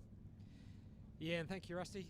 Yeah, definitely looking forward to a great afternoon here, and like you say, it is a shame that we're not going to see those stunning Nissans back here. Obviously, we had Anthony Lees and Tom Alexander take the cake last weekend, but they had prior commitments, and the Vanderdrift Lance Hughes car is unfortunately stuck in the Waikato lockdown, so they've missed out. But like you say, the McLaren is very much suited to this over what was at Timaru last weekend. A very, very fast flowing circuit. The aero really works for that car. But it's actually going to be quite a battle, because obviously you've got the local knowledge of Scott O'Donnell in the 912 car, and then you've got Damon Leach, who, just like his brother Brendan, who we've heard has done millions, well, at least hundreds of thousands of laps around here over the years. So there's going to be a good bit of local knowledge battling on there. But yeah, definitely the battle for that top two is going to be great. You're looking back at the second row of the grid with the two Super Tourers there, the Oxford Edge car and the Your Section.NZ car. Once again, good battle within that class. And then you've got a few TCR's cars splattered through the rest of the field. Then you've got the Dippy car there with Aaron Slight as well, the 991. And that's going to be good to see how those guys come through. They obviously didn't start the 1 hour race. They've got some concerns about the alternator, which actually I remember from last year had been a concern as well. So that's an interesting conundrum. So Elton, on the positive side of that ledger, they were very, very pleased with the job that Aaron Slight did in qualifying this morning, keeping in mind the last time he'd been in a race car in wet conditions like this was during his time in the British Championship. So it had been a while. He's jumped in, big shoes to fill. They were enormously pleased with what Hayden Padden, our New Zealand rally star, had done alongside Martin Dippy in recent weeks. They were on the podium at levels. But this guy, who was a star of two-wheel racing in the World Superbike Championship, has slotted in there superbly and in very, very good form in that wet qualifying session this morning. So they're a good combo, definitely. Absolutely. And just while you're talking about two-wheeled exploits and stuff, just if anybody hasn't seen the great news for the Women's World Motocross Championship, Courtney Duncan once again this morning won that championship again. So a great feat from her, and a great feat for motorsporting people doing well on that international stage. We might talk to Greg Murphy about that once this race settles down. He had her on the race control program for a chat during the week with Stephen McIver on SEN's radio, and I can see Murph over in the background there at the moment. He's actually chatting with Martin Dippy, so that's just a little confirmation there for you. What you spotted, Elton, is bang on. Aaron Slight is at the wheel of that Mitre 10 Racing Porsche, so Slighty will start this race. Yep, and it's going to be a real test for him coming into turn one here with the gaggle of cars sitting behind him. So it'll really test his mettle, and it's definitely a change in what he's done four wheels wise this year. Obviously he had a foray into rallying earlier this year in a BDA Escort, but he's gone back to the grippy stuff now and is testing himself in the Porsches as the field rounds the last corner. We just see the Skyline pulling into the pit lane. The field's now under control of the McLaren there. As they roll up to the start, we're waiting for the starters' lights to go green, and they go green, and away we go. Great. Nice start by the McLaren, stretching the legs and getting on with the job straight away here at Teretonga Park. So they're making a statement in that McLaren very early on in this 3 hour. Down into the loop, looks like Slights on the outside, is he, in the Mitre 10 Porsche? Different line, different approach through there by him. Watch them coming down and towards turns 3 and 4 now. Yeah, and Aaron just ducks underneath the Super Tourer there, gains a place. That's a good, nice, clean move there. And he's now got a bit of clean air against him, ahead of him up to the Oxford Edge car. So very, very good, consistent speed up there. Position 4, well done. So good start, and sort of held his own there as they went around sort of the outside, a different line, didn't he? And he made it work. He made it stick on those cold tyres in the early part of this race, up to position 4. He's certainly an accomplished racer, both on 2 and 4 wheels. So it's not a huge surprise to see that right off the start, hang it right around the outside.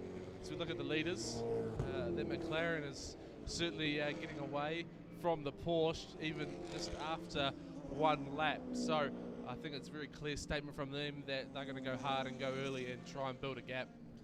Yeah, with Glenn Smith driving that McLaren, he knows what it's like early on cold tyres and how to get the most of the starts out of it from his time in the North Island Series. So great to see that bit of a break. Obviously Scott O'Donnell is running that the Porsche now, so Scott will be chasing him hard. While we're in the first phase of this race and letting everything sort of play out, there's not going to be much pit stops happening. We've got the opportunity to have a chat with Jordan Mickles, one of the locals here at the Teretonga Park, lives just down the road in Invercargill, and obviously a young racer on the rise. Jordan, welcome to the commentary booth. Thanks, Geordie.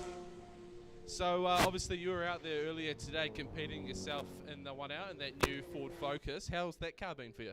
Yeah, it's been, look, it's an awesome bit of kit. Mark Cars have done a fantastic job putting together that package and even better again with the Mustang, obviously. But, you know, with any new car, it's had its challenges as it's come in. We've had to get our head around the setup of it and the driving of it for me as well. And it's quite a lot different to what we've done in the past, certainly in the last 12 months or so.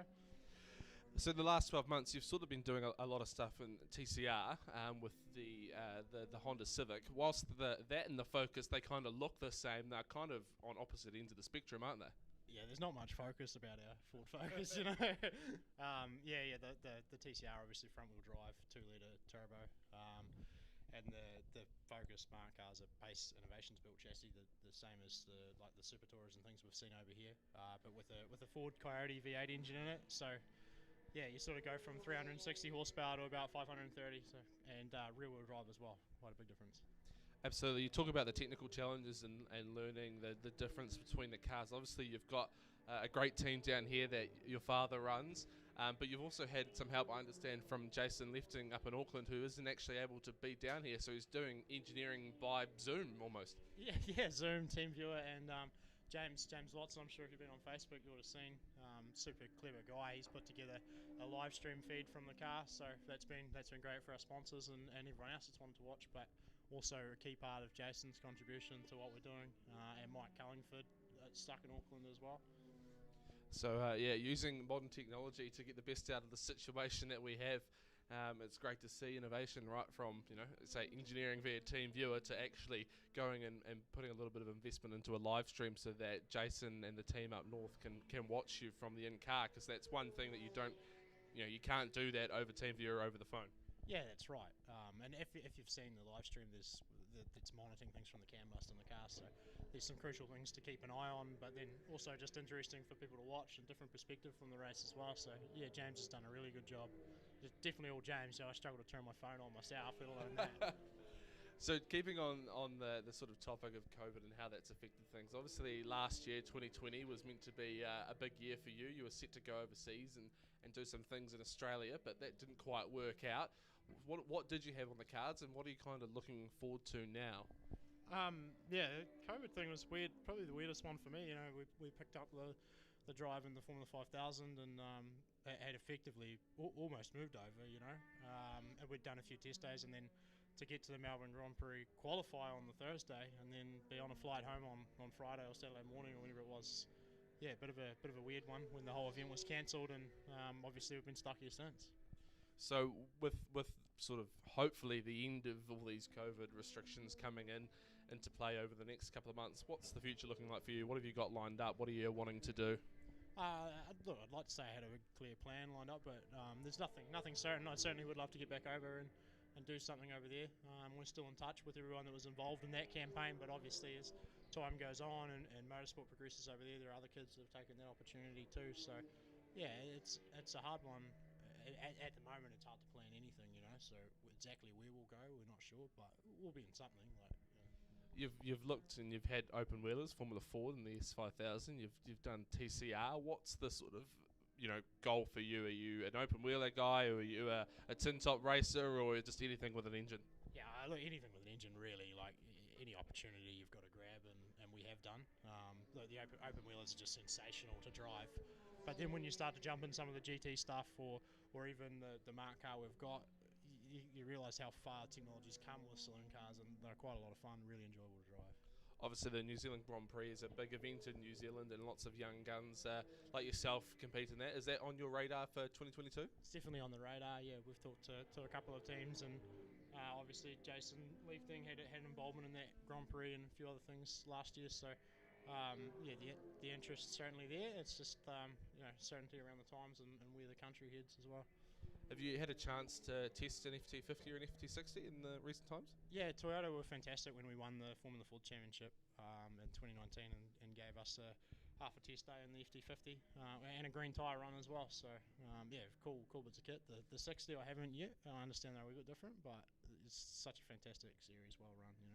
It'd be exciting to drive one. Absolutely. So is it a matter of trying to secure that last little bit of funding now to tick that box and get you on the grid for the Grand Prix? Yeah, it's always that funding road, Look, well, I've been lucky with the support from Southland as a province. Like the businesses here, they love seeing people do well, and they've been so supportive. And I think that's why I'm so passionate about still being here and based here.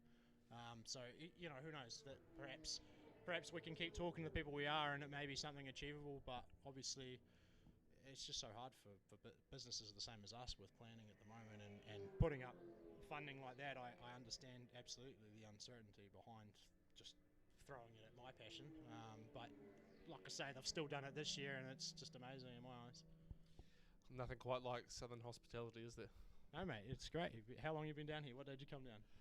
We were down yesterday morning, so we've certainly got the good end of Southern hospitality. Scott O'Donnell's put us up in his family batch, more or less, down by Transport World, and obviously had the dinner last night. So it's great. You certainly get looked after when you come down here. Yeah, that Transport World's that is world class. That facility. Scott's obviously Richardson Group and my employer at South Roads as well. So I'll sing his praises, of course. Very good. Now, obviously, you've done more than one or two laps around this joint. What are some of the key things that equate to converting a very good lap time here? What are some of the little tricks that perhaps people don't realise at first glance? Car confidence is massive here. Like the track, it's not hugely technical. There's 4 big brakes. Probably deceivingly technical to get that last little bit out of the lap. I think anyone can come here and pedal around all right, but to get that last bit of time, quite hard here. There's the loop, which is bravery, commitment. There's turn 2, Castrol, us locals call it. That's a lot more technical than what you think. I'm still not sure. Most laps you go around there, and I'm not sure I've ever got it right in my life myself. And then you get to the hairpin, which is the 3rd big brake. And that's one I always remind myself, exit off there is crucial. It's deceivingly sharp. And then obviously your exit onto the main straight too, critical. Very good. There's nothing like local knowledge. When you were in that race before and you were sort of gambling between tyre choice, was there a bit of local knowledge and the weather patterns coming into play there, or were you kind of just flying blind like everyone else? Mate, I don't think that's like the weather we've seen today is nothing like local. Yesterday, it's what it's always like. No, look, to be honest, today's not a typical local day at all. Like I remember even the Formula Ford days, generally there's quite sharp, fast weather changes around here. We were expecting it to maybe stay wetter or continue wetter. That's why we committed to the wets at the start of the race, and the rate it dried up was inconsistent with anything we've done here before, so it was hard to make that call. Yeah, and obviously we saw a lot of drivers and a lot of teams delaying that call as much as possible. We're 10 minutes into the race now. I'll just give you a quick rundown of our leaderboard. It's the Glenn Smith, Damon Leach, McLaren out in front, Scott O'Donnell and Alan Dippy in P2. 3rd place is Paul Rickaby and in 3rd, and 4th is Martin Dippy and Aaron Slight. See Aaron making that good move off the start. Steve Brooks and Jack Milligan are in that top 5. Jordan, continuing on, what's the goal for the rest of your endurance campaign? Obviously you want to make it to the national final. Is that on the cards, or just sort of focusing on the South Island series? I think the national final is still on the cards for sure. Obviously, we've just been trying to develop the car. It is very hard to compete with those Porsches, certainly the 991s. Super fast bit of kit. But as we're getting closer and closer to every circuit, admittedly the tracks are getting smaller, so the gap's smaller. But this weekend there were a couple of big things we found, and had the whole race been dry, I think maybe we would have been a bit closer and able to fight there. Certainly towards the end, the pace was really strong. So we definitely would look to move on that at Ruapuna and then make a decision on the finals from there. Obviously the later date helps as well. I think that was a good call. Fantastic. So just before we wrap it up with you, are you competing in any local events here in the near future where the Southland locals can come out and see the young star racing around Teretonga Park, or is this it for the next wee while? No, we'll try and make, certainly since the whole COVID thing, we've tried to make every club meeting, so I think the next one is around the 4th, 5th of December, something that weekend, and we'll be here in the Focus there, and we'll be helping a couple of young fellas with the sport as well. Fantastic. There you go, folks. Jordan Mickles, the young star out of Invercargill. Now, Greg Rust, I believe you're down in the pit lane with our race winner from earlier on today, Ryan Wood. Geordie, well done. I am. He's here with me now, eagerly watching on with the 3 hour, and obviously contemplating the fact that he's won 3 from 3 now in the 1 hour series, and the fact that you've just got one event left to go, and you are super determined to clinch this, mate, aren't you? To put it away. Yeah, definitely to wrap it all up and take the title home would be pretty cool. And obviously we're getting pretty close now to the season end, and it's been pretty, I guess, relaxed in a sense, and very. The team's just put the car on rails and had no problems all along. So it's been, from my side, it's been quite straightforward. All I need to do is drive, and the team does all the hard work, so it's pretty cool. You seem fresh too, mate. Have you gotten out of the car? You feel okay? And from the way it's gone back in the transporter, is it just, leave it alone kind of thing? Yeah, I don't think we've touched the car at all this season, and it's not about that fight chasing the car. At the end of the day, the more miles I do, the better I'm going to get, because we've only done a handful of driving in it. So, like today, obviously with the wet conditions, it made it tough at the start, and we just chipped away, and the boys just made an unreal call on the tyres, and the pit stop was like something ridiculous, like 35 seconds. So. For them to do that, and it's a credit to them for how many laps we won by. So yeah, pretty stoked. Talking with family before, mate, you have really in the last little while just committed yourself to motor racing, to the business of motor racing, what has to be done beyond the cockpit as well, haven't you? And I know that have you been doing a little bit of stuff with the Wolfbrook guys? Yeah, obviously I realise the commitments that us young guys have to do to make it. So.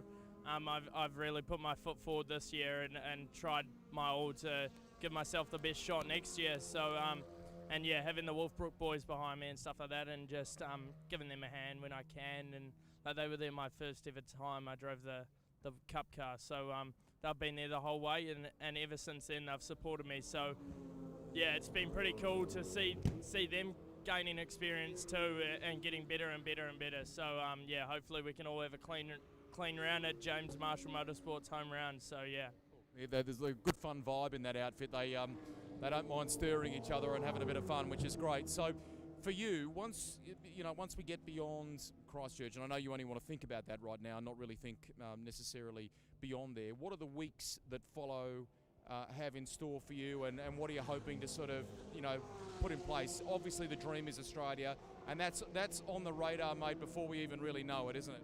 I hope the week after, or a couple of weeks later, is me on the phone talking to important people, to be honest. But it's hard, only so many people get to see this. So all I'm doing is doing the best I can and win as many races, and hopefully it catches the eyes of the right people. So I know how important it is to win, and to win by the margin like we did today is also pretty cool. So.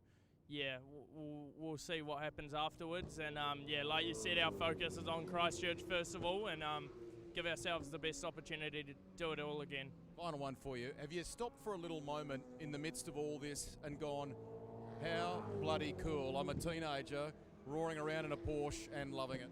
Yeah, 100%. It's pretty surreal, Not many 17-year-olds get to travel the countryside, especially in these times as well.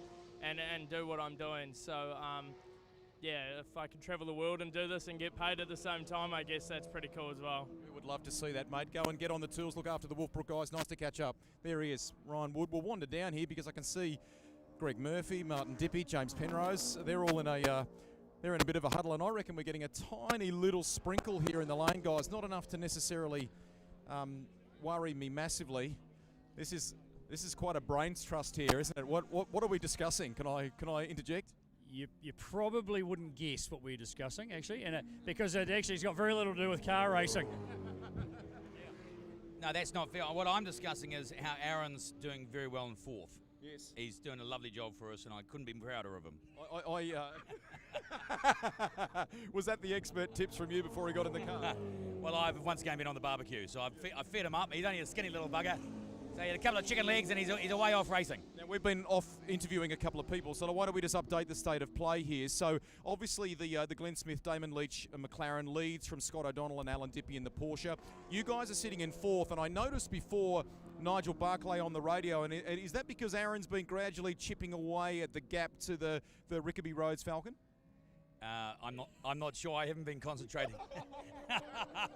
I love it. I love asking a good question like this. James, you're a part of this mix as well. You spoke last night, which was terrific, mate.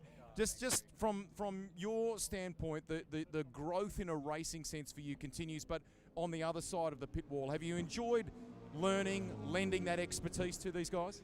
Yeah, they've been a fantastic group of guys to work with. They've got a lot of experience, and Martin's done a lot at Targa, and he's done a heck of a lot. Scott's obviously this is his home track, and he knows it like the back of his hand. So great bunch of guys to work with, and I couldn't be more pleased with the opportunity to work with them. We're thrilled that you're doing this, but mate, we want to see you behind the wheel of a race car. That is our selfish and rightful want. What's on the radar? What can you tell us? What are you taking aim at next? Yeah, sure. It's you always get itchy feet going to a racetrack when you're not racing. So I'll be having a crack at the New Zealand Grand Prix up in February.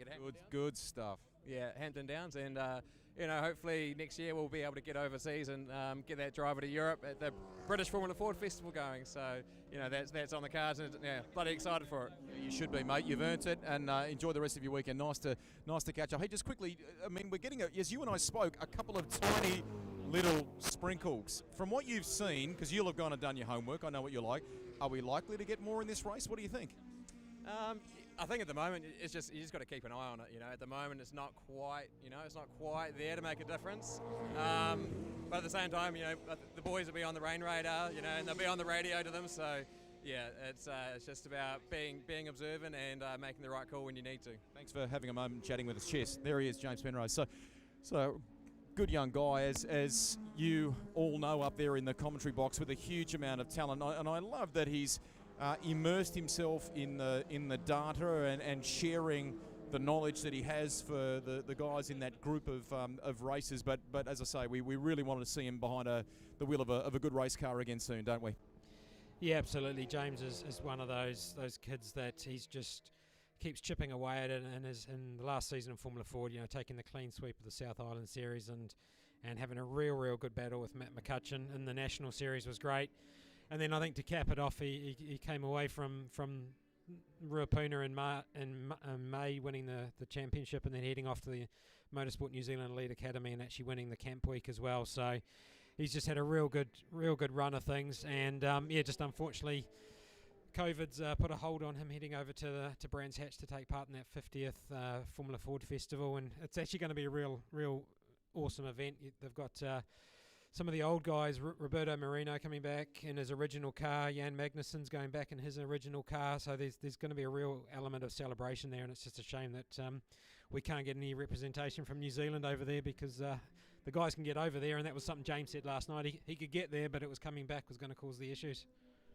It's a problem that many are feeling who are trying to get overseas, and down the lane Greg Murphy's one of them, and even yourself, Greg Rust, trying to get overseas and get back into New Zealand is very difficult. We're talking about James Penrose. Jordan, you're still up here. What was he like? He was quite a formidable competitor in Formula Ford when you two are racing together, is that right? Yeah, he was the front runner of the year. We won the championship, and he's one of those guys he'll race your wheel to wheel. You're comfortable racing James. You're comfortable being around James. You enjoy his company out of the car as well. He's a respectful competitor. I think what him and his dad achieved last year was just sensational. I was there that weekend when he won the championship, and there was quite a bit. To be honest, he was behind, and the odds were favouring McCutcheon, I thought, and he just did everything right. A fantastic job, and definitely deserved to win it. So yeah. Yourself, you've got an engineering background, just like James, slightly different field, but how much of an advantage is that when it comes to motorsport, understanding the more technical side of the cars? I think they're similar fields, different fields, but a lot of the papers we study cross. James is a bit more clever than me. I think he was at Canterbury University. I was just a scummy diploma Polytech student, but it definitely helps. I think you have to be analytical and everything else to understand that side of the car. Him being here on the data and engineering some of these quicker cars will only help his own development, I think. I certainly found coaching and doing that part of it a big part in why moving forward. It just helps you understand that side of things even better. So yeah, I think there might be a wee bit to that. And you talk about coaching and the data. Obviously, you've worked with Jason Lefting, who's renowned as perhaps one of the best in New Zealand in terms of engineering and particularly data analysis. Have you learned a lot from Jason? I owe my whole racing career to Jason Lefting, hands down. Yeah, just one of the most clever, nicest, enjoyable people to be around. His approach to any race weekend, he's level-headed. I just have full confidence in anything he tells me or any decision he makes, and I think that's quite a rare thing, but a very important thing in this sport. So yeah. Yeah, absolutely. Having that good relationship between driver and engineer is key to me. And like you say, the confidence is key. You want to have faith in what the car underneath you and the car that the engineer is giving you. So look back at our leaderboard now. We're 22 minutes into the race, and it's still the McLaren of Glenn Smith and Damon Leach out in front. Scott O'Donnell and Alan Dippy, they're still second place. Paul Rickaby is in third place. Martin Dippy and Aaron Slight in fourth. Steve Brooks and Jack Milligan still holding that top 5 spot. So not a lot of changes out there. Everyone's sort of somewhat spread out. There's a 1 second gap between our leaders and the second place cars. So eventually the pit stop window will open and we'll start seeing cars come in perhaps around that halfway mark as they come and get some more fuel and do a driver change. So Rusty, if you're down in the lane, is there anything to update us on in the race? It's actually remarkably quiet at the moment. There is a car in here with its bonnet up, which I'm going to wander down and have a look. But just on the way, might quickly grab Nigel Barclay. Has everything been okay from Slidey? What have the radio reports been like, etc.? Yeah, no, the only thing we've had from him all day is, everything's good. He seems quite happy, consistent. Car's going all right. Hopefully we might have sorted out a little electrical problem we had this morning. Beautiful. And the play is what, mate? How long will he? We just want to stay out there for as long as the car will run. Obviously the team priority is Scott and Alan. We want to get them pitted first, get them done, make sure we're not going to hold them up. The Cup car will run for another 5 or 6 minutes over the 3R, so we can then pit after that. And in between and each end of that, we've got Uncle Lindsay's BMW, so we'll just work our way around to keep out of trouble. Cool. No doubt, if I know you or some of the crew here, you may have revisited the radar before this started. Did you? And what are you like? I mean, it feels a little cooler here in the lane at the moment. Do you think it's an issue? No. No, I don't think it's going to be an issue. The lady on the PA this morning said, what was it? Rain at 7, clear at 11. We'll run with what the locals say. He was bang on. Well done. Good on you. There he is, Nigel Barclay, one of the Wolfbrook Porsches coming in, guys. As I chat with you, it looks like it's the 88 that has come in now. I'm not sure if this is scheduled. Just looking at the way the team are reacting here, I'm not sure that it is. Let's just have a look here. Tensions toward the back of the car. Jack Milligan, I can see down there. It's the sister car to the one he's running. Let me see if I can't just stop in here and come out here if we can. Do you know much? Is this scheduled? No, this isn't scheduled for them, mate. I think there's something wrong with engine-wise, but not really too sure at the moment. Okay, that's a shame. because they've been the weekend, for both cars had been just sort of faultless, hadn't it? Yeah, this car had a new engine after Timaru. It's come from the North Island, so it looks like it's got some sort of issues. Okay, so with gear selection, you're having gear selection trouble. So just chatting with the crew here, guys, and doing some kind of hand signals, if you like.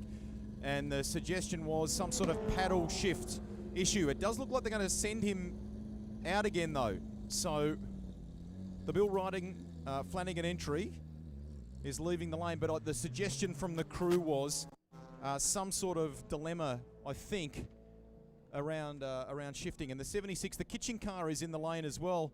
And I don't think that's the first time we've seen it in the lane here. Why don't we see... are they going to send it, or are they parking it? The car is heading back out again now. Can we get a little word on Can we get a little word on what happened? I think it's going into launch control mode. So whether it's a speed signal, so it's cutting the speed in the revs at about 4,000, so he can't move. That's frustrating. Is that the second visit to the lane for the same problem for you guys? Yes, and we had it do once at levels as well. So hopefully it's away now. Hard luck. Thank you. Thanks for that update, Greg. And just while you're down there, we're just having a look at the forecast on the rain radar here, and I think Jordan's looking over our shoulders, but she's pretty clear, and we're not going to have any. I don't think we're going to get any rain for the rest of the 3 hour at the moment, which will be nice, make it a nice clean race. But then it'll be also nice to have a little bit of moisture come in there and spice things up a little bit more. Rain's always the great equaliser. So we'll pass the baton in commentary and thank Jordan Mickles very much for joining us, and very shortly we'll have Carmen Doran from Track Tech Racing join us on the microphone for a bit of a chat. So thank you, Jordan, and good luck for Ruapuna in a couple of weeks' time.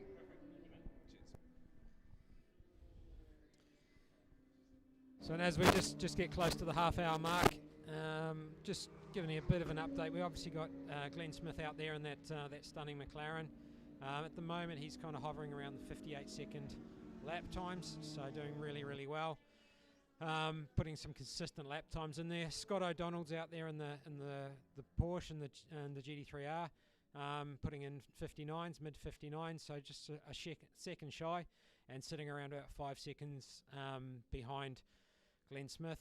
Then a lap down, we've got the Rickaby Roads in the first of those Ford Falcon Super Touras. Obviously not running as a genuine Super Tourer. They've got a few little bits and pieces added onto it, paddle shift, a little bit more horsepower out of the engine, a little bit of more aero, but still really a real good solid endurance car, and the guys have been campaigning that car for a number of years now, and have just been developing over the years. In fourth place, we've got Aaron Slight in the Porsche Cup car, doing a really good job. Once again, about 4.5 seconds back off the Rickaby Roads car. And then in fifth place, rounding out that top 5, is Steve Brooks in the Porsche, in the Wilkesbrook Porsche, running around about 10 seconds off Aaron Slight. So a great start to the race, and we're going to see some really close racing, particularly in that midfield as we start to get some lap traffic coming into the mix as well. Fantastic. So we'll welcome Carmen Doran, the team manager from Track Tech Racing now. Firstly, welcome, Carmen. Thank you. Obviously, you guys have had a fairly good day here at Teretonga Park in that the C&D 1 hour race. Yeah, in the A and B. But A&B, sorry. Yeah, so A and B race first up this morning. So Debbie Chapman went out and put it on the front row in qualifying, P2. So the wet definitely suiting her and suiting the car. Fantastic. Now, let's talk a little bit about yourself. You're obviously got a huge history and a past in motorsport. Why don't you just run us through some of the things that you've done? Sure. So I guess I've been around racetracks since before I could walk. My dad would find a way to race just about anything he could get his hands on. I started racing go-karts at the age of 11 and then progressed on to Formula Fords. My brother also raced both of those as well. I went overseas off on my big OE, but have always stayed connected to motorsport, and since coming back 6 years ago, My husband Matt and I have been running race cars for other people before we formed Track Tech Racing a couple of years back, based at Highlands Motorsport Park. So obviously outside of driving, you're also hugely involved on the technical side. I mean, I believe you've got an engineering degree, so you certainly know your stuff. This weekend you've been on the cans, on the radio, and helping out the team. What's your deep involvement being, I suppose, with the cars? Yeah, so I have a master's degree in mechanical engineering, and I think that together with the time on track is really helpful to be able to analyse that data and give a few pointers. I did a couple of years as data engineer working with M2 competition in the Toyota Racing Series, and then stepping up to the team manager role at M2 competition as well, and working with the international engineers from around the world and some of the race drivers that we now see all the way up in Formula One, who started way back at TRS here in New Zealand.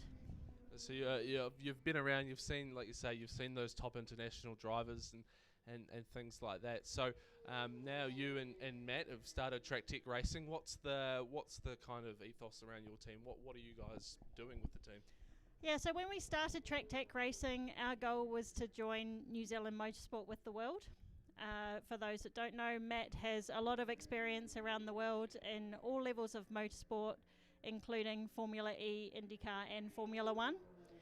So we wanted to really look at ways where we could join what we're doing here in New Zealand and provide pathways for people then to head overseas. COVID meant that changed things a little bit. In fact, COVID hit while we were sitting on the grid in Melbourne as the only international TCR team in the Asia Pacific Cup about 18 months ago. We all packed up and thought that we would be back at Sydney Motorsport Park 4 weeks later, and we're still here in New Zealand. But we would absolutely love to be able to give drivers the opportunity, whether in single-seaters or in the TCR format, to build that path here in New Zealand ready to go on and take on the world. And you've started a development program called Pathway to the Podium, I believe, which is about taking essentially karters and giving them all the skill sets outside of the car and in the car all the way through to that top level overseas. Tell us a bit about that program. Yeah, absolutely. So we've got a couple of Formula Firsts and a couple of Formula Fords, and then we partner with M2 competition.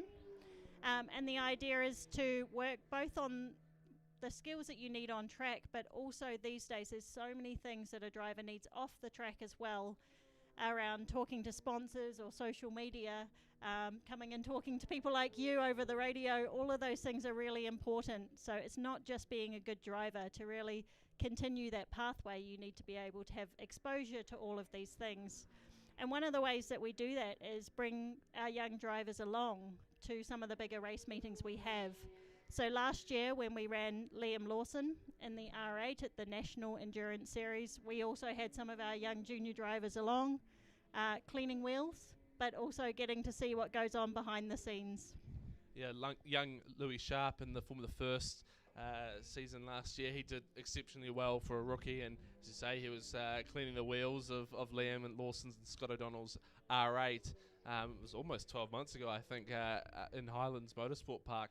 Seems like such a short time ago, but anyway, shows how much the world changes so quickly. So you've got Pathway to the Podium, and then also this weekend we've got the likes of Dennis and Debbie in the TCR cars. So you're sort of catering for everyone, really. You've got your development program, and then the team which runs for those drivers who are out there doing it, super competitive, but perhaps on the other end of their career. Yeah, and the goal, once we can take these cars overseas in future, I know that Dennis has got going back to Bathurst in these cars on his bucket list, and he's going to need some fast drivers to go with him. So the goal is to actually join the dots between the two. We absolutely love the support we get from Dennis and Debbie Chapman.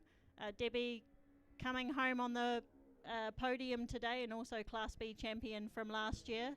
And we reckon that she's probably the most experienced female driver here in New Zealand with all the laps that she's done across racing. She's been racing for over 30 years.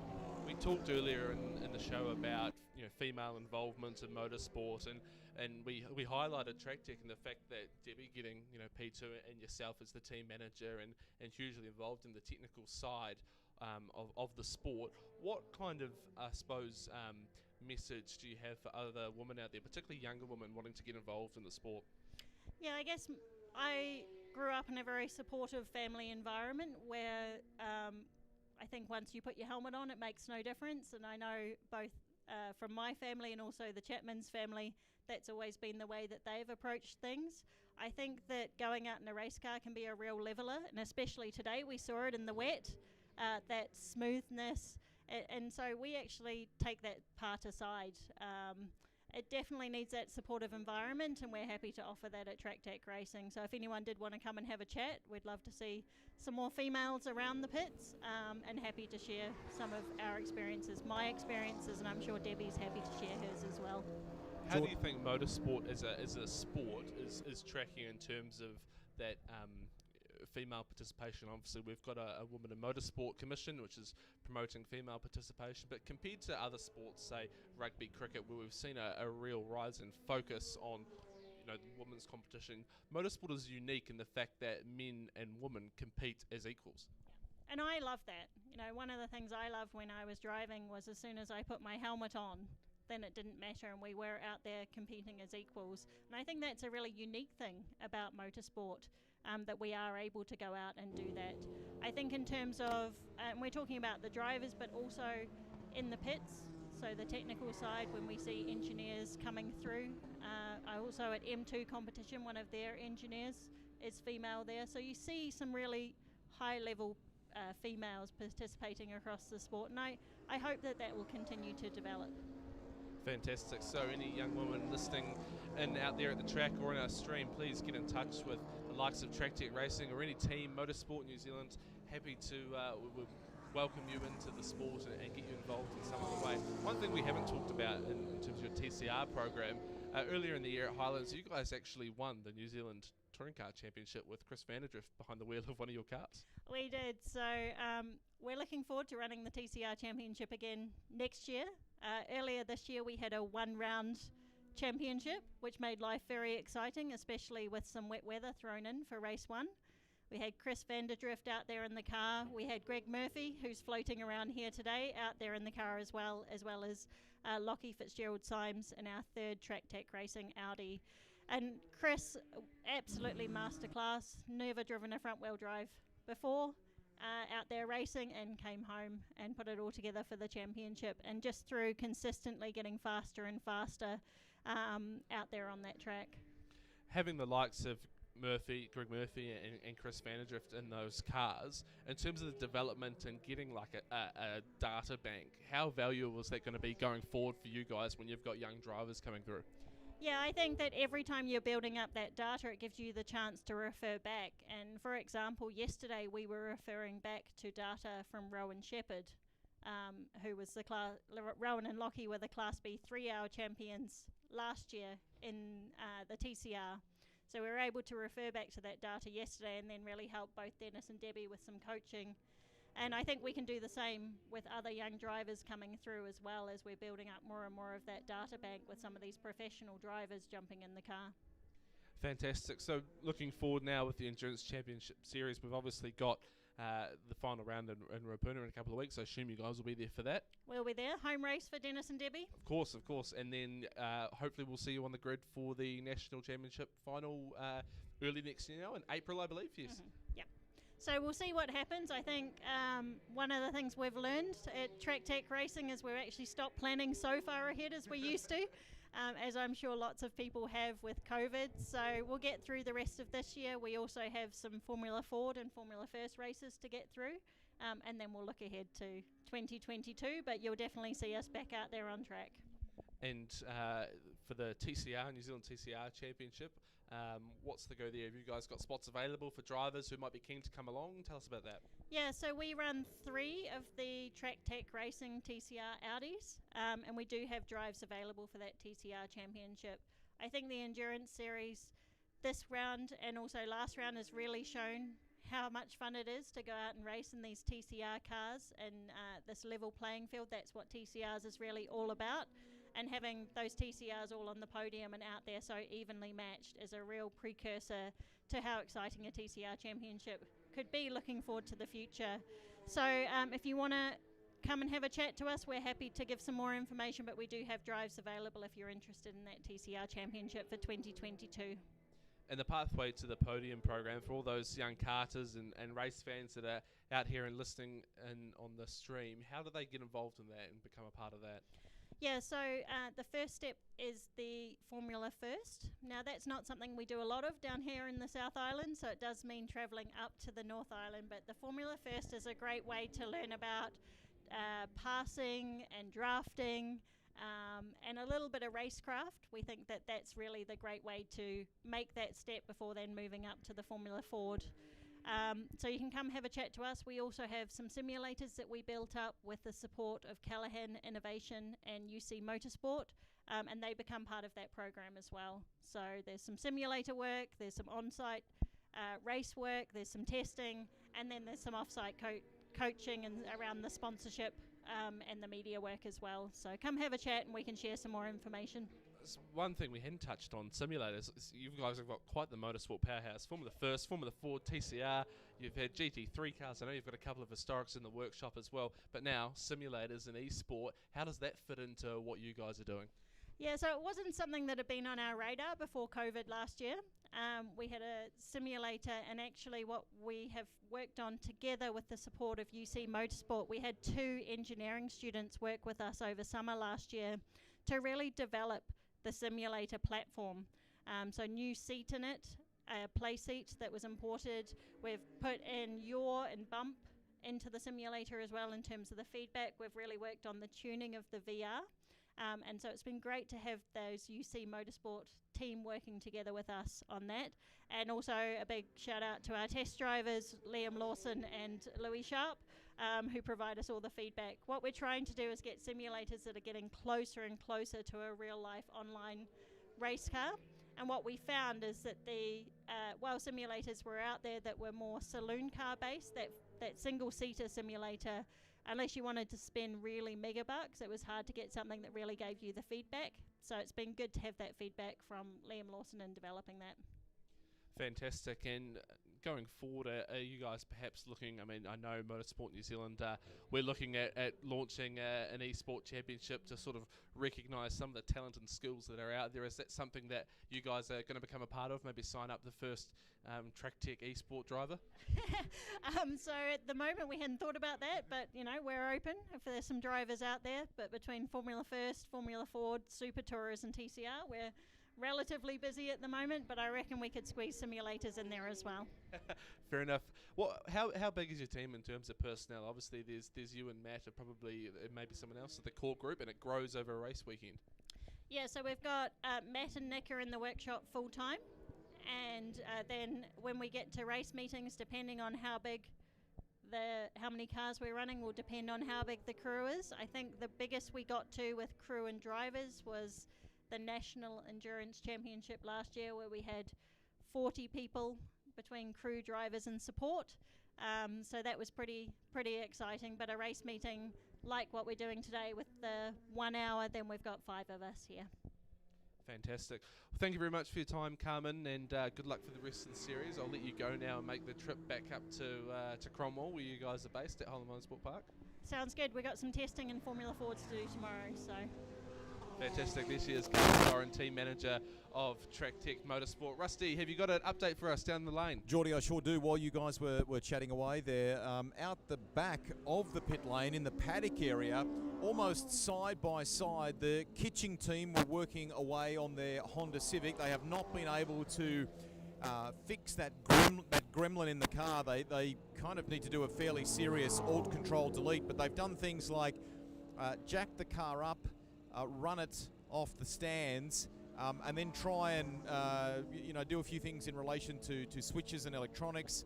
They've checked various cables, trying to see if they can repair this issue. Basically, what happens is they send it back out, which they've done now.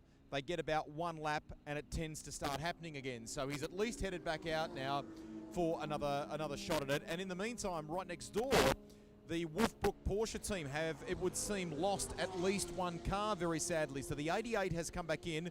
We covered a little bit earlier that it seemed to be having some sort of shifting issue. Now they've had a closer look at it. Flanagan is out of the car. The problem, it seems to be, Geordie, is in relation to the downshift. It appears to be able to upshift okay, but it can't downshift. So that's a problem, as you can appreciate. If you've got a corner like, say, turn 8, the final one, where you turn onto the main straight here at Teretonga, you need to come right down through the gearbox, back to a lower gear, and then obviously accelerate up as you go along the main straight. So to not be in a position to downshift is not ideal, and they're a bit perplexed as to what's causing that at the moment. Hopefully they can resolve it, but right now it is out the back in the paddock area here at Teretonga. Thanks there, Rusty. It's a real shame. It sounds like we've lost that the riding Flanagan car again. It's 2 events in a row, unfortunately, because they ended up dropping out of the Timaru race last weekend. So yeah, hopefully the guys can sort it, and if not, get back out for this race. Get on top of the problem for Ruapuna, which will be their home race in a fortnight's time. But as we're looking at it, it looks like the O'Donnell car is actually starting to pull a little bit of time back on Glenn Smith there. So the gap's now down to 1.2 between first and second. So Scott's really just putting a bit of a push on there. We just hit the 45-minute mark of the 3 hours here, so just under a third of the way through. And back in third place, the Rickaby Roads car is 2 laps down. Very, very close behind is Aaron Slight in that Porsche, really trying to get himself up into that slipstream area and tag onto the back of those guys. But Aaron's definitely done a really good job so far in his first outing in the car, and Martin should be very, very proud of that bit of coaching he gave him last night to keep this car safe. Fifth place was sitting there with Steve Brooks and Jack Milligan. Once again, doing a good job. They're sitting at 102-minute laps. So once again, very, very consistent. Have kind of been floating around that 1 minute mark or thereabouts all race. So very, very good consistency, which is what we need. Elton, why don't we try and get a word, if we can, with Damon Leach, who's looking pretty relaxed out the back here at the moment. Can I dive in? Sorry to interrupt. Firstly, everything seems to be going okay. What's the word from the boss's side?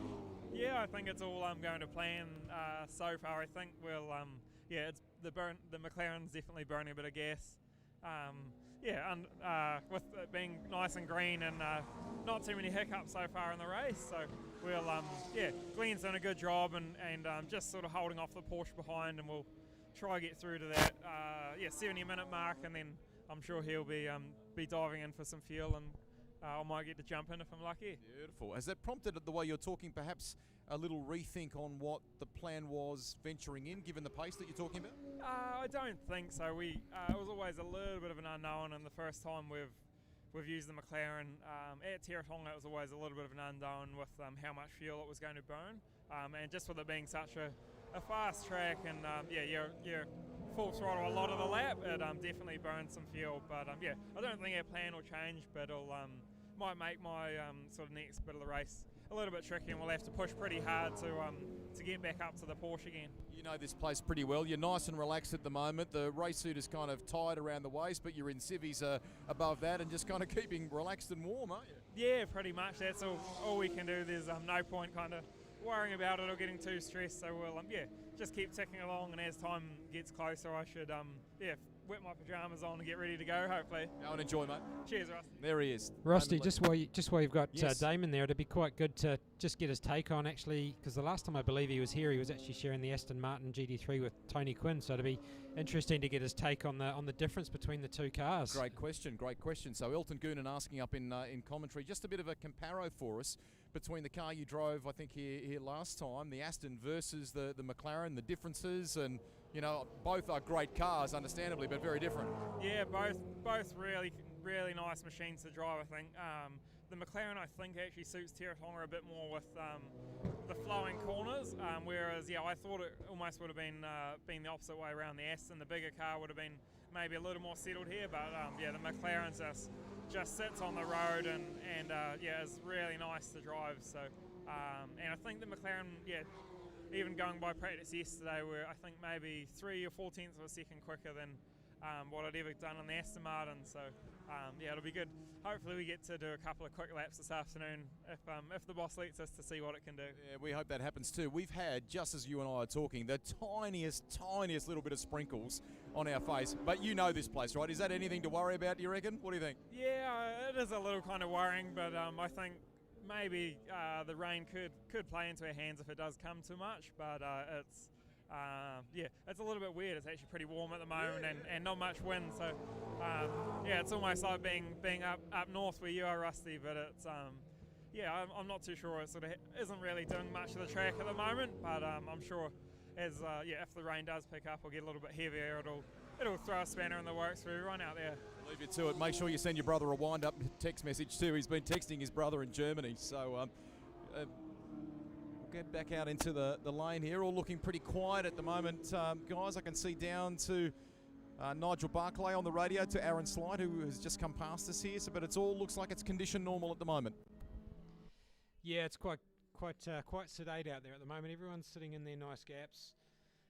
Definitely the gap between first and second with Glenn Smith and Scott O'Donnell's kind of stabilised again. It's sitting around about that 2.5 second mark. So they've just got into that rhythm again as we hit that 50-minute mark of the race. And but I think sort of definitely within the next sort of 20 minutes to half an hour, we're going to see some of these guys coming in for pit stops. There'll be, I think some of them would have banked on a safety car coming out, so there might be a little bit of fuel strategy going on as well, with a little bit of fuel saving, just to eke those pit stops and a little bit later into the race as far as they can. But hopefully, yeah, we'll see some action coming in, and it'll start to play into that factor where the teammates and the pit crews are actually play a crucial part in the endurance racing, which is always an interesting part of the race.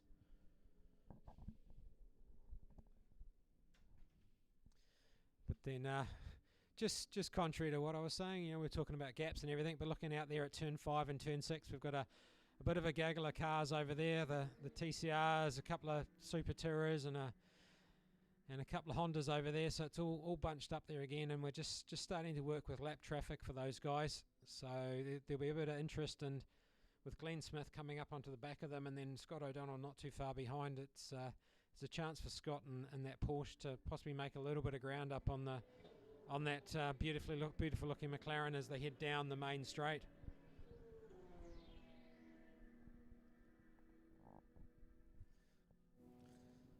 So in through the southern loop, Glenn Smith just tucks in front of the TCR there.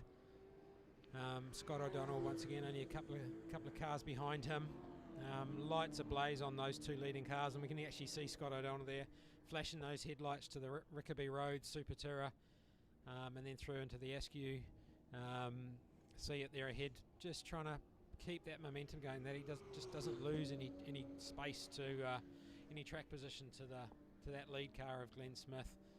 But definitely for Glenn's first trip down to the South Island here, and particularly down to the Teretonga, he's done an impressively good job, and having Damon in the co-driving seat with him has been great. Obviously got a very, very good teacher with him. Just watching them, Elton, negotiate some of the traffic as they came out of that final turn and then headed along the main straight. It wasn't so bad this time around in terms of the volume of traffic. There was more cars last time by, and quite the kind of situation that gets your attention, because not only are there speed differentials, but there are multiple speed differentials depending upon which class you're trying to pass. So the previous lap, it seemed to work in Scott O'Donnell's favour just a little, but now a bit more clear air for the McLaren, and it stretches its legs once again. So the traffic worked the previous time around for O'Donnell, I think.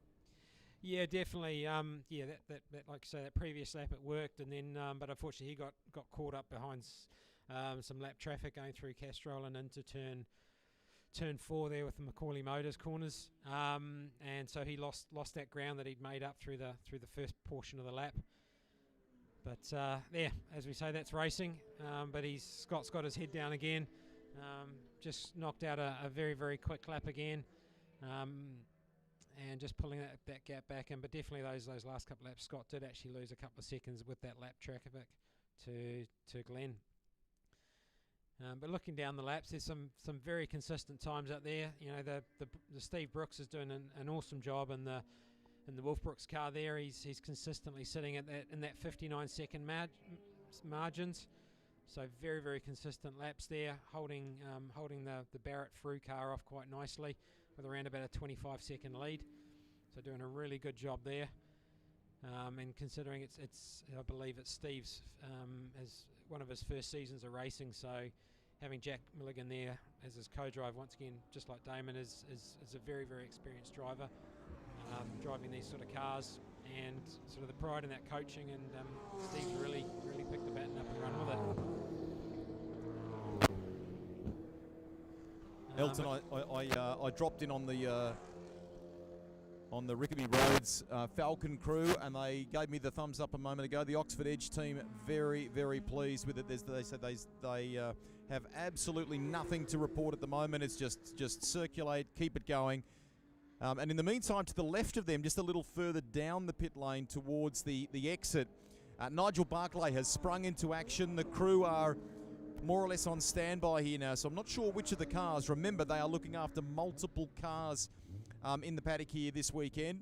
Sounds like the Civic just coming past you in the control tower is having some trouble there. Yeah, it sounded like he was lacking. He was trying to find drive. Actually. Exactly, like he was struggling for gears. Exactly. Yeah. The engine was working really nicely, but there was just no real driven forward motion. But he's pulled off, tucked in behind. Well, actually doing a shortcut across the grass, coming out back onto the track at just before turn 3. I think he's just trying to get a relatively short route back to the pits to try and resolve whatever issues he's got. But he's going to come across being lapped here by both Glenn Smith and then very, very shortly afterwards Scott O'Donnell in those two cars. So hopefully he keeps out of the way and doesn't cause any issues. So we talked about those little details in the last race. So at the moment there's things like airlines or hoses being double checked to ensure that they're not tangled. I'm talking about Nigel Barclay's crew here that are looking after a number of cars. They have done a little double check in relation to the overhead fuel gantries just to make sure that they're ready. So we're not sure which car it'll be, but there's just a bit of urgency here, or a bit of preparation, shall we say, just making sure he's got his notes, making sure everyone's got their jobs, they know what they're doing, and that they're all prepped and ready to go here. So some pit activity coming up here very soon. Yeah, and I suppose just without wanting to single Nigel out, but definitely singling Nigel out, is that a lot of people actually don't know the level of experience Nigel's got in motorsport. He was very, very experienced engineer, but very, very key part of organising the Formula Ford Festival last year and pulling off many of those partnerships that we had for the guys to take, or for James in particular, to take part in it when he headed into Europe. But Nigel's also got a massive amount of experience over in supercars, and I think you've come across him in the past over there. Most definitely, Elton. So worked with significantly with Paul Morris for a long time with their operation there on the Gold Coast. I can recall him in the late '90s running a Honda Super Tourer for Mark Adderton, brother of Peter Adderton, who is a very significant figure in the supercars paddock these days, with Boost Mobile and being right behind the wildcard bid that Greg Murphy is a part of for Bathurst this year. So he's got a lot of experience over many years that he brings to the fore, and it's born out of proper racing passion himself, isn't it? Yeah, definitely. He's definitely a true racer at heart, and he's really. It's great to have someone like him pouring that love of motorsport that he does have back into it. And really helping drive not only the drivers forward, but also the engineers and stuff like that. I know he's been mentoring a few young kids, particularly in the Formula Ford route, and that's really where Nigel's big passion is Formula Ford. And that's what drove such a successful Formula Ford Festival earlier this year at Ruapuna, and those great prizes that we talked about last night that James Penrose got with not only the event at Formula Ford at Brands Hatch, but also the test with Carlin, the test with Kiwi Motorsport over in the States. A couple of contacts of mine, we were able to pull in a tour around the McLaren F1 factory, and it's just great to be able to pull those resources and get some great experiences for these kids to know and get an understanding of where they can go forward. Yeah, most definitely. So not We've got a car being worked on in the lane, and I do think the Kitching Honda, I think I spotted it a moment ago, venturing back into the paddock area. So I think you've got the BMW well done. of Good, O'Donnell coming good down. spotting. Yep. So we're about to launch into some pit stop work here in the 3 hour. 111 BMW coming into the lane. Looks like it's got a. Just trying to look to the rear of the car whether it's got a little bit of body work. No, it's okay. So fuel going in. Yeah, hopefully that's just a routine stop for those guys. Tidy it up, but those cars should run like clockwork, hopefully. I think the RX-8 has come in the background too. Our V8 powered RX-8 has come in at the very beginning of pit lane. I'm at the other end near pit exit. Team keeping an eye on the time and recording, as some of them do actually. They record the pit stops on their phones. That keeps, I guess if anything goes wrong, that keeps a little bit of extra evidence in your pocket, doesn't it? If anything goes wrong in a pit infringement sense. Yeah, it does, but also helps that that self-improvement from the guys. They know what they can do better next time. Liking the fact that there's no panic or haste here. That's really the big thing. Just steady, methodical, make no mistakes, and that's the last thing you want to do is rush. And if they're doing a wheel change, cross through to a wheel nut or something like that, or spill a bit of fuel. Had a little trouble firing it up, but they've got it going now. Didn't seem to want to start for a moment. One of the crew dived in to see how, if Matt was okay, and they've got it going. He's out of the lane and back into action once again. And that's great. And he filters out on the track, tucked in behind that little Renault Clio of Ron Mackesy and Warren there. But and he just keeps himself nicely out of the way of that battle in the midfield there with the TCR of Barry Moore as well. Just getting himself up to speed, get those tyres up to temperature, obviously, and the brakes as well. Just sitting in those pit lanes for that 2 or 3 minutes just takes that edge or the temperature out of them and just makes it a little bit hard. But he'll be up to speed within a lap or so, and it'll be good to see that car. It's good to see that car back out there and going again. I think just looking ahead, I think we've got another one of the RX-8s just coming in down the pit lane. I think it's its second tour of the lane. I don't think this was scheduled. I thought I spotted it before Elton coming in while we were focused on the O'Donnell BMW. Bonnet is going up on that car. So let me see if I'm running down the lane as I talk to you. See if we can figure out what's happening there. Again, a tiny little sprinkle of rain, but it's nothing to be concerned about at all. It's as though it's threatening, but it's not coming to fruition or to reality. So I think this is the 47 that's come in, the White Horse Motors entry. Cool car, this one in an engineering sense, I should say. Yeah, extremely well presented car, and it looked stunning at Teretonga at Timaru last weekend, and again today. But it'll be a shame if there's some issues that they can't complete the race. I'm not sure how long it's going to be in here for. I'm going to have to be a little on the cautious side because they're going to do fuel and things as well. I was hopeful of diving in for a quick word if I could, but. Yeah, and just coming down the pit straight, actually, we've got the Phillips car again, just doing a slow tour down the start-finish straight. So obviously they've got another issue there, which will be a shame if they drop out. Because once again, well-presented, beautiful car, really great family-run team. The guys are a great laugh and had a good chat with them last night.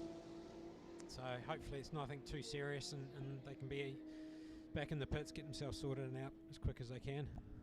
I think, Elton, it's circulated a couple of times now at quite slow speed, so perhaps they're trying to sort a solution for the issue, or they know there's an issue but they're just going to potter around and try and finish the race, albeit well down the order, so get their money's worth and circulate around the fantastic Teretonga Park circuit as many times as they can in the next 1 hour and 55 minutes. There is a brain reset required when you look at this beautiful car. I'm talking about the Davies Mitchell RX-8 car 47, Class C from memory, which is 3.5 litre and above.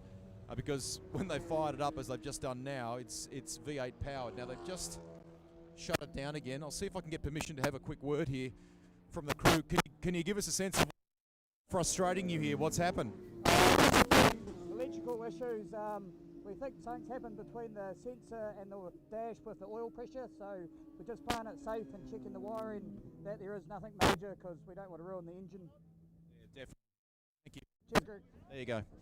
Meantime, the little Honda, the beautifully turned out gold and black 96 has come into the lane as well. Now I'm not sure if this, I don't think this is a scheduled stop either. So the attention at the moment is down toward, it's either the alternator or the radiator. Just let me get my head in there and have a bit of a squiz. And I think this is a stop for the Phillips team that's we've had more than one of so far already.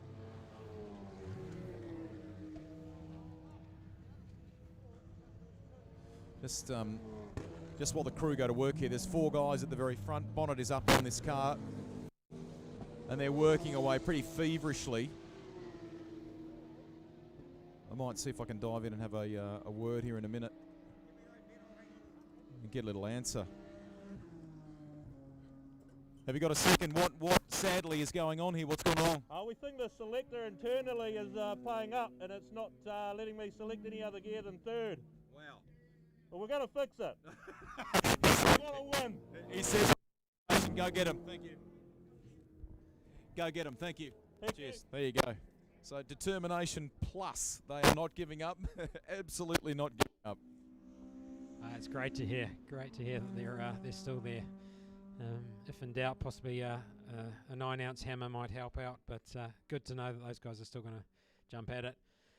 So we've just knocked over the 1:05, the 1 hour 5 minute mark. Scott O'Donnell's just starting to make some headway back into Glenn Smith's lead again. So he's pulled a second and a half back from the last time we went through the leaderboard, and actually he's pulled a few more tenths closer again. So they're consistently, those guys are trading blows with Glenn doing 57.9s and Scott's doing 57.7. So very, very close battle there. Few laps further back is the Rickaby Roads car was sitting around that 59.9 second mark. Once again, very, very consistent laps from the guys there. 4th place is Aaron Slight in that Porsche Cup car. Then we're off to Steve Brooks in the Porsche with 59.9s again. So that lead top 5 are really doing that consistent 60-second mark, give or take a few tenths. So that battle's going to be quite close. Once the pit stops come into play and those challenges of the crews actually come in, and the pressure will actually go back onto those crews to perform, which is going to be great. So just a little bit of a weather update, but looking at the rain radar, definitely if we're looking at the forecast, dead north, very, very clear, which is great, and hopefully the wind direction doesn't change, because northeast of us at Gore, there's a massive rainstorm going on over there. So hopefully that stays away, and we keep the wind direction going the way it is, and it'll end up being a good dry race, which is good for the teams. Not so great for us.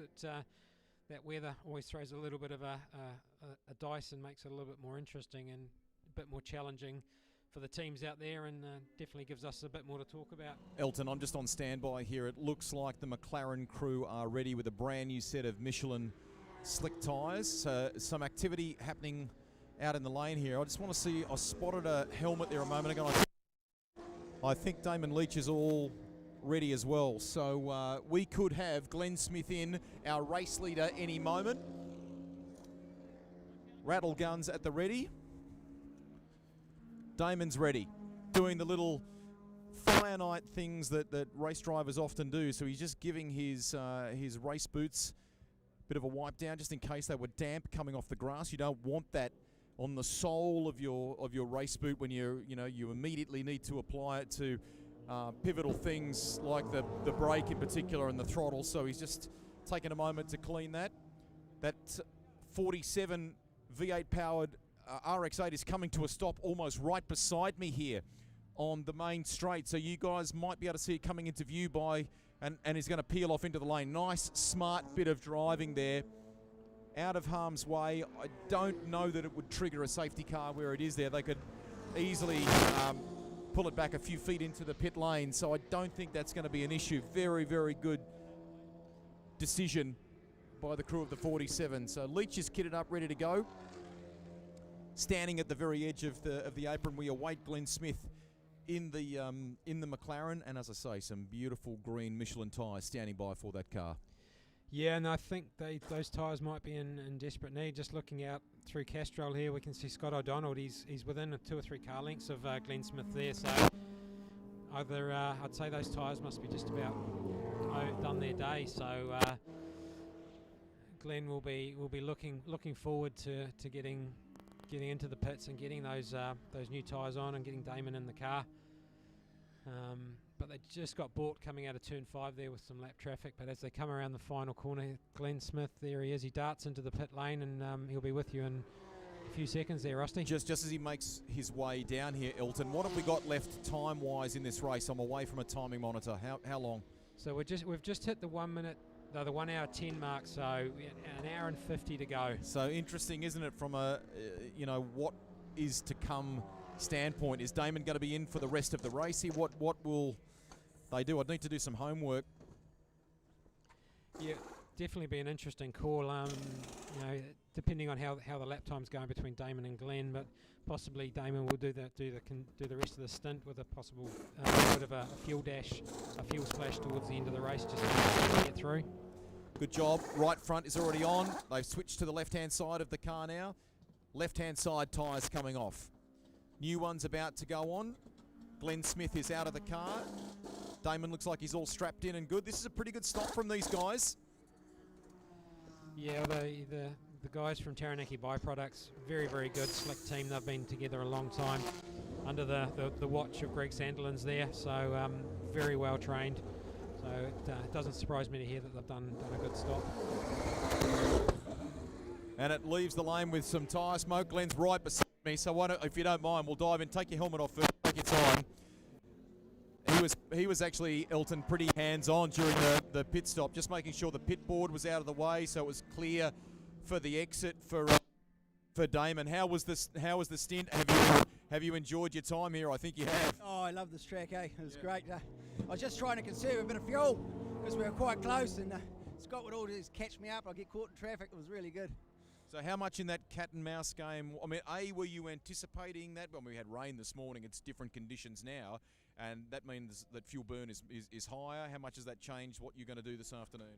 Well, I think we're going to double stint with him, so I needed to get to an hour 10, you see, so that's what I've done, so leave it up to him now. Well done. The car's come in, brand new tyres going on, nothing to report. It's all been smooth and faultless beyond that? Yeah, the car was mint other than having to turn the power down.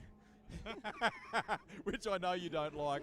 What was the week like in between and the learning for the track? Because it's a new place for you, and has he been giving you a hand to come to grips with it and so on? Yeah, no, really good, and he thought the car would suit this track too, so and it has, and I think we've made a step forward from that last round, so yeah, really looking forward to Ruapuna. Great stuff. We've got a ways to go here, but nice start. Thanks. Cheers. There you go. There's our race leader, who's handed over to his co-driver in Damon Leach, and you just heard Glenn say there that he's ticked that minimum box that we were questioning before. That part of it is done for him now, and it's very likely that they will double stint this young fella, let him do the rest of the race. Yeah, and that'll be good. It'll be good to see Damon get some track time. Obviously, he's working up at Highlands Motorsport Park up there and does some of the driving, so he's not like he's unfamiliar to the track, but definitely from the racing side, it's great to see him back out there and that competitive side of it. So as we hit the 1 hour 15 mark, Scott O'Donnell's leading this race in that lovely Porsche GT3R with 76 laps. Damon just comes over the line to pull 75 laps, so a lap behind. But that'll yo-yo a little bit once Scott comes in and changes over and hands the car over to Alan Dippy. The Rickaby Roads team third on the road with 73 laps, and then Aaron Slights there with half a lap behind the guys, and then rounding out the top 5 is Steve Brooks in that lovely Wilkesbrook Porsche.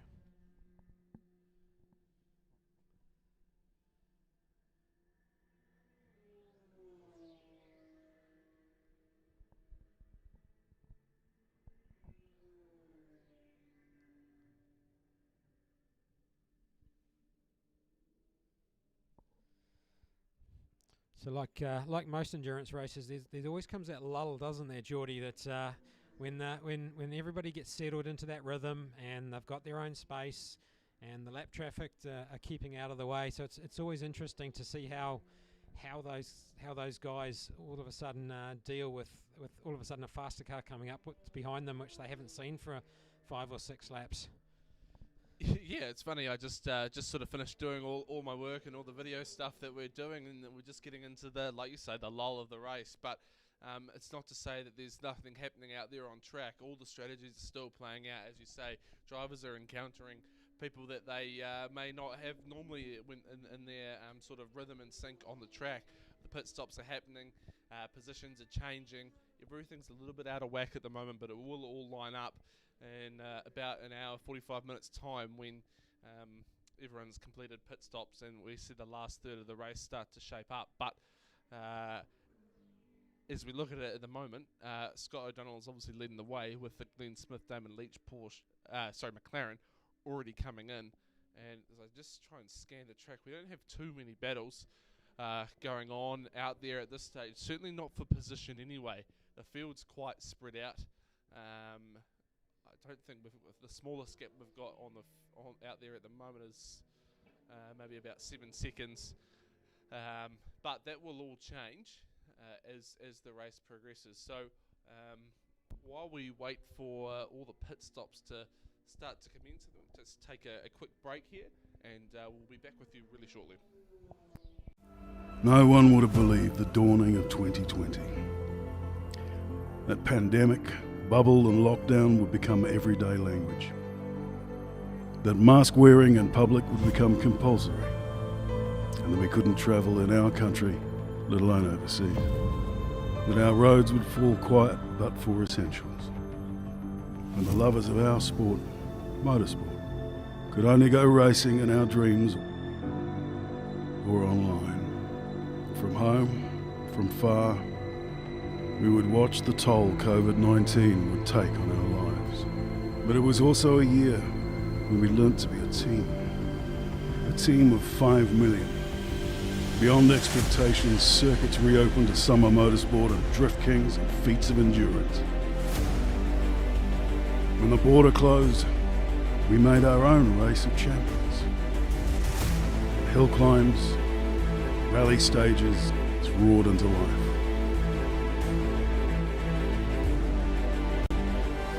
When the world couldn't come to us, we showed the world what we could do. And our drivers, mechanics, engineers, officials, marshals, volunteers and fans could turn their dreams. Oh, they created some more. Whitley not happy. It's time out of hat to dance. But this is a very accomplished field, and even the youngsters have risen their game. Double dipper gets out there pretty clean. Right over in front of Stuart Robertson, but lucky no. But let's keep watching the battle while we can. Back inverted. It's the champion. Chris Simon leads. Zach Winko now up at the third as Roy McConkie drops down to the close as that.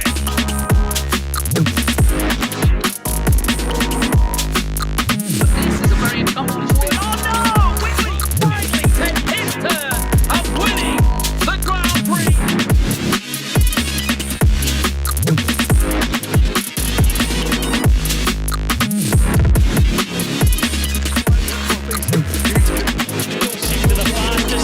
But it does something. Oh! Big crash! That's a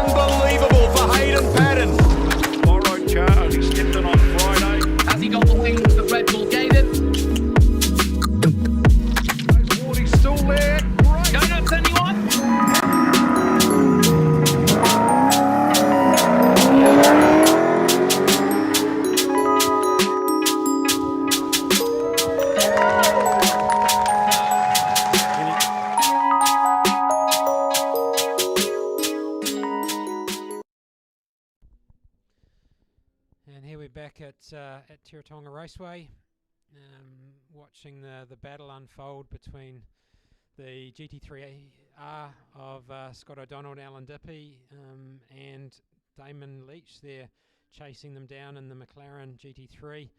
And Damon's just put a couple of impressive laps of 56.2 and a 56.19, so very, very good consistent laps straight out of the bag. And just looking across this track here, we can see someone coming into the pit lane there, Greg. I think that's the Altezza there of... Bang on. Now, it's looking like a standard stop at the moment. There doesn't seem to be panic, which is good for the 171. One driver out, another one about to get in. These are cool little cars, aren't they? Because they tend to just circulate, and they're one of those things that you can buy and get to the entirety of the 3R. Absolutely, and just I suppose talking about the variety of cars that we've got here, and you'll remember this, but this very much reminds me of the Bathurst 24 hours and the original days of the Bathurst 12 hour, where there was a real production focus on those cars and kind of keeping it simple mentality. That's exactly right. Meantime, the Rickaby Roads Falcon has come into the lane, so this is an important stop, this one. Now, you'll be able to correct me if I'm wrong here, because he's got the balaclava on, but I reckon that's Wayne Christie at the front of that car. Is that correct?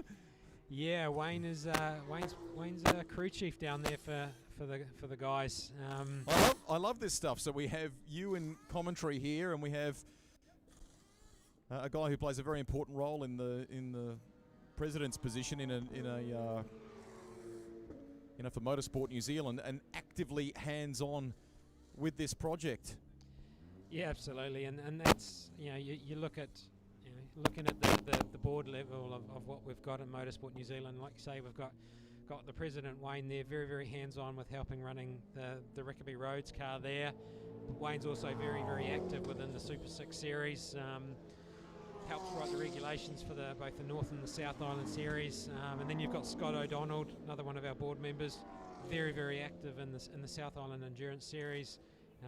Key part and plays a key part in motorsport in Southland.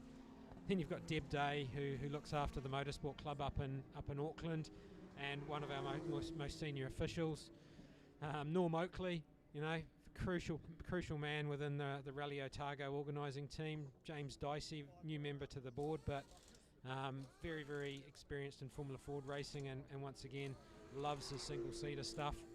And then Nick Hamlin, who's once again very, very passionate Southland boy, lives about 10 k's away from here, very, very passionate club sport competitor, and really a great advocate. So the board all the way through, very, very hands-on with the sport, and are really involved right down to the doing part of it, not just the talking.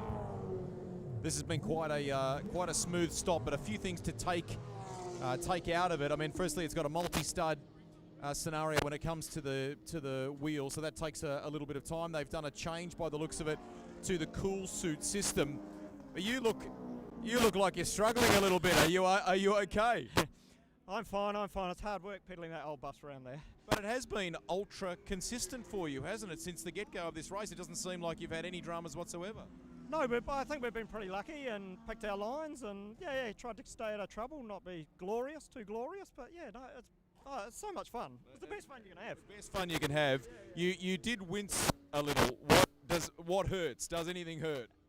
Well, what doesn't hurt is probably the thing. Yeah, no, my earlobes are okay. The rest of me are power of pain. Go and sit down and break. Well done, thank you. Thanks. There you go. I'll see if I can grab a word with Wayne. I think he's down here. Here he is. Can we get a quick word? I know you're in work mode. Can we get a quick word? How are things going? Yeah, really good, thanks, Greg. We've just had our driver change. The fuel light came on, so we weren't too sure how long the car will go with the fuel light on, so we had to bring him in, get that changed. He's gone the fastest he's ever gone around here, and everything's just looking great. Fantastic. From your point of view, here we go. Safety car. We've got a safety car here, so I've got to bail out. So lights are on the Nissan Mobile safety car here, and Yeah, Greg, I'm just going to jump in there. We've actually got, looks like Aaron Slights just nosed the Porsche there into the Mitre 10 Porsche into the gravel trap just at turn 3. Not sure whether it was a self-induced one or whether he possibly just tagged somebody as he was doing some lap traffic or not. But yeah, Aaron's stuck in the gravel trap at turn 3. Okay, I'll try and get some more information on that for you.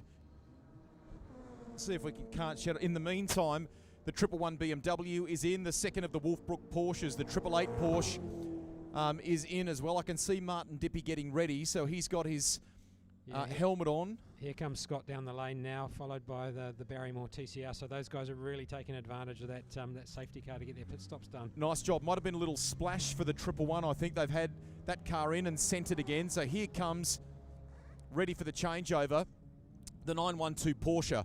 So as you've rightly pointed out, Scott O'Donnell at the wheel of that car. This is a magnificent Porsche. This beautiful new tyres about to go on. I can see Alan Dippy waiting to jump behind the wheel of that car.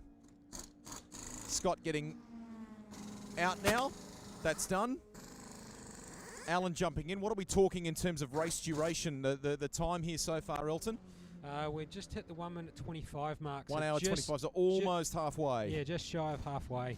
So, Brooks Milligan Porsche leaving the lane, and I think looking at the helmet paint scheme, I think that's Jack Milligan at the wheel. So, yep. So it'll be left now to Jack to see how we can to manage that last part of the race. I mean, this safety car I think will be out for. I think we'll have sort of maybe half a dozen laps under safety car, just looking where Aaron's got that car stuck. We just see the recovery vehicles just heading out now that the safety car's got the majority of the field under control. We'll lose half a dozen laps here, so that'll work in favour with those guys who've just done a stop's done. Alan Dippy leaves the lane. The other Falcon Super Tourer has made its way in. Can we get Nigel's here? He's on the radio, but I think he's just concentrating on. We'll come back to him. Here's Scott O'Donnell. Can we grab a quick word? Yep. I know you're in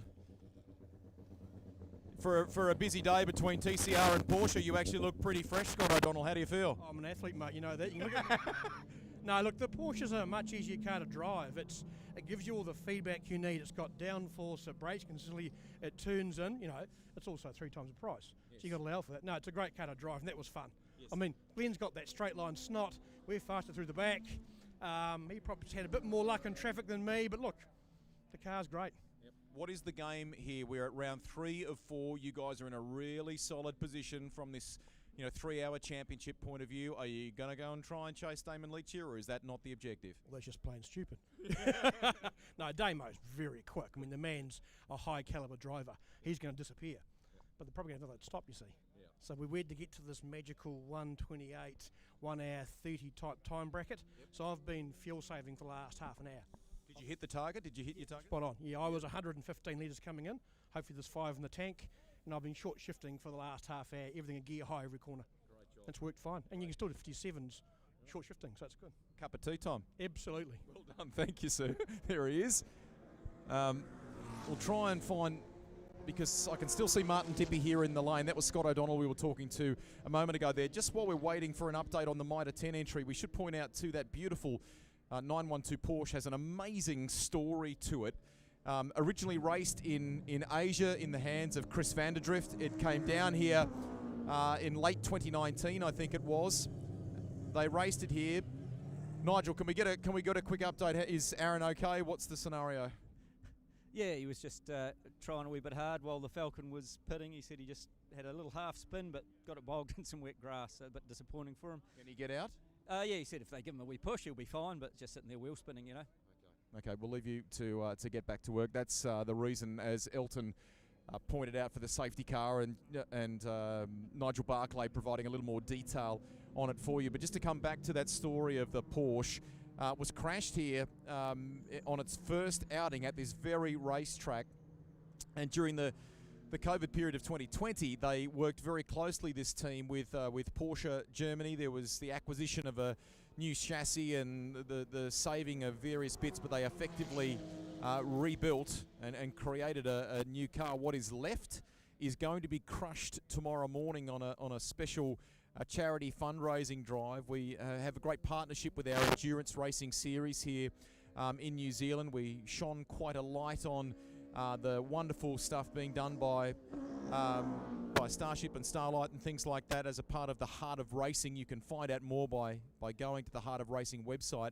And tomorrow morning, Elton, aren't they? They're going to crush what is left of that wrecked car. Quite a story, because the beautiful rebuilt car is now top of the pops in points terms for this 3-hour championship. We've just spoken to one of the drivers in Scott O'Donnell, but what remains will be crushed, and for a good cause tomorrow morning. Yeah, absolutely, and it's a good cause, like you say. The Starship Hospital and Heart of Racing have really got behind supporting them, and Scott's, the guys have done a great job at Scott's workshop to transfer all of that stuff over. But the car itself, it's an agreement that Porsche have. Every time there's a change of chassis or a change of shell that's been damaged, that it has to be destroyed. So, why not make a bit of an event about it, a bit of a spectacle about it. So, tomorrow morning, 10 o'clock, down at Diggett, $50 donation, barbecue. Come along and watch this car get crushed, and support a really worthy charity. Mitre 10 Racing Porsche is back in the lane. Aaron Slight getting out now. Has a word to Martin Dippy. He's put his arm around him, more or less in an apologetic manner. Sorry, boss. Crew go to work. There is a little bit of tape being applied to the right front of this car. Martin is getting strapped in by the looks of it now.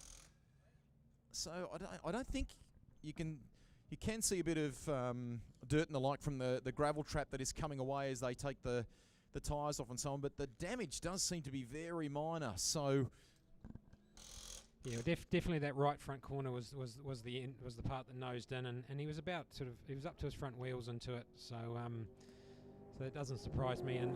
But the biggest thing will be whether the stones have gotten to the radiators and possibly through the brake ducts as well. That must be the biggest concern. They've had a good look, Elton, I think, at exactly that. Pretty dejected looking Aaron Slight in the background. I'm going to let the Porsche leave the lane here. So Martin Dippy leaves the lane now. Why don't we see if we can corner Slidey? He'll hate me.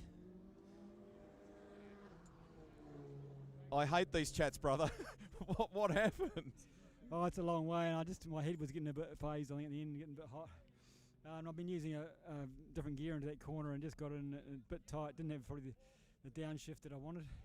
Just a little bit lot, yeah. And were you trying to make hay too, given the pit stop that had happened with the Falcon? Were you having a crack? What were you doing? Yeah, I just done my fastest laps, and it was just the same. So just push on if you can. But the car wasn't behaving any better with a lot of fuel because we had a bit of fuel in the front and that was out. Yep. So silly mistake, but one wheel in the dirt, only one, Crazy. If I could have backed it out, it would have been away. Yeah, and it does look like, mate, despite the time lost, that there's not a lot of damage. Did it feel okay as you were driving it back to the lane? Oh, no damage, not even any gravel. So, yeah, so just stuck. Yeah. Feel for you. Hard luck. Cheers, thanks. There you go, Aaron Slight.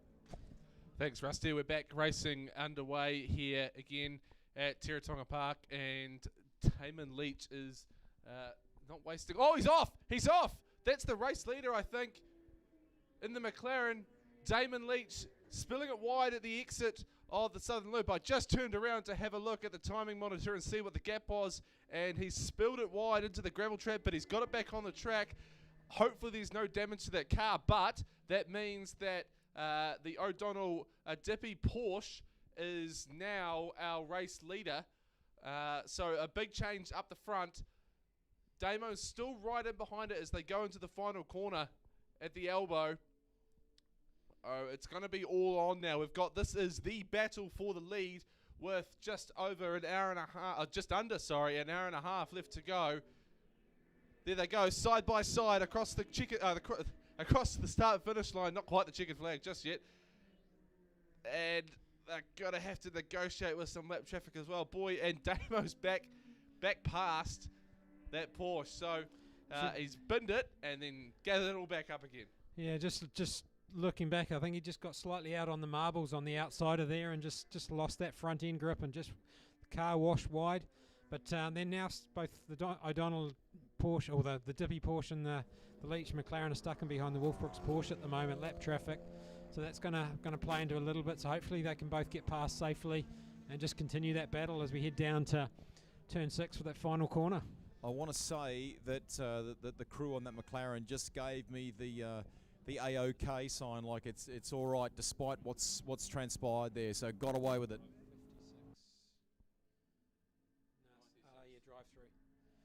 So just looking across the start finish line here, we've actually got a drive-through penalty flag for car 96.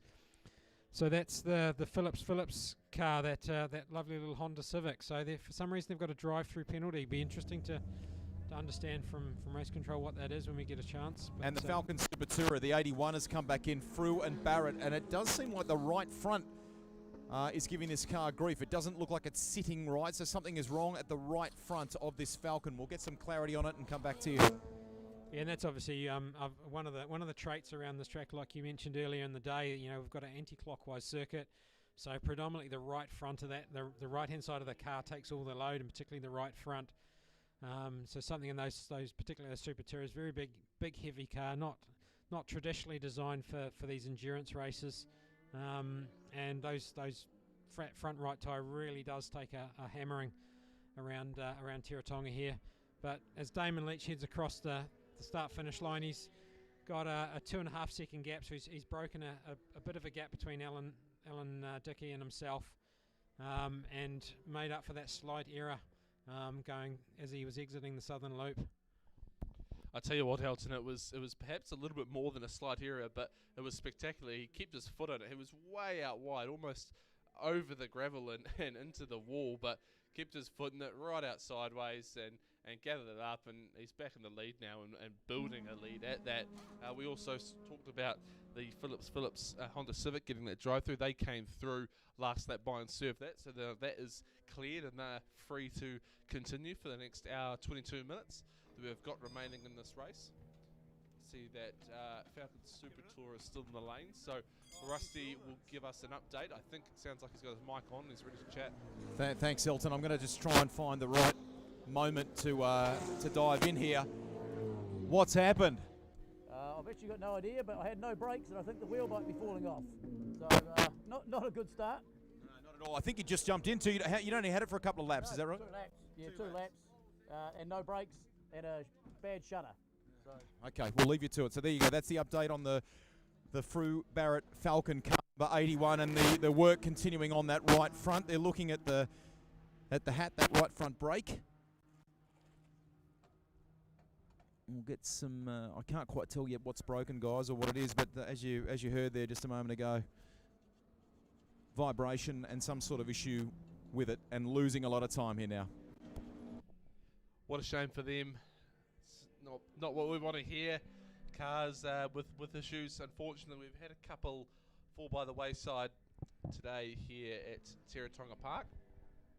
As we look at what we've got going on up the front, let's have a look at some lap records here.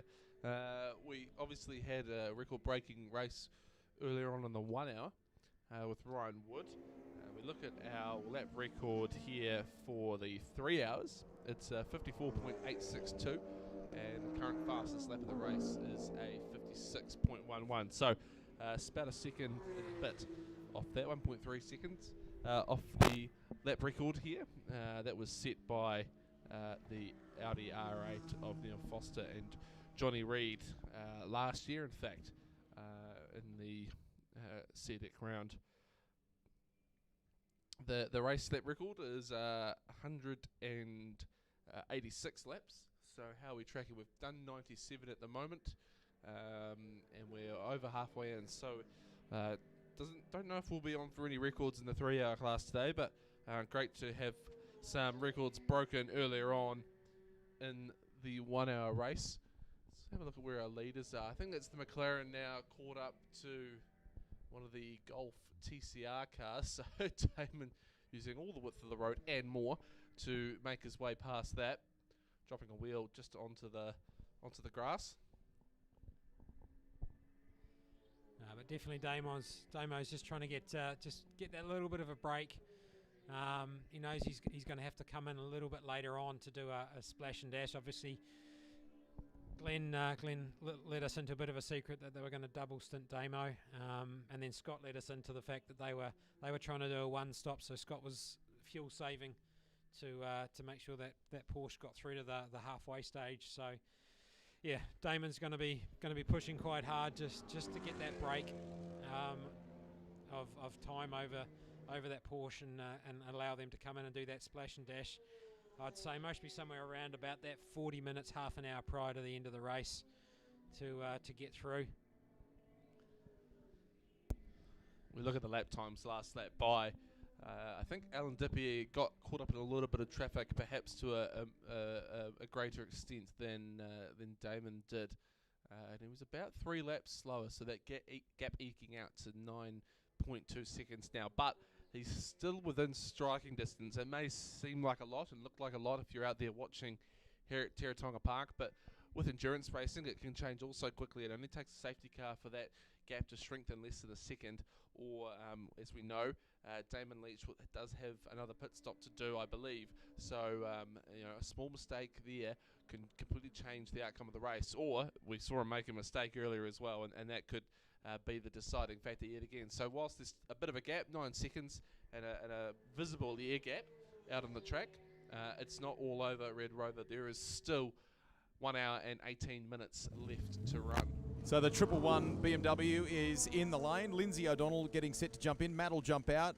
Only one tyre on standby here, and a brand new Michelin. And as Elton sort of detailed before in relation to the fact that we constantly turn left at this anti-clockwise venue, naturally they are replacing the right front, which cops the biggest hiding, if you will. So Matt out. Good stint, good job.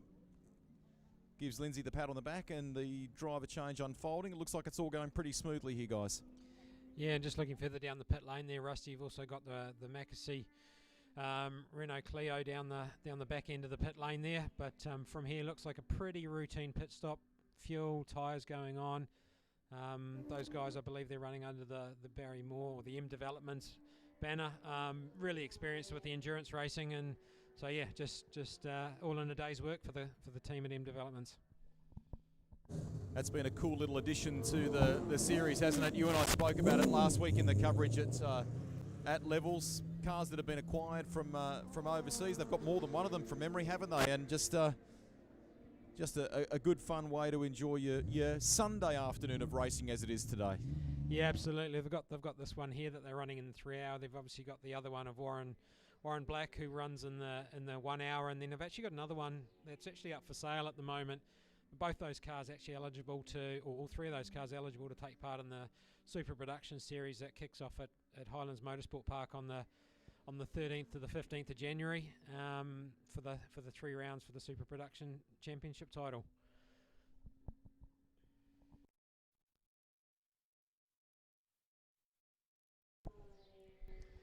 Just checking back in on that gap to the front at the front of the field. 12.4 seconds now between Damon Leach and Alan Dippie. Let's have a look at some of the other classes though. Class D, leading that way is Jack Milligan in his Wolfbrook Porsche. Then it is the Rickaby Roads car, second place in Class D. Class B, the front of the queue there is Barry Moore and Tim Macassey. Second place in Class B is Grant Askew and Cole Askew. And then if we look to Class A, it is Grant Moore and Matt Moore leading the way there with the Phillips car, Honda Civic, in second place in Class A. Class C, the only Class C car out there, is Cameron Davies and Flynn Mitchell. So there is the standings for our different classes. Obviously a greater combination of classes than the 2 1-hour races who were oversubscribed and they had to split them up, but still a fairly strong field of 16 cars here overall. Obviously minus a few from the North Island, which we were hoping to have with us, the likes of Chris Vanderdrift and Lance Hughes in their GTR, as well as the International Motorsport Audis and the other various cars that they run. So not a bad field considering that a large part of the country is in lockdown and unable to travel. Yeah, it's a good point, Geordie. You know, those guys up there. I've had a couple of phone calls from Nick Williamson and Lyle, who are the team principals and team managers of International Motorsport. They're massive history of motorsport, and both South Island born, and really extremely disappointed that they haven't been able to get down here this year. They had the new McLaren brought in from Australia that Andrew Fawcett and Daniel Gaunt were going to run, so that was going to be a good addition along with the McLaren, the Audis that they run for Neil Foster and Johnny Reid. And also Sam Fillimore has just brought a new car as well, a new Audi, into the country. So really there's 3 great cars there, along with the couple of Nissan GTRs that Mark Petch and those guys have brought in. We saw the Anthony Lee's car, which was one of them, but Reece Gould, his co-driver Gene Rollinson, stuck in Auckland as well. So really disappointing that those guys haven't been able to get here, but hopefully we'll see the best of the South take on the best of the North at Hampton Downs in April at the national final, and we can see all of those cars battle it out for the overall championship title. Speaking of COVID-19, the lockdowns, we've talked about it a lot with drivers and how it's affecting them, but how's it, we talked earlier as well, we alluded to Auckland not being able to get behind the wheel. How's it been affecting motorsport, Elton, and what has Motorsport New Zealand been doing to sort of allow as many events to take place as possible, as normal as possible under these restrictions? Yeah, it's a challenging situation from a sporting point of view, and I mean we've been fortunate that with the whole of the South Island and the majority of the North Island being able to at least run events. It's been great, and we've seen a real resurgence of club sport events over the last 12 to 18 months, particularly after coming out after that first lockdown last year. So it's been really good to see that. We obviously spent some time last year creating that Back in Motion program to allow the clubs and events to happen, and just continually trying to keep that up to date. As we know, the goalposts keep shifting for us, not only as a sport but as a nation in terms of what we can and can't do. So it's constantly evolving, that program. But whatever happens, we're trying to enable and make sure that motorsport can happen as soon as it can, wherever it can, really, for whoever wants to take part in it. So hopefully we'll be able to open up, collectively as a country, and those young drivers who are keen to get overseas can get overseas and then come back nice and easy, and as well for the sport and for businesses out there as well. Obviously a lot of people in motorsport are being affected in terms of their jobs, and those who own businesses as well are feeling the hurt, I suppose, from that sort of economic powerhouse that is Auckland being locked down. There's so many flow-on effects, and I think everyone's just quite keen to kick this in the butt and move on. But obviously there's some key criteria that's been set out by the government, and I think we certainly would encourage everyone to do their bit there and help us get to that next phase of our COVID-19 recovery, I suppose. Absolutely. It's at the end of the day, we're without wanting to coin a phrase, but we are a team of 5 million. We've all got to work together and do the best for the country. And you can see definitely there's many sectors of the country are suffering, and Auckland's been locked down, are struggling not only financially but also mentally as well. It's a real strain on those people up there. And like you say, the knock-on effect without the Aucklanders travelling, they are a large portion of the population, and there's knock-on effect all the way through the country of not only tourism but the ability to interact and do business and trade and so on and so forth. And for us, looking forward into next year, 2022 is our 75th anniversary of the sport itself. So we want to really focus on creating some great events and some great interaction, and really highlighting different drivers and different people and personalities that have taken part in the sport over the past 75 years, and we really want to get the sport back up and running as quick as we can. So like you say, just we encourage everyone to do your bit as much as you can and as much as you're able to. Fantastic segue into talking about the 75th anniversary of Motorsport New Zealand in 2022. What have we got lined up? Well, the key focus really is just working with particularly the clubs and really integrating, the events that they traditionally run. And we know down here at Teretonga there's a couple of good events in the early part of the year, and really highlighting those as key events. As license holders and everything, as your license gets renewed over the next 12 months, we're actually doing a commemorative license template that'll have 75th logo on it, and just really to celebrate the fact that you've been involved in the sport, and that sort of key milestone for us of hitting that 75 years. A big thing for us is obviously the New Zealand Grand Prix, but I think the big one on the radar really is the announcement of WRC, and the fact that we've got that back. It's 50 years of WRC. It ties in nicely with our 75 years, so having that back in late September, early October is going to be a stunning celebration of rallying in New Zealand. And then towards the back of the end of the year, we're looking to hold some sort of celebratory dinner, I think is the best way to describe it at the moment. Where and when and how, we're working on those details at the moment, but really we want to pull everything together and really celebrate what is the sport that we all love. And you look down the pit lane, and for everybody here, it's a passion. Some of us are fortunate enough to work in the industry, but for most of us, it's just a passion, and we do it because we love it. So let's get together and actually celebrate that sport that we do love. And of course, if you're interested in learning more about all those 75th celebrations that are being lined up, and it will be announced over time, the best way to keep in touch with all things motorsport is head to the Motorsport New Zealand website, motorsport.org.nz, as well as our social media pages, mainly facebook.com/motorsport New Zealand.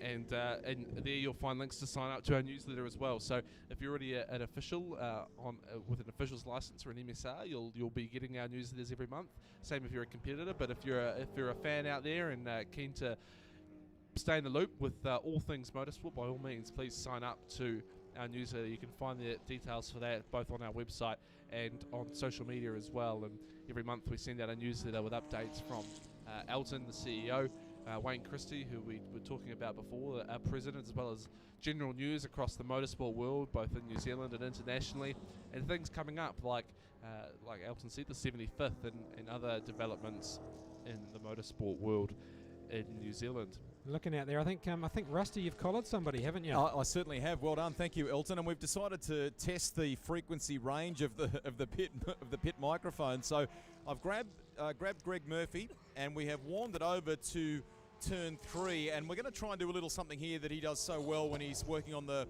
supercars coverage, and Mark Larkham does it as well, and that is just observe some of the cars through this amazing part of the circuit and give you a sense from a driver's perspective what's going on. Firstly, a bit of a busy week for you with a few things emerging with the paint scheme on the 51 that's been proposed. Looks freaking amazing, and your mate Jack Perkins basically stole it and went for a drive in it, didn't he? Yeah, it does look awesome. We've been working, the team have been working on the livery. The guys at Boost have been working on it for quite a long time, and it's culminated in something that's really quite special, and obviously attributing the Kiwi in there, the fast Kiwi on the side of that, and having the old number back on the door is pretty special. So we're stoked with how all that's come about, and it's just the effort, the amount of effort that has actually been put into the process to date for us not to have actually got the chance to be. I was just watching Damon Leach there, but I think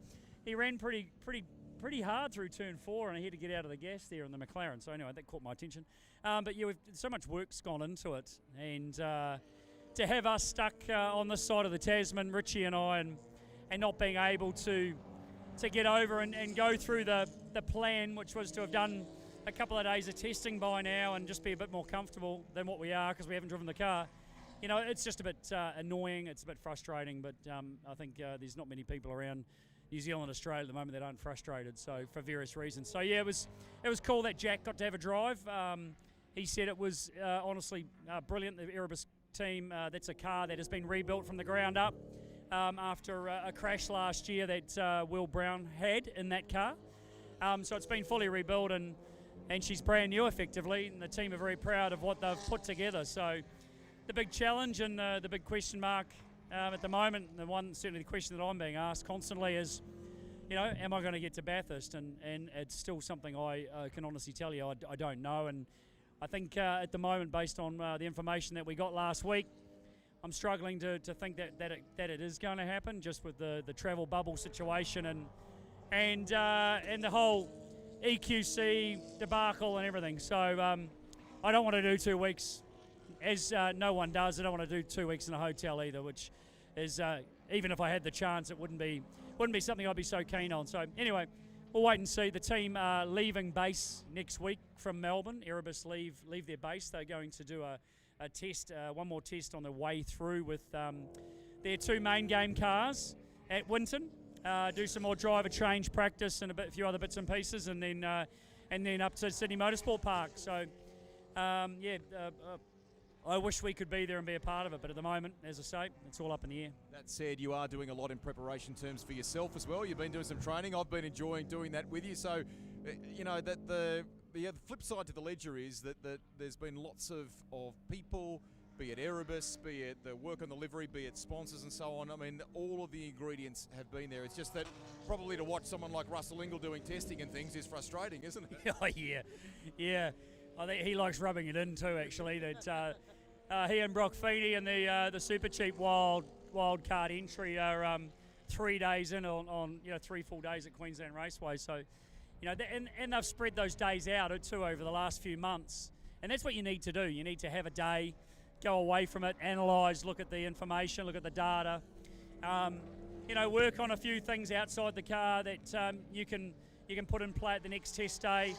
And they've managed to do that, and that is the way to go about it. So, they would be feeling pretty good about going to Bathurst now and being fairly comfortable. So, Brock had his first run there last year, and obviously Russell's done a few laps around there as well. So, that's the kind of preparation that we needed and would like. And even though Richie's only a couple of years out of the seat, it just takes that little bit of time just to get your head back in the game and start to make it subliminal, so you're not actually thinking about it.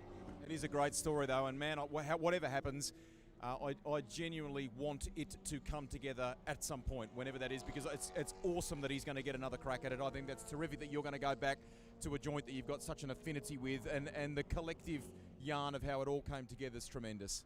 Yeah, it is. I mean, it's not something that was in my playbook or list of things to do by any means. But once sort of I got over the shock of the idea. It sort of was like, what? This could actually be a lot of fun and an enjoyable thing, and under very different circumstances to what all my other Bathursts were, which was in a serious professional nature, where not that this isn't a serious professional thing, but you're under the pump. You got sponsors, you got people, you've got race teams that you're driving for constantly. That the only reason you go there is to win. Now, as I don't want to make it sound like we're not focused in that way. The reality of it is you're not going to go back after 7 years out of the seat for me, and a couple of years away from it for Richie, and genuinely go there going we're here to win, because you're not going to compete against Shane Van Gisbergen and Jamie Whincup and Chaz Mostert and Cam Waters and all those guys at the top of the game that they are in. And you're not going to compete on a dead level with them. It's just not possible to do. So, we'd go there and hopefully do it justice and be competent and at the end of it all, bring a car home in somewhere. A lead lap, I think, would be an amazing achievement and very hard to do. But you've got to, I suppose, have one little goal. So if we were going to get there, that would be the goal to set, just to try and be on the lead lap at the end. As I say, not an easy one. All right, just to give you okay.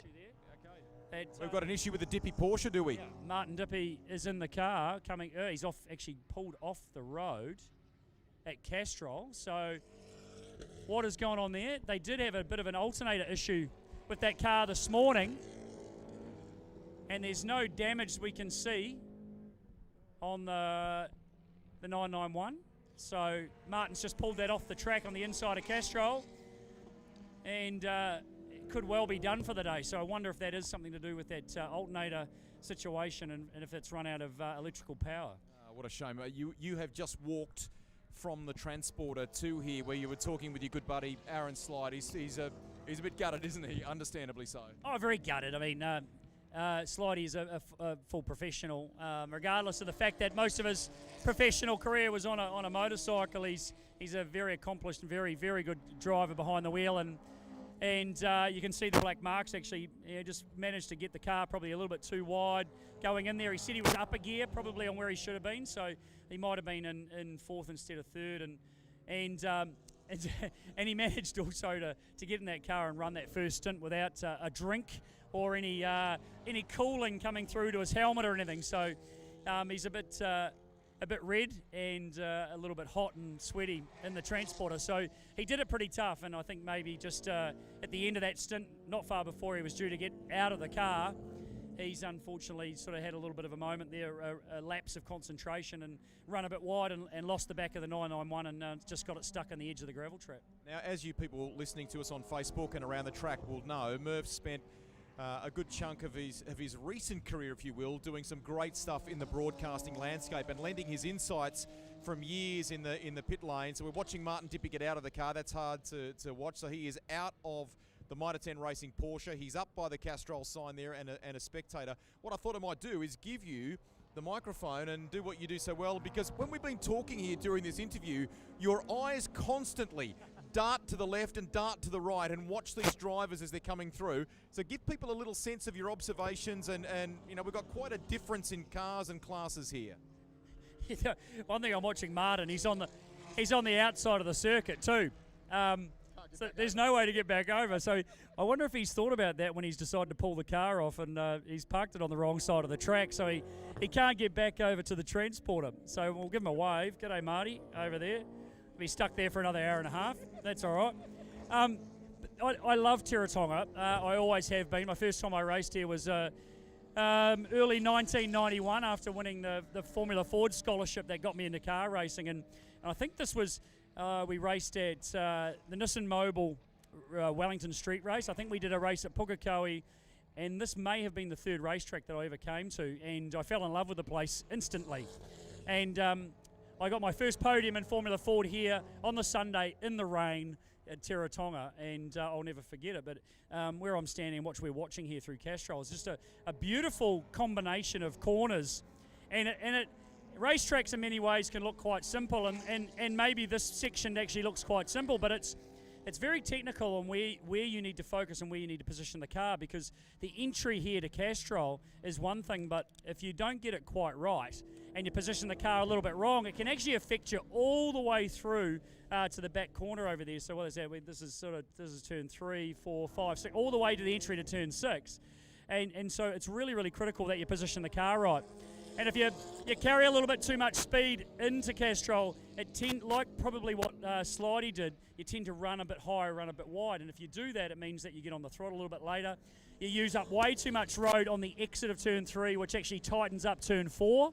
And that generally then pushes you wide at the exit of 4, which then makes it hard to get into turn 5. So it's actually a really tricky corner that when you enter, you've actually got to think about turn 6, not about what you're doing necessarily at turn 3. So there's a bit of compromise that needs to take place on the entry here to position yourself. You always feel like you should be carrying a bit more corner speed, but as soon as you do that, it actually stuffs up the exit, which then compromises the next one before you get to the braking zone at turn 6. So a wonderful little piece of racetrack with a bit of camber on it, and it's one of those parts of a racetrack that you've got to flow. You've got to find a really good flow. You don't overslow the car, just carry the right amount of corner speed, which again is quite tricky to do. And I've been watching the Allied 912, beautiful GT3R go around through here, and it's just a stunning race car sitting so flat, and it is taking that bit of road beautifully through there. Aerodynamics are a very handy tool to have on a piece of racetrack like this, and it's awesome to be able to see the turn 1, the huge carousel down there from this position as well. Just a fabulous, again, corner that we don't see very often on racetracks anymore. It's one of those ones that every time you go in there, you want to get on the throttle a little bit earlier to try and carry that corner speed at the exit. Very challenging, but very rewarding as well at the end of the day. So only 7 or so corners on this course, but you've still got to piece them together very efficiently to get a good lap time, and it's one of those things as a race car driver you're always challenging yourself to do as well as you can. So so far we've only seen one little incident here earlier on as Alan Dippy manipulates it quite nice, a little bit of a wiggle there at the exit of turn 4, and that new piece of seal around there through as well. Obviously a nice addition to the track, a little bit more speed, a little bit more grip in that part of the racetrack now as well to what there was before. So improvements going on all the way around Teretonga, which is really awesome to see.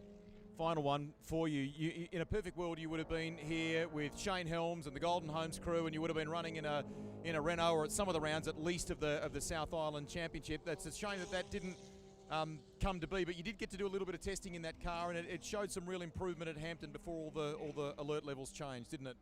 Yeah, that's right. I mean, I feel sorry for Shane because he was really just starting to come to grips with the RS01, which is a really neat car, a really cool car. It's quite a bespoke car. It was built as a one-make category back in 2015, 2016. Runs a R32 GDR. Oh, sorry, not R32. A GDR V6 in it, twin turbocharged V6 out of the GDR. So really pretty trick little car, more like a single seater. So it's a monocoque, carbon fibre monocoque.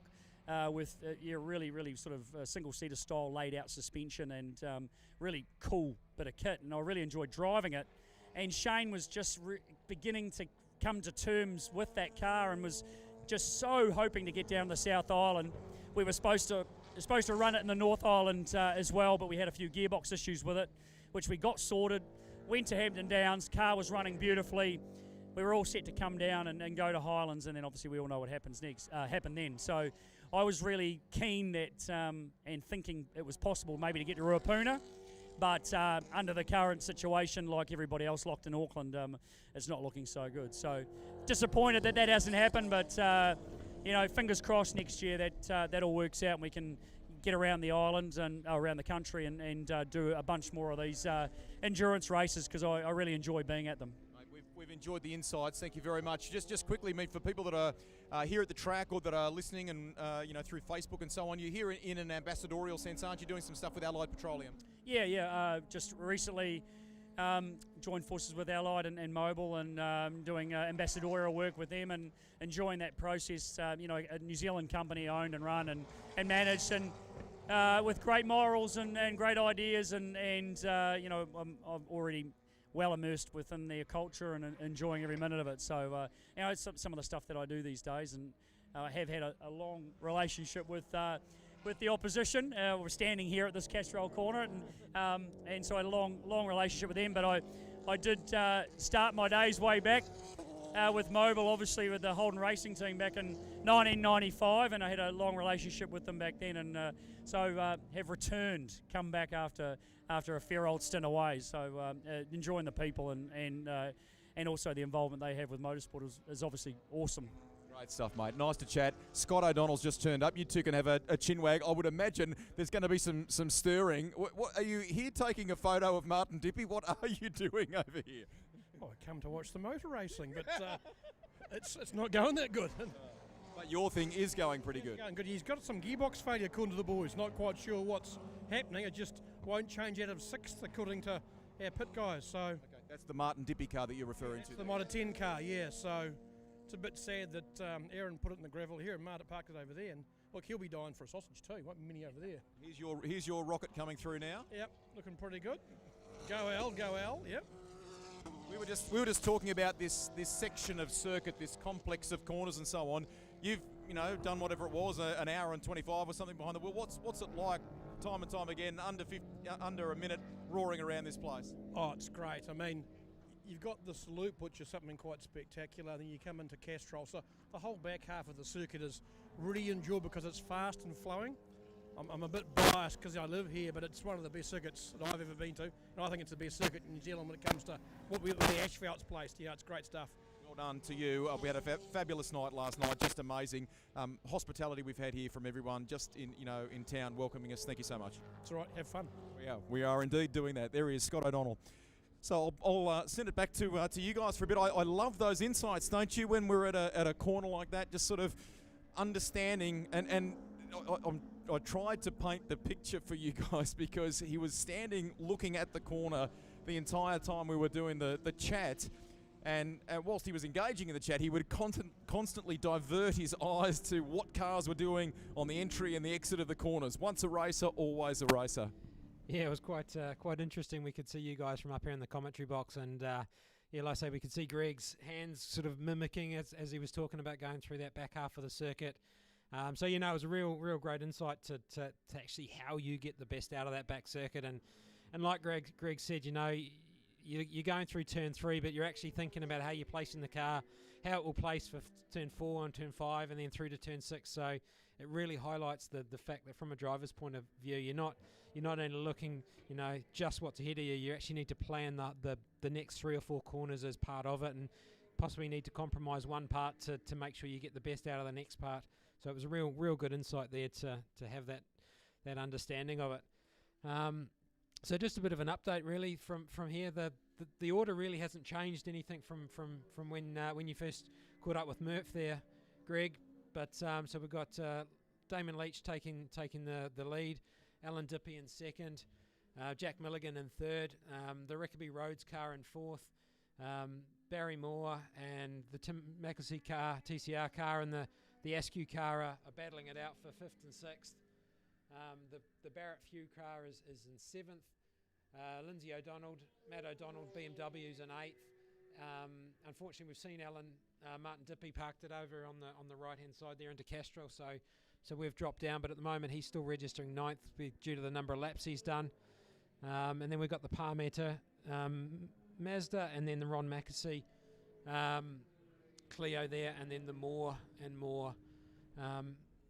Lexus out there, which is great. But one really interesting thing to note is that Geordie was talking about the lap record earlier, which was set last year by Johnny Reid with a 54.862. In the last couple of laps, Damon Leach has knocked out a 55.106. So hasn't broken that 55 mark, but he's definitely pushing on. And I think if he keeps getting a few clear laps, and once the fuel gets down, I think we might just see a lap record broken, not only in the 1 hour this morning by Ryan Wood, but also maybe from Damon Leach in the 3 hour. What do you think, Geordie? That's a story we'll follow, guys, very closely. Sorry to dive in there. I've got Nigel Barclay with me. What I wanted to do, if I could, is just to close off the point that Scott O'Donnell was making in relation to the Martin Dippy car.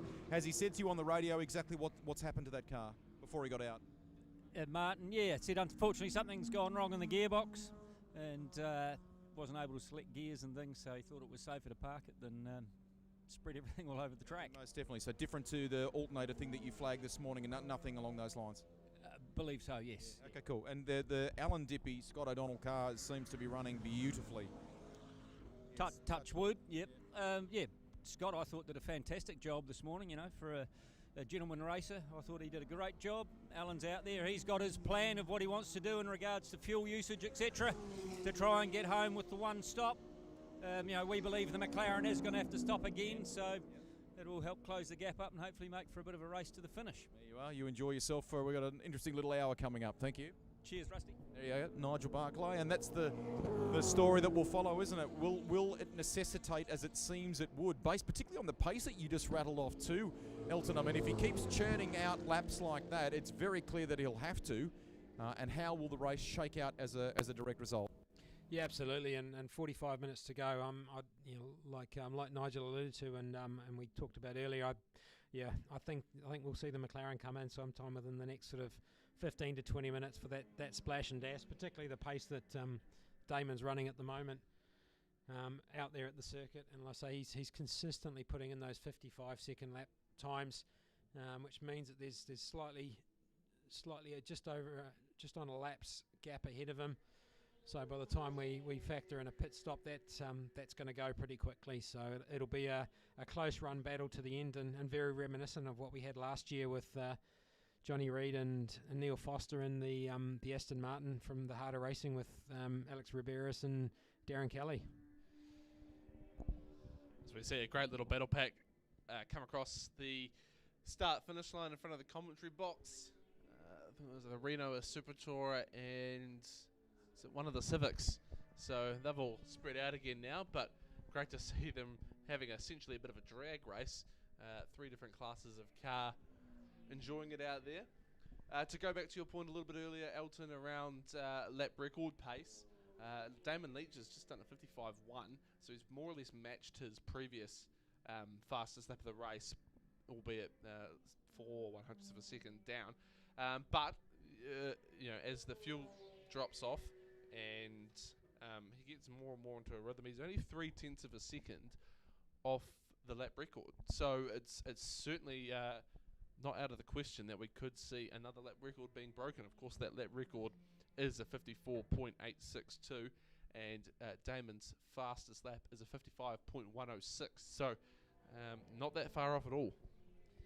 Yeah, it'll be interesting to see how Damo handles that as we get into the back end of the race here. But quite interesting, Greg talked about that new bit of seal out on turn 5 there, and talking to the guys up in race control this morning, that bit of seal was actually only finished on Wednesday, so very, very close run thing. But what I got told is the original seal apparently has been there for 60 years. So when they skimmed the top off, because the ground was so stable underneath, there wasn't actually a lot under it, so they had to do a lot more work than what they'd originally planned to. So there was definitely a few nervous nights apparently in the Southland Sports Car Club around getting it finished, but it's been a good bit of seal. The moisture or the oils in it have come up out through it over the last couple of days. They've washed it off, and it's held a lot of grip there, and it seems to be holding out quite nicely. So it's just one of those many improvements that we're seeing here at Teretonga Park. Elton, I just wanted to dive in if I could, because I've got Glenn Smith with me for a quick chat. Are we expecting a splash and dash, and if so, when? Probably in the next 10 minutes, I'd say. He's pushing the car pretty hard, and I think the fuel's coming down, so we'll definitely be in for another full up. We've been we don't dare to do this too often, you know, but we have gone through the record book, and man, the laps he's churning out are very close to record pace here. Are you unleashing him to let him go and have a crack at that, or are you reeling it in? We're having a chat about that now. We feel like take the risk, put a couple of new tyres on it and let him have a go at the record, but it's we just got to decide what we're going to do. Mega, righto. Okay, we'll follow that. Thank you. There you go. So there's a little extension to what you were alluding to, guys. Will they throw some new rubber at this and let him have a crack with a little splash of fuel but a lower load of fuel at trying to break the lap record? That would be mighty. It would certainly be a great story, especially on the same day as Ryan Wood bettered the lap record for the 1 hour race. And it's really not that far off. So a new set of boots and a bit of fuel could be all the difference Damon Leach needs to etch his name in the lap record book. Yeah, being that local lad that Damon is, just like Jordan is, he's well respected, that Leach family here, and have got a great history around this track. So it'd be good to be able to knock that one over, particularly in the 1 hour class, the 3 hour class here, in such a great car. And following on from that disappointment last weekend, I think it'll be a bit of a consolation, or great consolation for Damon to pull that record as well.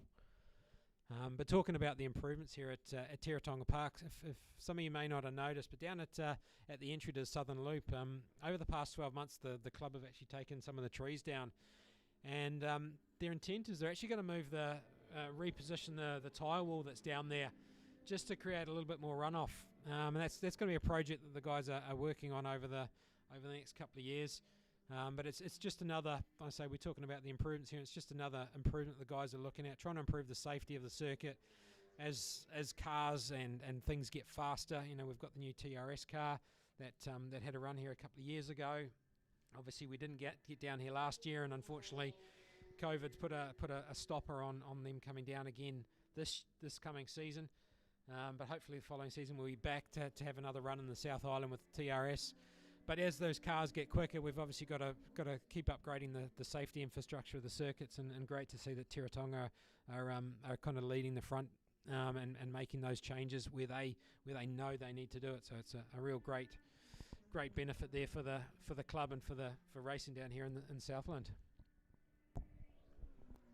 Obviously, safety is a huge part of motorsport in any country, and Motorsport New Zealand's very lucky to have quite a rigorous safety regime, from circuit safety through to vehicle safety, official safety, and of course driver safety, with the level of driver apparel required when you're getting behind the wheel.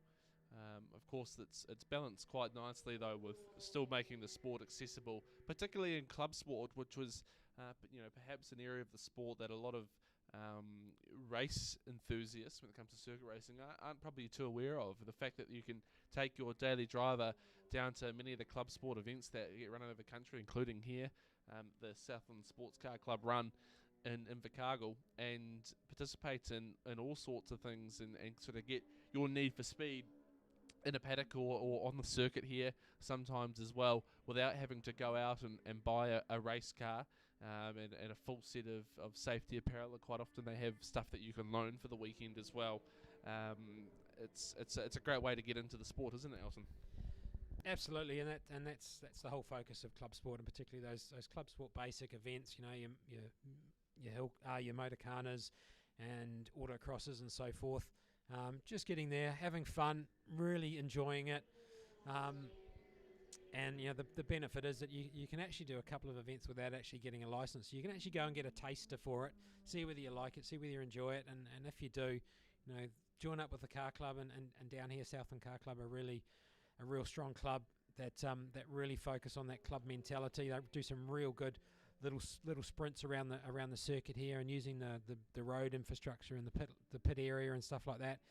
So it's great. You can have that sample of the excitement and the thrill of actually doing that sort of stuff at a fairly low cost, low risk environment, and get yourself into it. Sorry, Greg. No, sorry. I anticipated that you were wrapping up there, mate. I was just going to say, keep going with what you're saying, but your wish looks like it's about to be granted. There are 2 brand new Michelin tyres, so I'm assuming they're going to put them down the right-hand side of the car, the working side of the car, for Damon Leach. So they are standing by here, guys. The car's not in the lane yet. I'll tell you when it is. Please continue your conversation. Sorry, Elton. No, that's good, Greg. That's good. But yeah, it's great to have those club sport disciplines there, just to get everybody involved and really try it out. And great addition to club sport this over the last couple of years has been the introduction of the cross cars as well, which a new type of vehicle that allows people to have a go. But as we look out the lane here, I see Damon coming in. So Greg, talk us through it. Okay, I was just having a look to the team as he comes into the lane here. So working side tyres only, so the right-hand side, because you've covered off today. I mean, we constantly turn left at this venue, so the right-hand side of the car gets tortured from a tyre point of view. So they go to work, the crew here, they're changing those right-side tyres. I'm told they're going to put somewhere between 70 and 80 litres in this car, so it'll be fascinating over the final, whatever we've got, 35, 40-odd minutes as it whittles down. Still on fresh-ish rubber on the working side. That's a great stop. They're about to send him, and he gasses it up. Nice bit of wheel spin and tyre smoke, and Damon Leach has been released onto his home track and allowed to go for it. How cool. And he's still great result, because that still means he should actually have just over a 3/4 of a lap ahead of the Alan Dippy Porsche that's out there at the moment. So that's going to be an interesting battle to see whether Damon A can take that record and actually maintain that gap. This is 2 very different races in that sense, Elton, isn't it? I mean, we're focused on what he's trying to do, which is 2 things. A, rebound from last weekend, because he was so gutted about what happened at Levels. To win here, knowing his connection to the track that you've detailed in the commentary today, that'll mean a huge amount. It's just tremendous to see him behind the wheel with a great outfit. I mean, Glenn Smith puts together a terrific bunch of blokes that are all very passionate about it. They're all hands-on. There's no sort of airs and graces. They just roll their sleeves up and go motor racing in a good car. And he's been, the shackles have been released here. He can have a crack at this record, so we're going to watch with interest. We could see the 3rd different winner in as many rounds of the Carter's Tyres South Island Endurance Championship. That's a good story. And then separate to that, the guys that were at the top of the point score coming in are looking like being in a very good position to pick up another podium, bag more points toward the title race in what has been, touch wood, a very well executed, very consistent performance from both Scott O'Donnell and Alan Dippy. They've just circulated superbly all day long so far. Absolutely, and it's you know, Damo's one of those drivers who prides himself on his professionalism and skill, and yeah, like you witnessed firsthand at Timaru, he was extremely gutted with what happened, and really kicked himself. But he's rebounded, actually done a great job there, helped Glenn get up to speed very, very quickly, and you know, moving on to the O'Donnell Dippy car, it's that complete package of consistency that we talked about earlier. And Elton, you know, when we're not there yet, but also a third aspect to the story and a shout out, if you will. I mean, Steve Brooks, Jack Milligan, the Wolfbrook crew have had a day of mixed emotions, losing the 88 with that gear selection issue or problem. I mean, they were absolutely gutted down there about that. But on the flip side, right now, it's not done yet, but right now, Steve Brooks and Jack Milligan may just finish on the final spot on the podium today. And that'll be a great result for those guys. I mean, they're currently lapping sort of around that 59-second mark, mid 59s. The Rickaby Roads Falcon behind them, lap behind, and they're lapping around that 1 minute mark as well. So, you know, touching wood and crossing fingers and everything else like that, you know, everything should be all good to get those guys back on the podium after the disappointment, obviously at Highlands, where Jack just made that little bit of an error and caught the wall, and so they were out from the Highlands round, and then the same at Timaru. They had that other mechanical issue, so great for them to be able to hopefully bounce back and get this podium and really build that confidence in really what is the team's first season of racing. I've just walked past the Glenn Smith pit and the burnout, the mark that Damon Leach has left of fresh rubber. It would have to be, I don't know, what are we talking, 10 meters long, and it's a beauty. So he's into it from the moment they let him go back out on track. So I'm just wandering down the lane as I talk to you. The 76, the kitchen car, has come back in again. A little bit of work, a bit of attention to the Honda, and they've sent it again. So it's been a bit of a trying day for those guys, but you have to admire right throughout this South Island Endurance Championship, whether it's 1 hour or 3 hour competition, there is some real tenacity or real grit. The crews here, they want to keep at it. The idea of quitting just is not in this paddock or pit lane, is it? No, exactly, and the kitchen car is a prime example. You know, I know son and father, they're out there playing it, and the whole idea was just we've got a car that's gone around. I'm trying to see which car it is. Sorry, I don't like cutting you off like that, Elton. My apologies. It was one of the Falcon Super Tourers. It's gone off at the final turn, looped around, and rejoined. That's the Barrett Frew car that have just spun it on the exit there. Obviously, possibly a little bit too early on the throttle, or maybe even just ran a little bit wide and got on the grass and the curbs on the outside, which would have been holding a bit of water out there. So that's a shame for them that that's happened. But fortunately, they've got a couple of laps ahead over the BMW of the O'Donnell BMW there. So not too many dramas, fortunately. But just going back to the kitchen car, I mean, they came along to the first round at Highlands and just were keen to do the one race, and that was it, just as a father-son experience. And they came away from that event actually winning their class.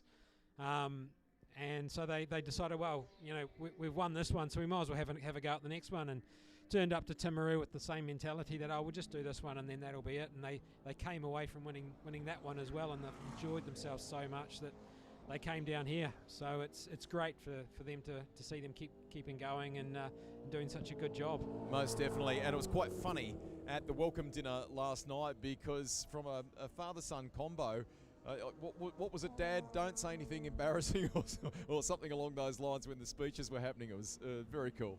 Yeah, it's always enjoyment with when you get your young son up with you doing stuff like that, and definitely doesn't want to be embarrassed.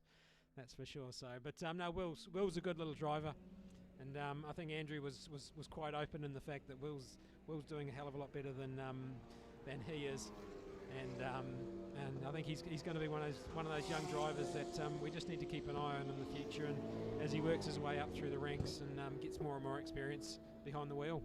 You and Geordie have covered a lot of different aspects to what our sport in this country offers, and different ways that you can get involved in it, and probably an unsung or something we don't often make a lot of noise about is this is a great family sport, and there are all sorts of examples of might even be mums and daughters working together at the races. It could be the father-son racing together in the example you've just given, and it is a very good way of keeping the family unit together. Parents often talk about, distractions for their teenage kids and how to stay connected with your children and so on. Motorsport really does provide something unique and very good in that regard, guys. I've known many people over the years that have actively encouraged their kids to come along. They don't push them, but they actively encourage them to come along for that reason.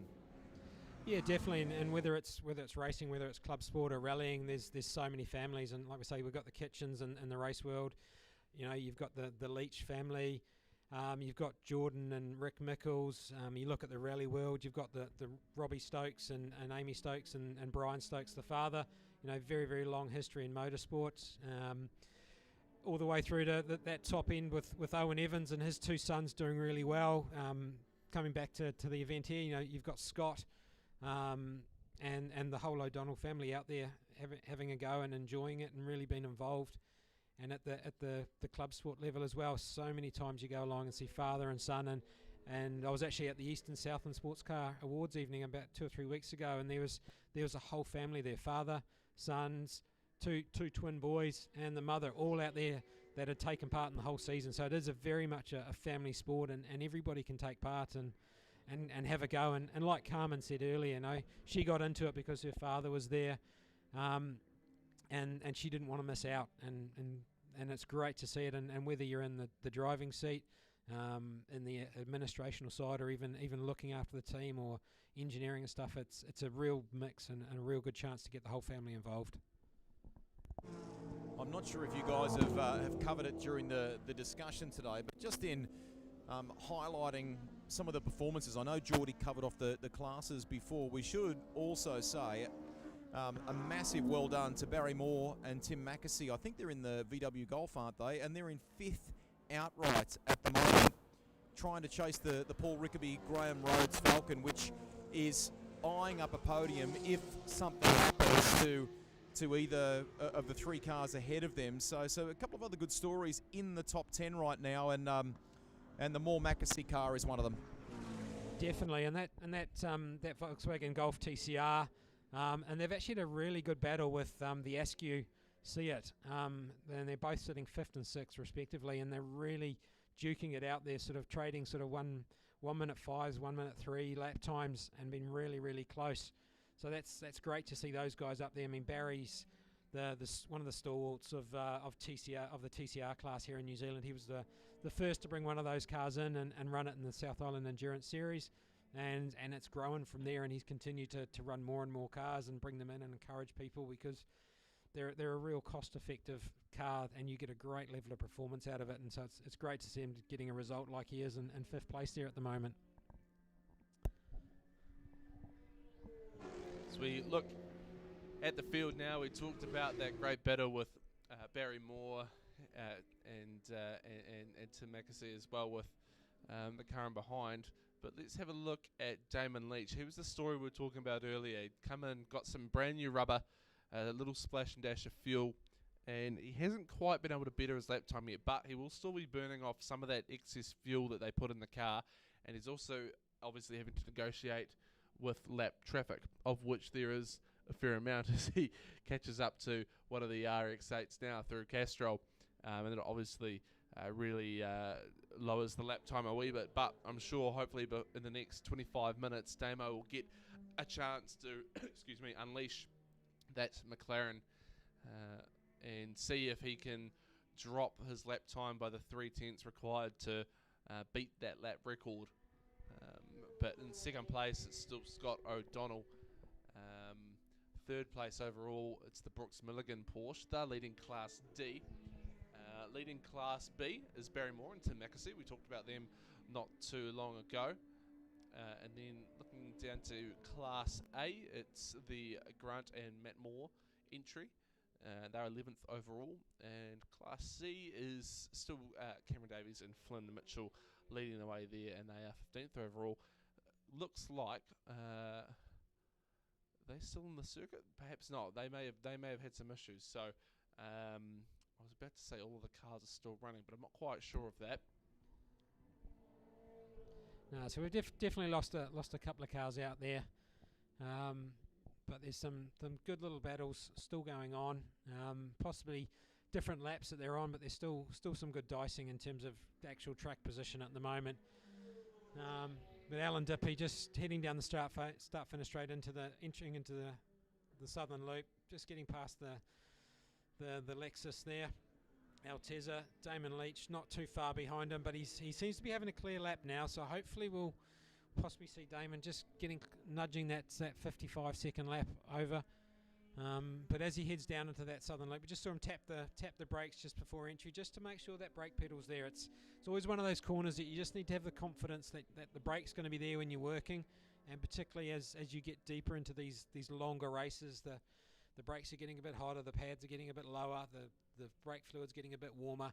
So just having that confidence that you know it's there.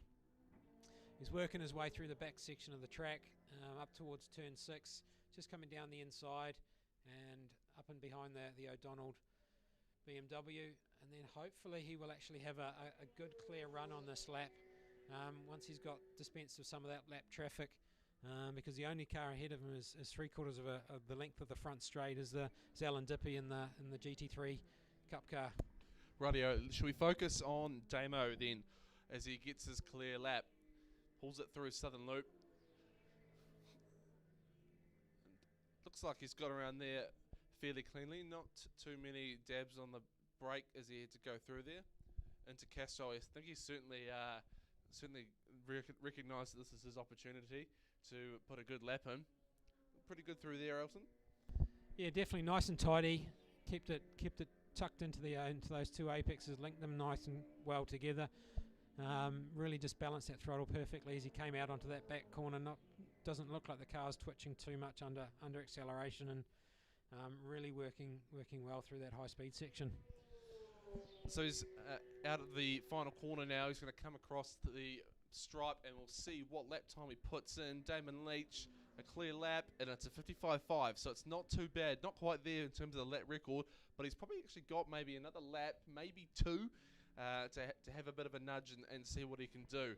So he's had one. See if he can have another crack at it. And also I think he's starting to just catch that Alan Dippy in the 912 Porsche there, and any driver out there knows that it's always good to have a clear lap ahead of you, but it's also good to have a little bit of a target just up in front that you can kind of aim for and start working towards. And I think that's possibly going to just spur Damon on a little bit that he can see that car up there and possibly just encourage him to maybe try and get another lap on top of that car, and that'll help him just drive forward really.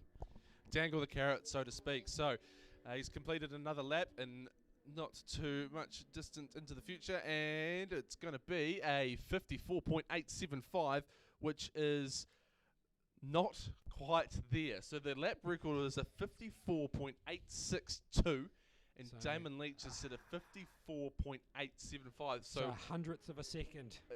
1300ths of a second. It's 2/5 of not much for Damon Leach. So he's probably got one more attempt at it. I think he had to clear some lap traffic, but hopefully he caught him on the straight and it didn't affect him through any of the corners. So should we see what he can do this time by as he heads into the third sector of the track? Damon Leach in the McLaren 650S. Geordie, they're acutely aware of it here within Glenn Smith's crew. They've kind of gathered under one of those easy ups near their marquee where they've been prepping the car out the back in the paddock area, and Glenn is watching the times on his phone, and he just looked at me and smiled and like, so close, so close. Yeah, and it looks like he did get held up by lap traffic that time by. It was a second slower. So I think Elton, do you reckon he might get? Oh no, I think he might catch some more cars on this lap. He might he'll catch some more cars, but we've still got 20 minutes of the race remaining, so it'll give him a chance just to settle down, possibly just take a little bit of temperature out of the car, out of those tyres, just bring them back down, settle down again, start to refocus. Obviously he's still got the Porsche of Alan Dippy ahead of him, slowly just eking him back ever so much every lap. So he's still got that target ahead of him, but I think Damon will give him a couple laps just to settle down again and get a clear space and get past this lap traffic, and I think we'll see Damon have another shot at that lap record.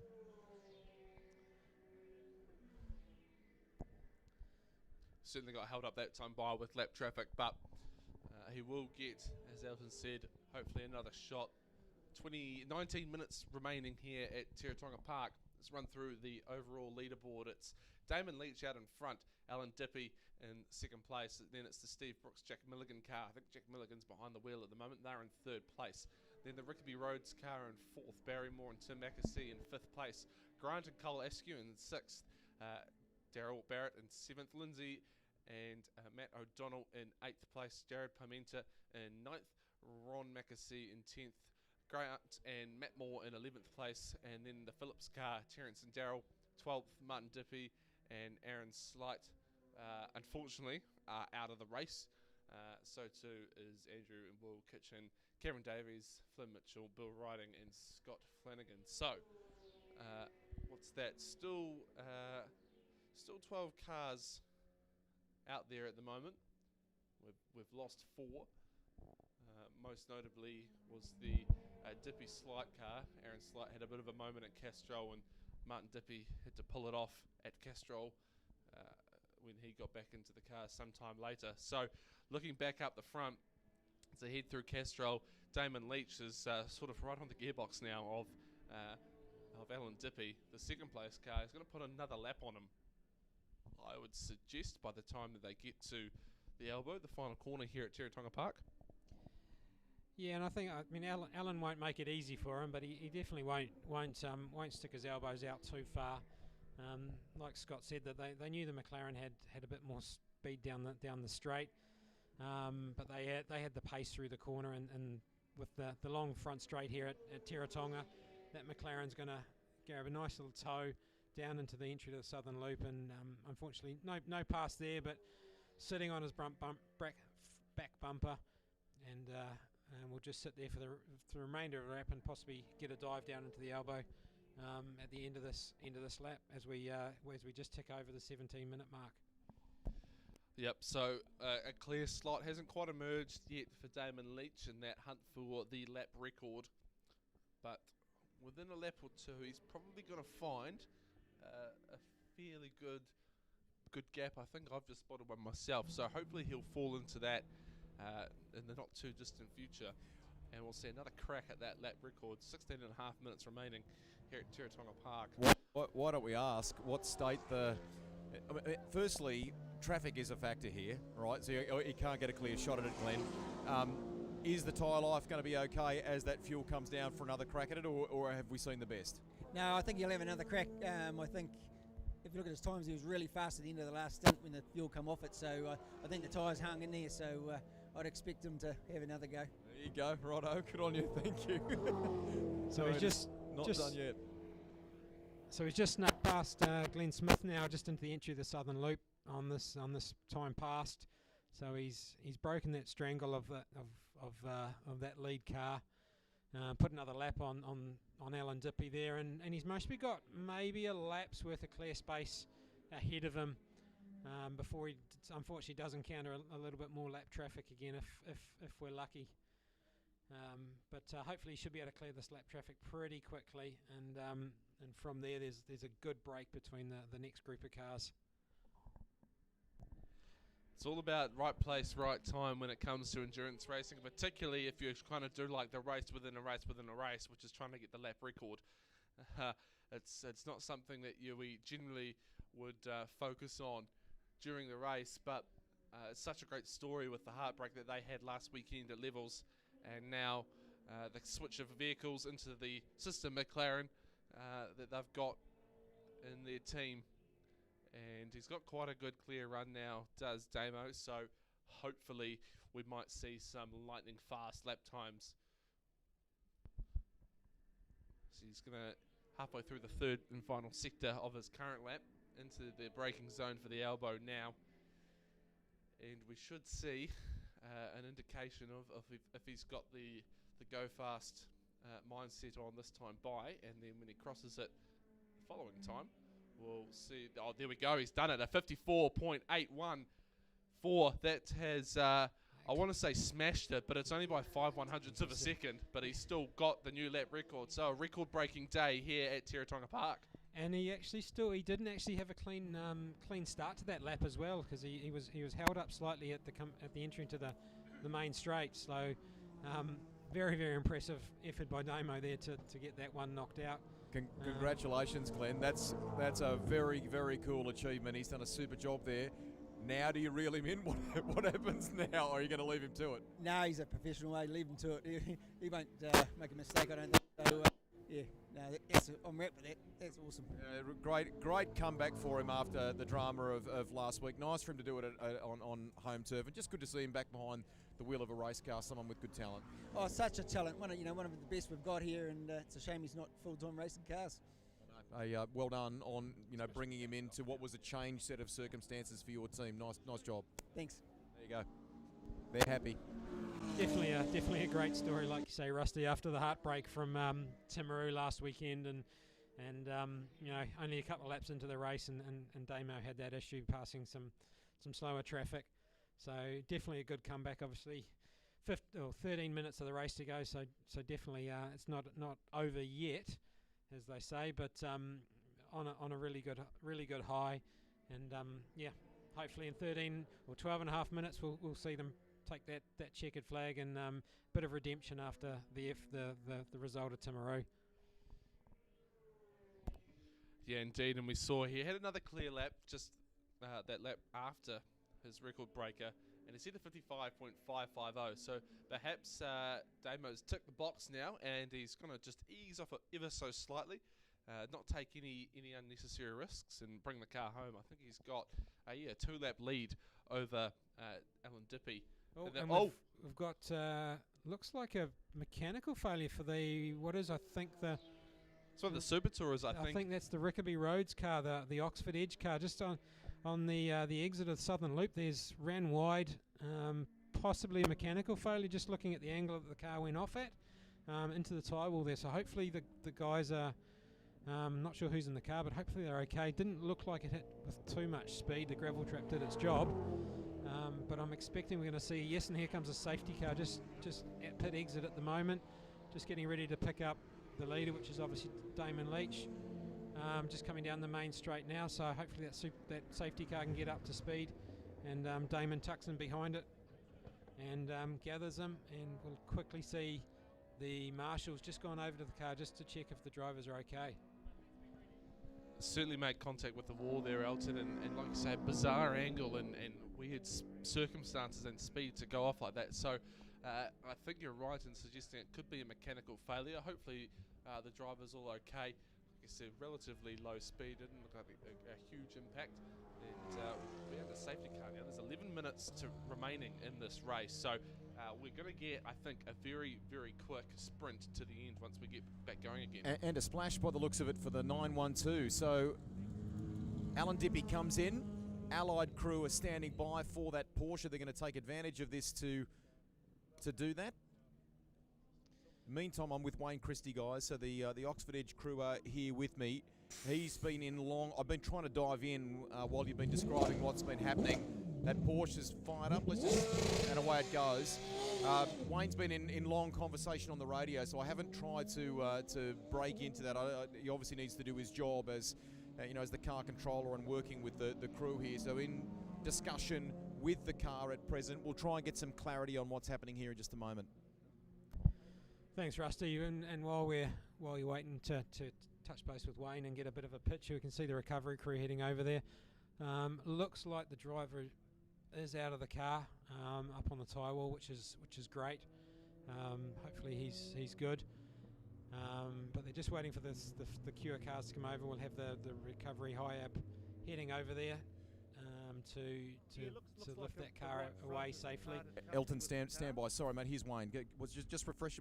What's happened? Looks like the right front has just departed the car as he's gone round the loop, which is a bit of load on the car and pretty high speed. He has gone into the tyres quite heavily, and Graham's okay, but that's our day done, unfortunately. Hard luck, but the positive here, mate, is that he's okay. That's the main thing. Race cars can be fixed. Thank you. That's a real shame because those guys have had a really clean race. They've had a couple of heartbreaks from Timaru with the gearbox issue. And they had some few issues at Highlands as well, so it's a real heartbreak that so that close as well, so close. When you think about it, Elton. I mean, they seem to consistently they place that car for the bulk of the day. I mean, it's run faultlessly in fourth place, basically, hasn't it? So what a shame.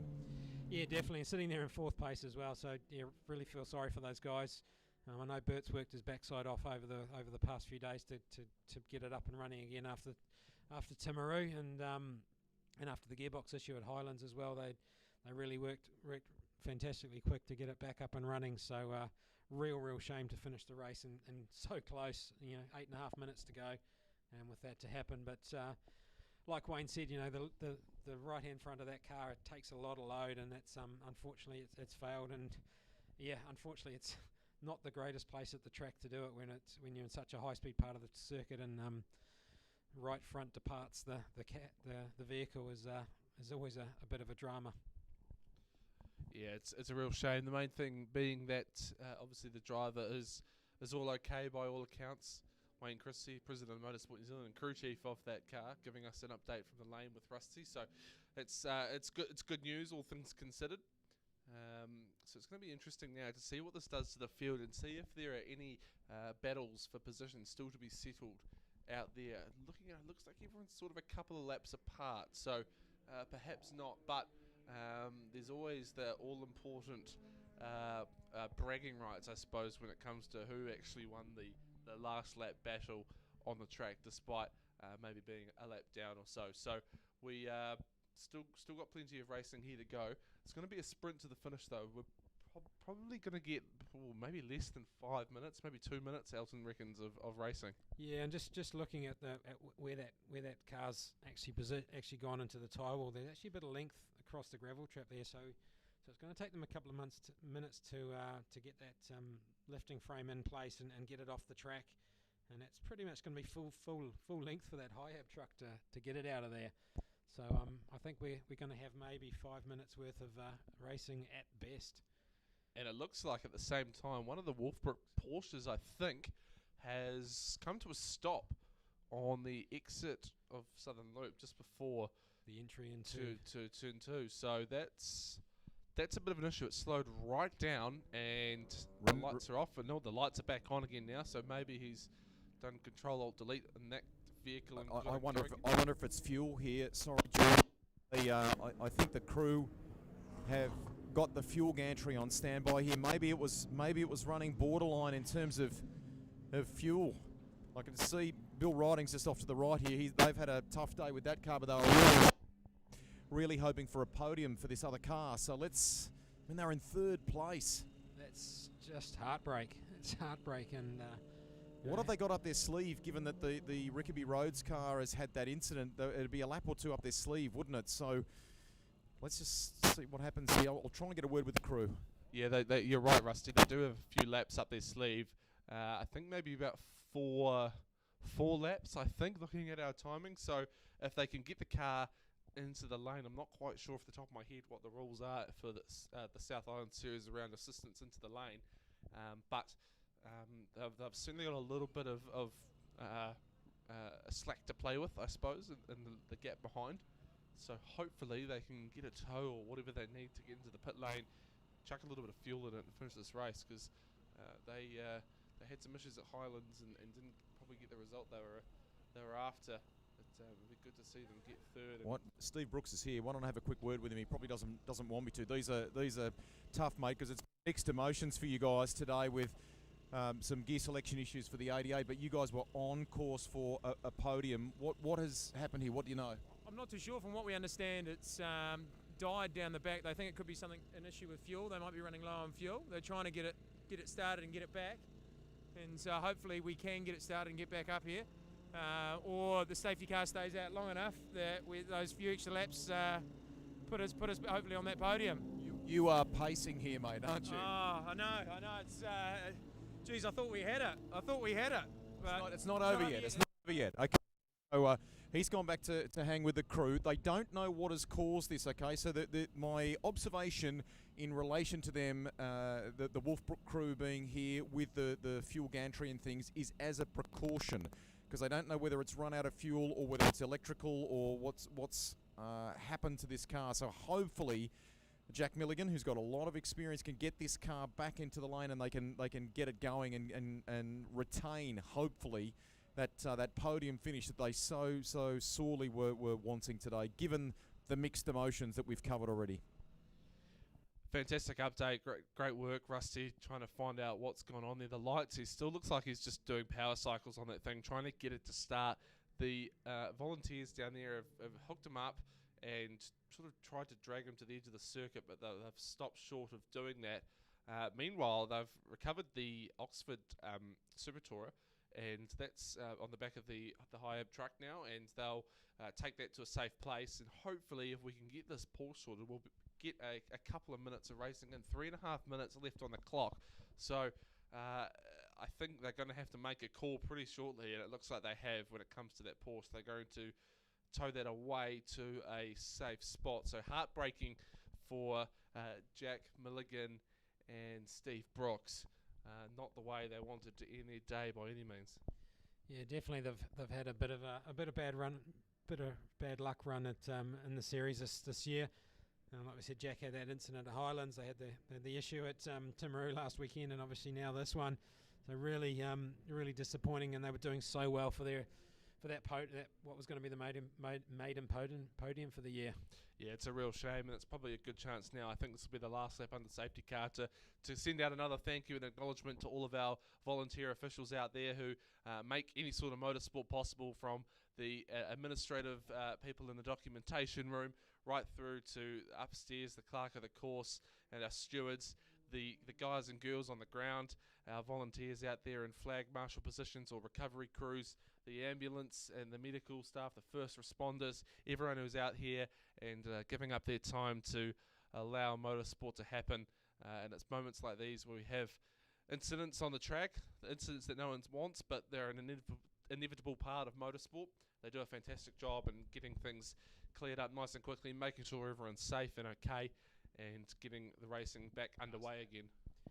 So I think we're going to have I think we'll see the safety car lights come off as they come out of turn 5 there. Yes, there goes the safety car lights, and I think we can safely assume, looking at the start-finish guys, that we're possibly going to have, if this isn't the start of the last lap, there'll be one more after this. So yes, this is going to be the start of the last lap. Elton, can I just dive in here?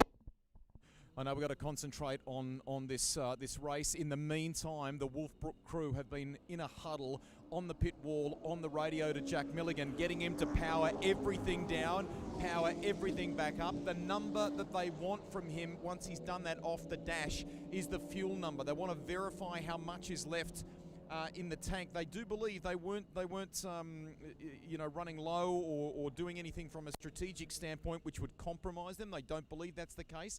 They're wondering whether this may be a fuel pressure problem of some kind. Heartbreak for Jack Milligan and the boys at Wolfbrook Motorsport. They are working on it at the moment. Let's focus on the finish here. Yeah, that's absolutely terrible for them. So we're now halfway through the final lap of the South Island Endurance Series 3-hour race here at Teretonga Park, and there's all sorts going on up and down the field as cars trotting the gate, lap traffic, but out in front, Damon Leach, he's got clear areas coming into the elbow now, the final corner of the circuit, and once he gets it around there, he'll start the drag race down to take the checkered flag. So Damon Leach, after the heartbreak last weekend at Levels International Raceway, takes victory here at Teretonga Park to win the third round of the 3-hour series, the South Island Endurance Series. Congratulations to those guys. Great result. and taking that lap record as well for the class is great. Scott O'Donnell and Alan Dippy come through in second place, a lap down, and I think we're going to officially see it'll be interesting to see how the timing classifies the Brooks Milligan car, whether they get classified in third or whether we see Barrymore and Tim Mackesy roll up into that third place on the road. But either way, it's a great finish to the race. Like we say, Damon and Glenn Smith taking first, Scott O'Donnell and Alan Dippy in second. And then down into fourth and fifth place, we've got Moore and Mackesy in the TCR. The Askew brothers running the TCR in fifth.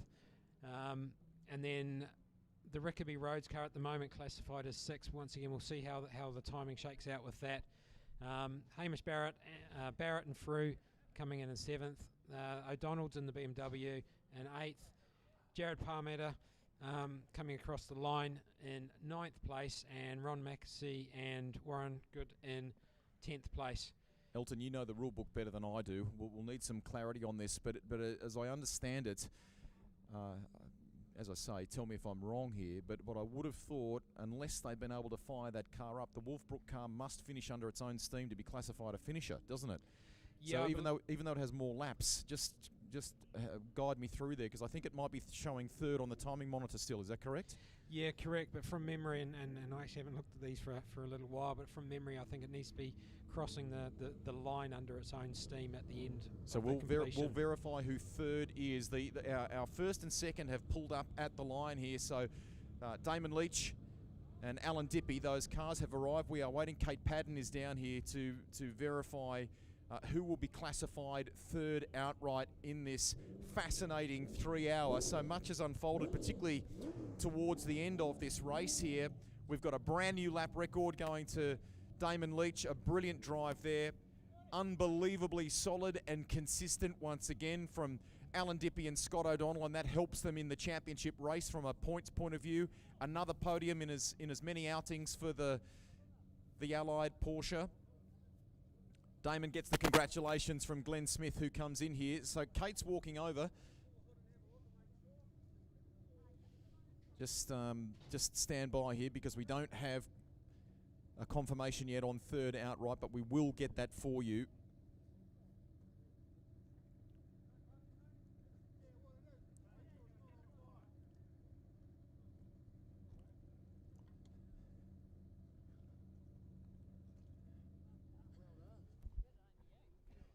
Yeah, so Greg, just coming back here, race is it the 79? Yeah, it is. It's the Barrymore to Mackesy vehicle coming in third after the Wolfbrook Porsche couldn't obviously finish the race there. What a story, what a day today, hey? Yeah, absolutely. I mean, until you walked up to me, I didn't know that was happening either. It just seems to be lots at once, but good victory for the boys. It did bring it across the line anyway. Well done. What about it for Moore and Mackesy, guys? Put your hands together, getting third today in this race.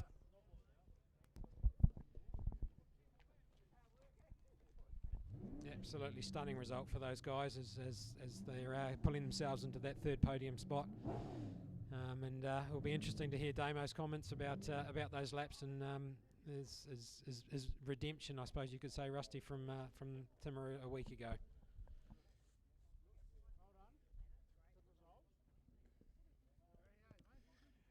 We're getting set to talk to the top three after a fascinating 3 hour, the final race of the day in round 3 of the Carter's Tyres South Island Endurance Championship. Delivered so many stories, so much so, just before we're coming on air to talk to you here on Facebook, we weren't even quite sure who was going to grab third place. The Wolfbrook Porsche has stopped for some reason out on circuit while seemingly having third place in its grasp. So Jack Milligan absolutely gutted. What it does do is promote the 79 into third today. What an amazing result. In the meantime, we have had the lap record broken by our race winner, and the guys who were top of the point score after last weekend's event at Levels have walked away with more points and another podium finish today. So why don't we walk in to the Moore Mackesy crew and have a chat to you guys. Congratulations. That's a lot's unfolded in that race, I know, but that must feel pretty sweet. Yeah, it was pretty awesome. I was parked over there and there was no one up at third because the radio's dead, so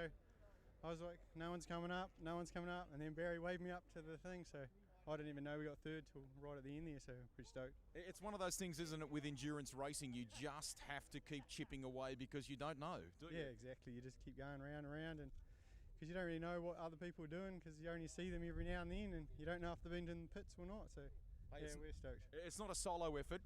You know, come on in here. I know you're reluctant. You don't need to be. It takes more than just you two, really. It's this whole Liquid Molly crew that are equally a part of this, aren't they? Oh, totally. The crew. I know everyone in the whole grid will think this, but our team are just phenomenal. Like, they never ever give up on anything, you know. So, yeah, we were all pretty. We didn't know. We heard it on the radio that we're in third. And we're like, better run up and tell them. So yeah, pretty stoked. Yeah. The debrief from this race, no issues today. It's, I mean, you've got a podium, which is phenomenal, but was the car faultless?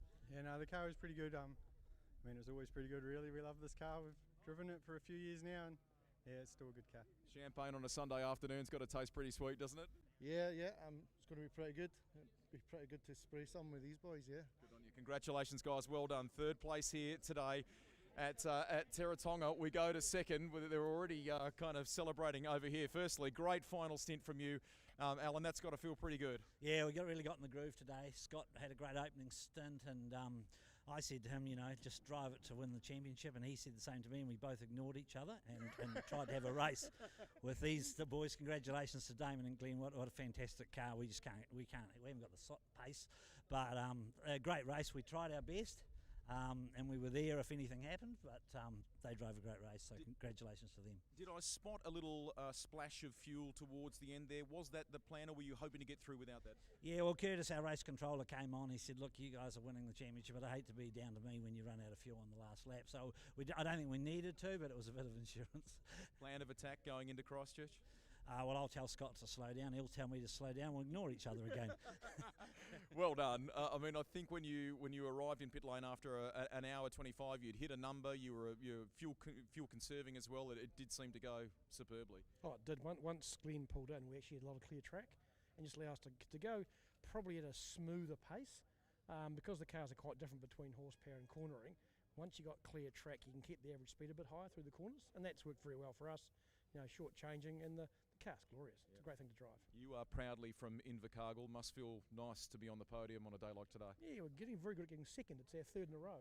Yeah, so we're doing all right. You know, again, we're here for a championship rather than to get first. So look, good result for us. That's what builds championships. So well done, guys, to both of you. Superb effort, and to all of the team. Here are your winners today in the Carter's Tyres South Island Endurance Championship 3 hour, and to top it all off, the lap record as well. You went for it, you got it. How good does that feel? Yeah, it was a cool way to end that sort of last part of the race, but it was a shame that the poor guys actually pitting next door had a little bit of a trouble on the Super Tourer, so unfortunately we only got a couple of nice laps in, but yeah, it was a great race and a lot of fun. Damon Leach, when I spoke to you a week ago at Levels, you were understandably despondent. You were pretty flat about how the race had panned out there. This is redemption, mate, isn't it? And you've done it at home too. That's got to feel good. Yeah, it feels good to kind of bounce back, and we had really good speed all weekend, and it was just a real nice race, and the car really suits Teretonga, so it was it was just a lot of fun, and it doesn't even feel like we've been out there for 3 hours really, so it was really good. Before I talk to the boss here, very quickly, can you share with us what that radio conversation was like? Because clearly there was debate about, can I have a go at this? Can I have some fresh tyres? What was the discussion, and were you kind of, please let me do this? No, it was actually kind of the other way around in a way. They were, I was just sort of, I could see we're slowly catching up to Scott and Alan. They were, real quick and doing a really solid job, and I saw we were slowly catching them up, and then they came over the radio and said we need another splash of gas to finish off that last probably 40 minutes of the race, and they said, we might as well chuck a couple of tyres on and see what we can do. But it was a shame we didn't really get to have a real hard crack at it, but nevertheless it was good to finish the race, and Glenn did a really good, awesome job and to open the race and carry the lead for that first 70 minutes, so that was really good. Always good to come to a racetrack for the first time that's a little on the newer side and walk away with a trophy on top of the pops. Congratulations. Yeah, no, really wrapped with the result. Really lucky to have Damon, co-drive with me. Immense talent. You look at those lap times he was banging out all day long. Incredible.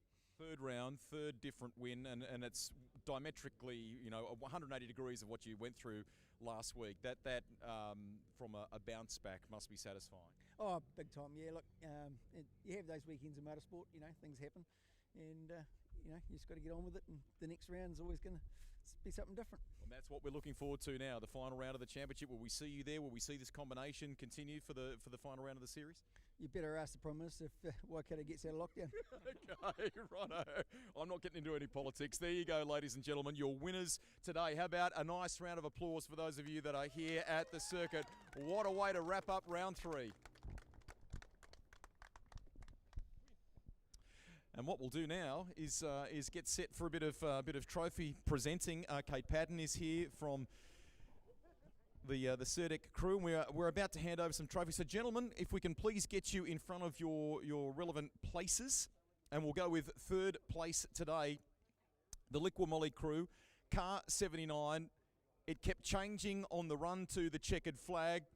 But for these two, it's a very, very special day. Please put your hands together. Well done. Third place today in this round of the championship. Brilliant.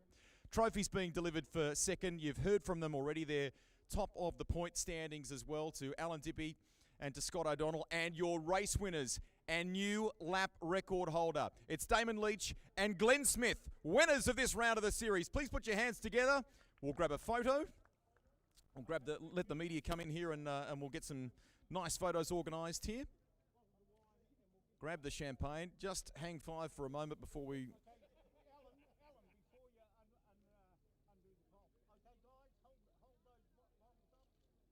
Nice big smiles from the top 3 as we take a moment to capture the podium. Final picture. Only one thing remains. Gentlemen, the champagne is yours. Time to celebrate after round 3 of the championship.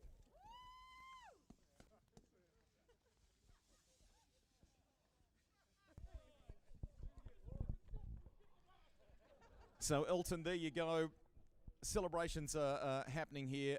Huge congratulations and thanks to everyone that have made this third round possible. A lot of work has gone into it. An immense amount of stories have come out of it as well. So to everyone from the Certec side of things, from the Southland Club and so on, our big thanks. And a big thanks to those that have come trackside to be with us as well and enjoy the action throughout the day. We hope you've enjoyed the commentary on 88.2. A big thanks to those of you that have had questions coming in throughout the day on Facebook as well. To Elton Goonan, to Geordie Peters, and to all of our guests that have joined us throughout the day. Thank you so much for being with us for round 3 of the Carter's Tyres Championship. I'm Greg Rust. We'll catch you next time. Bye for now.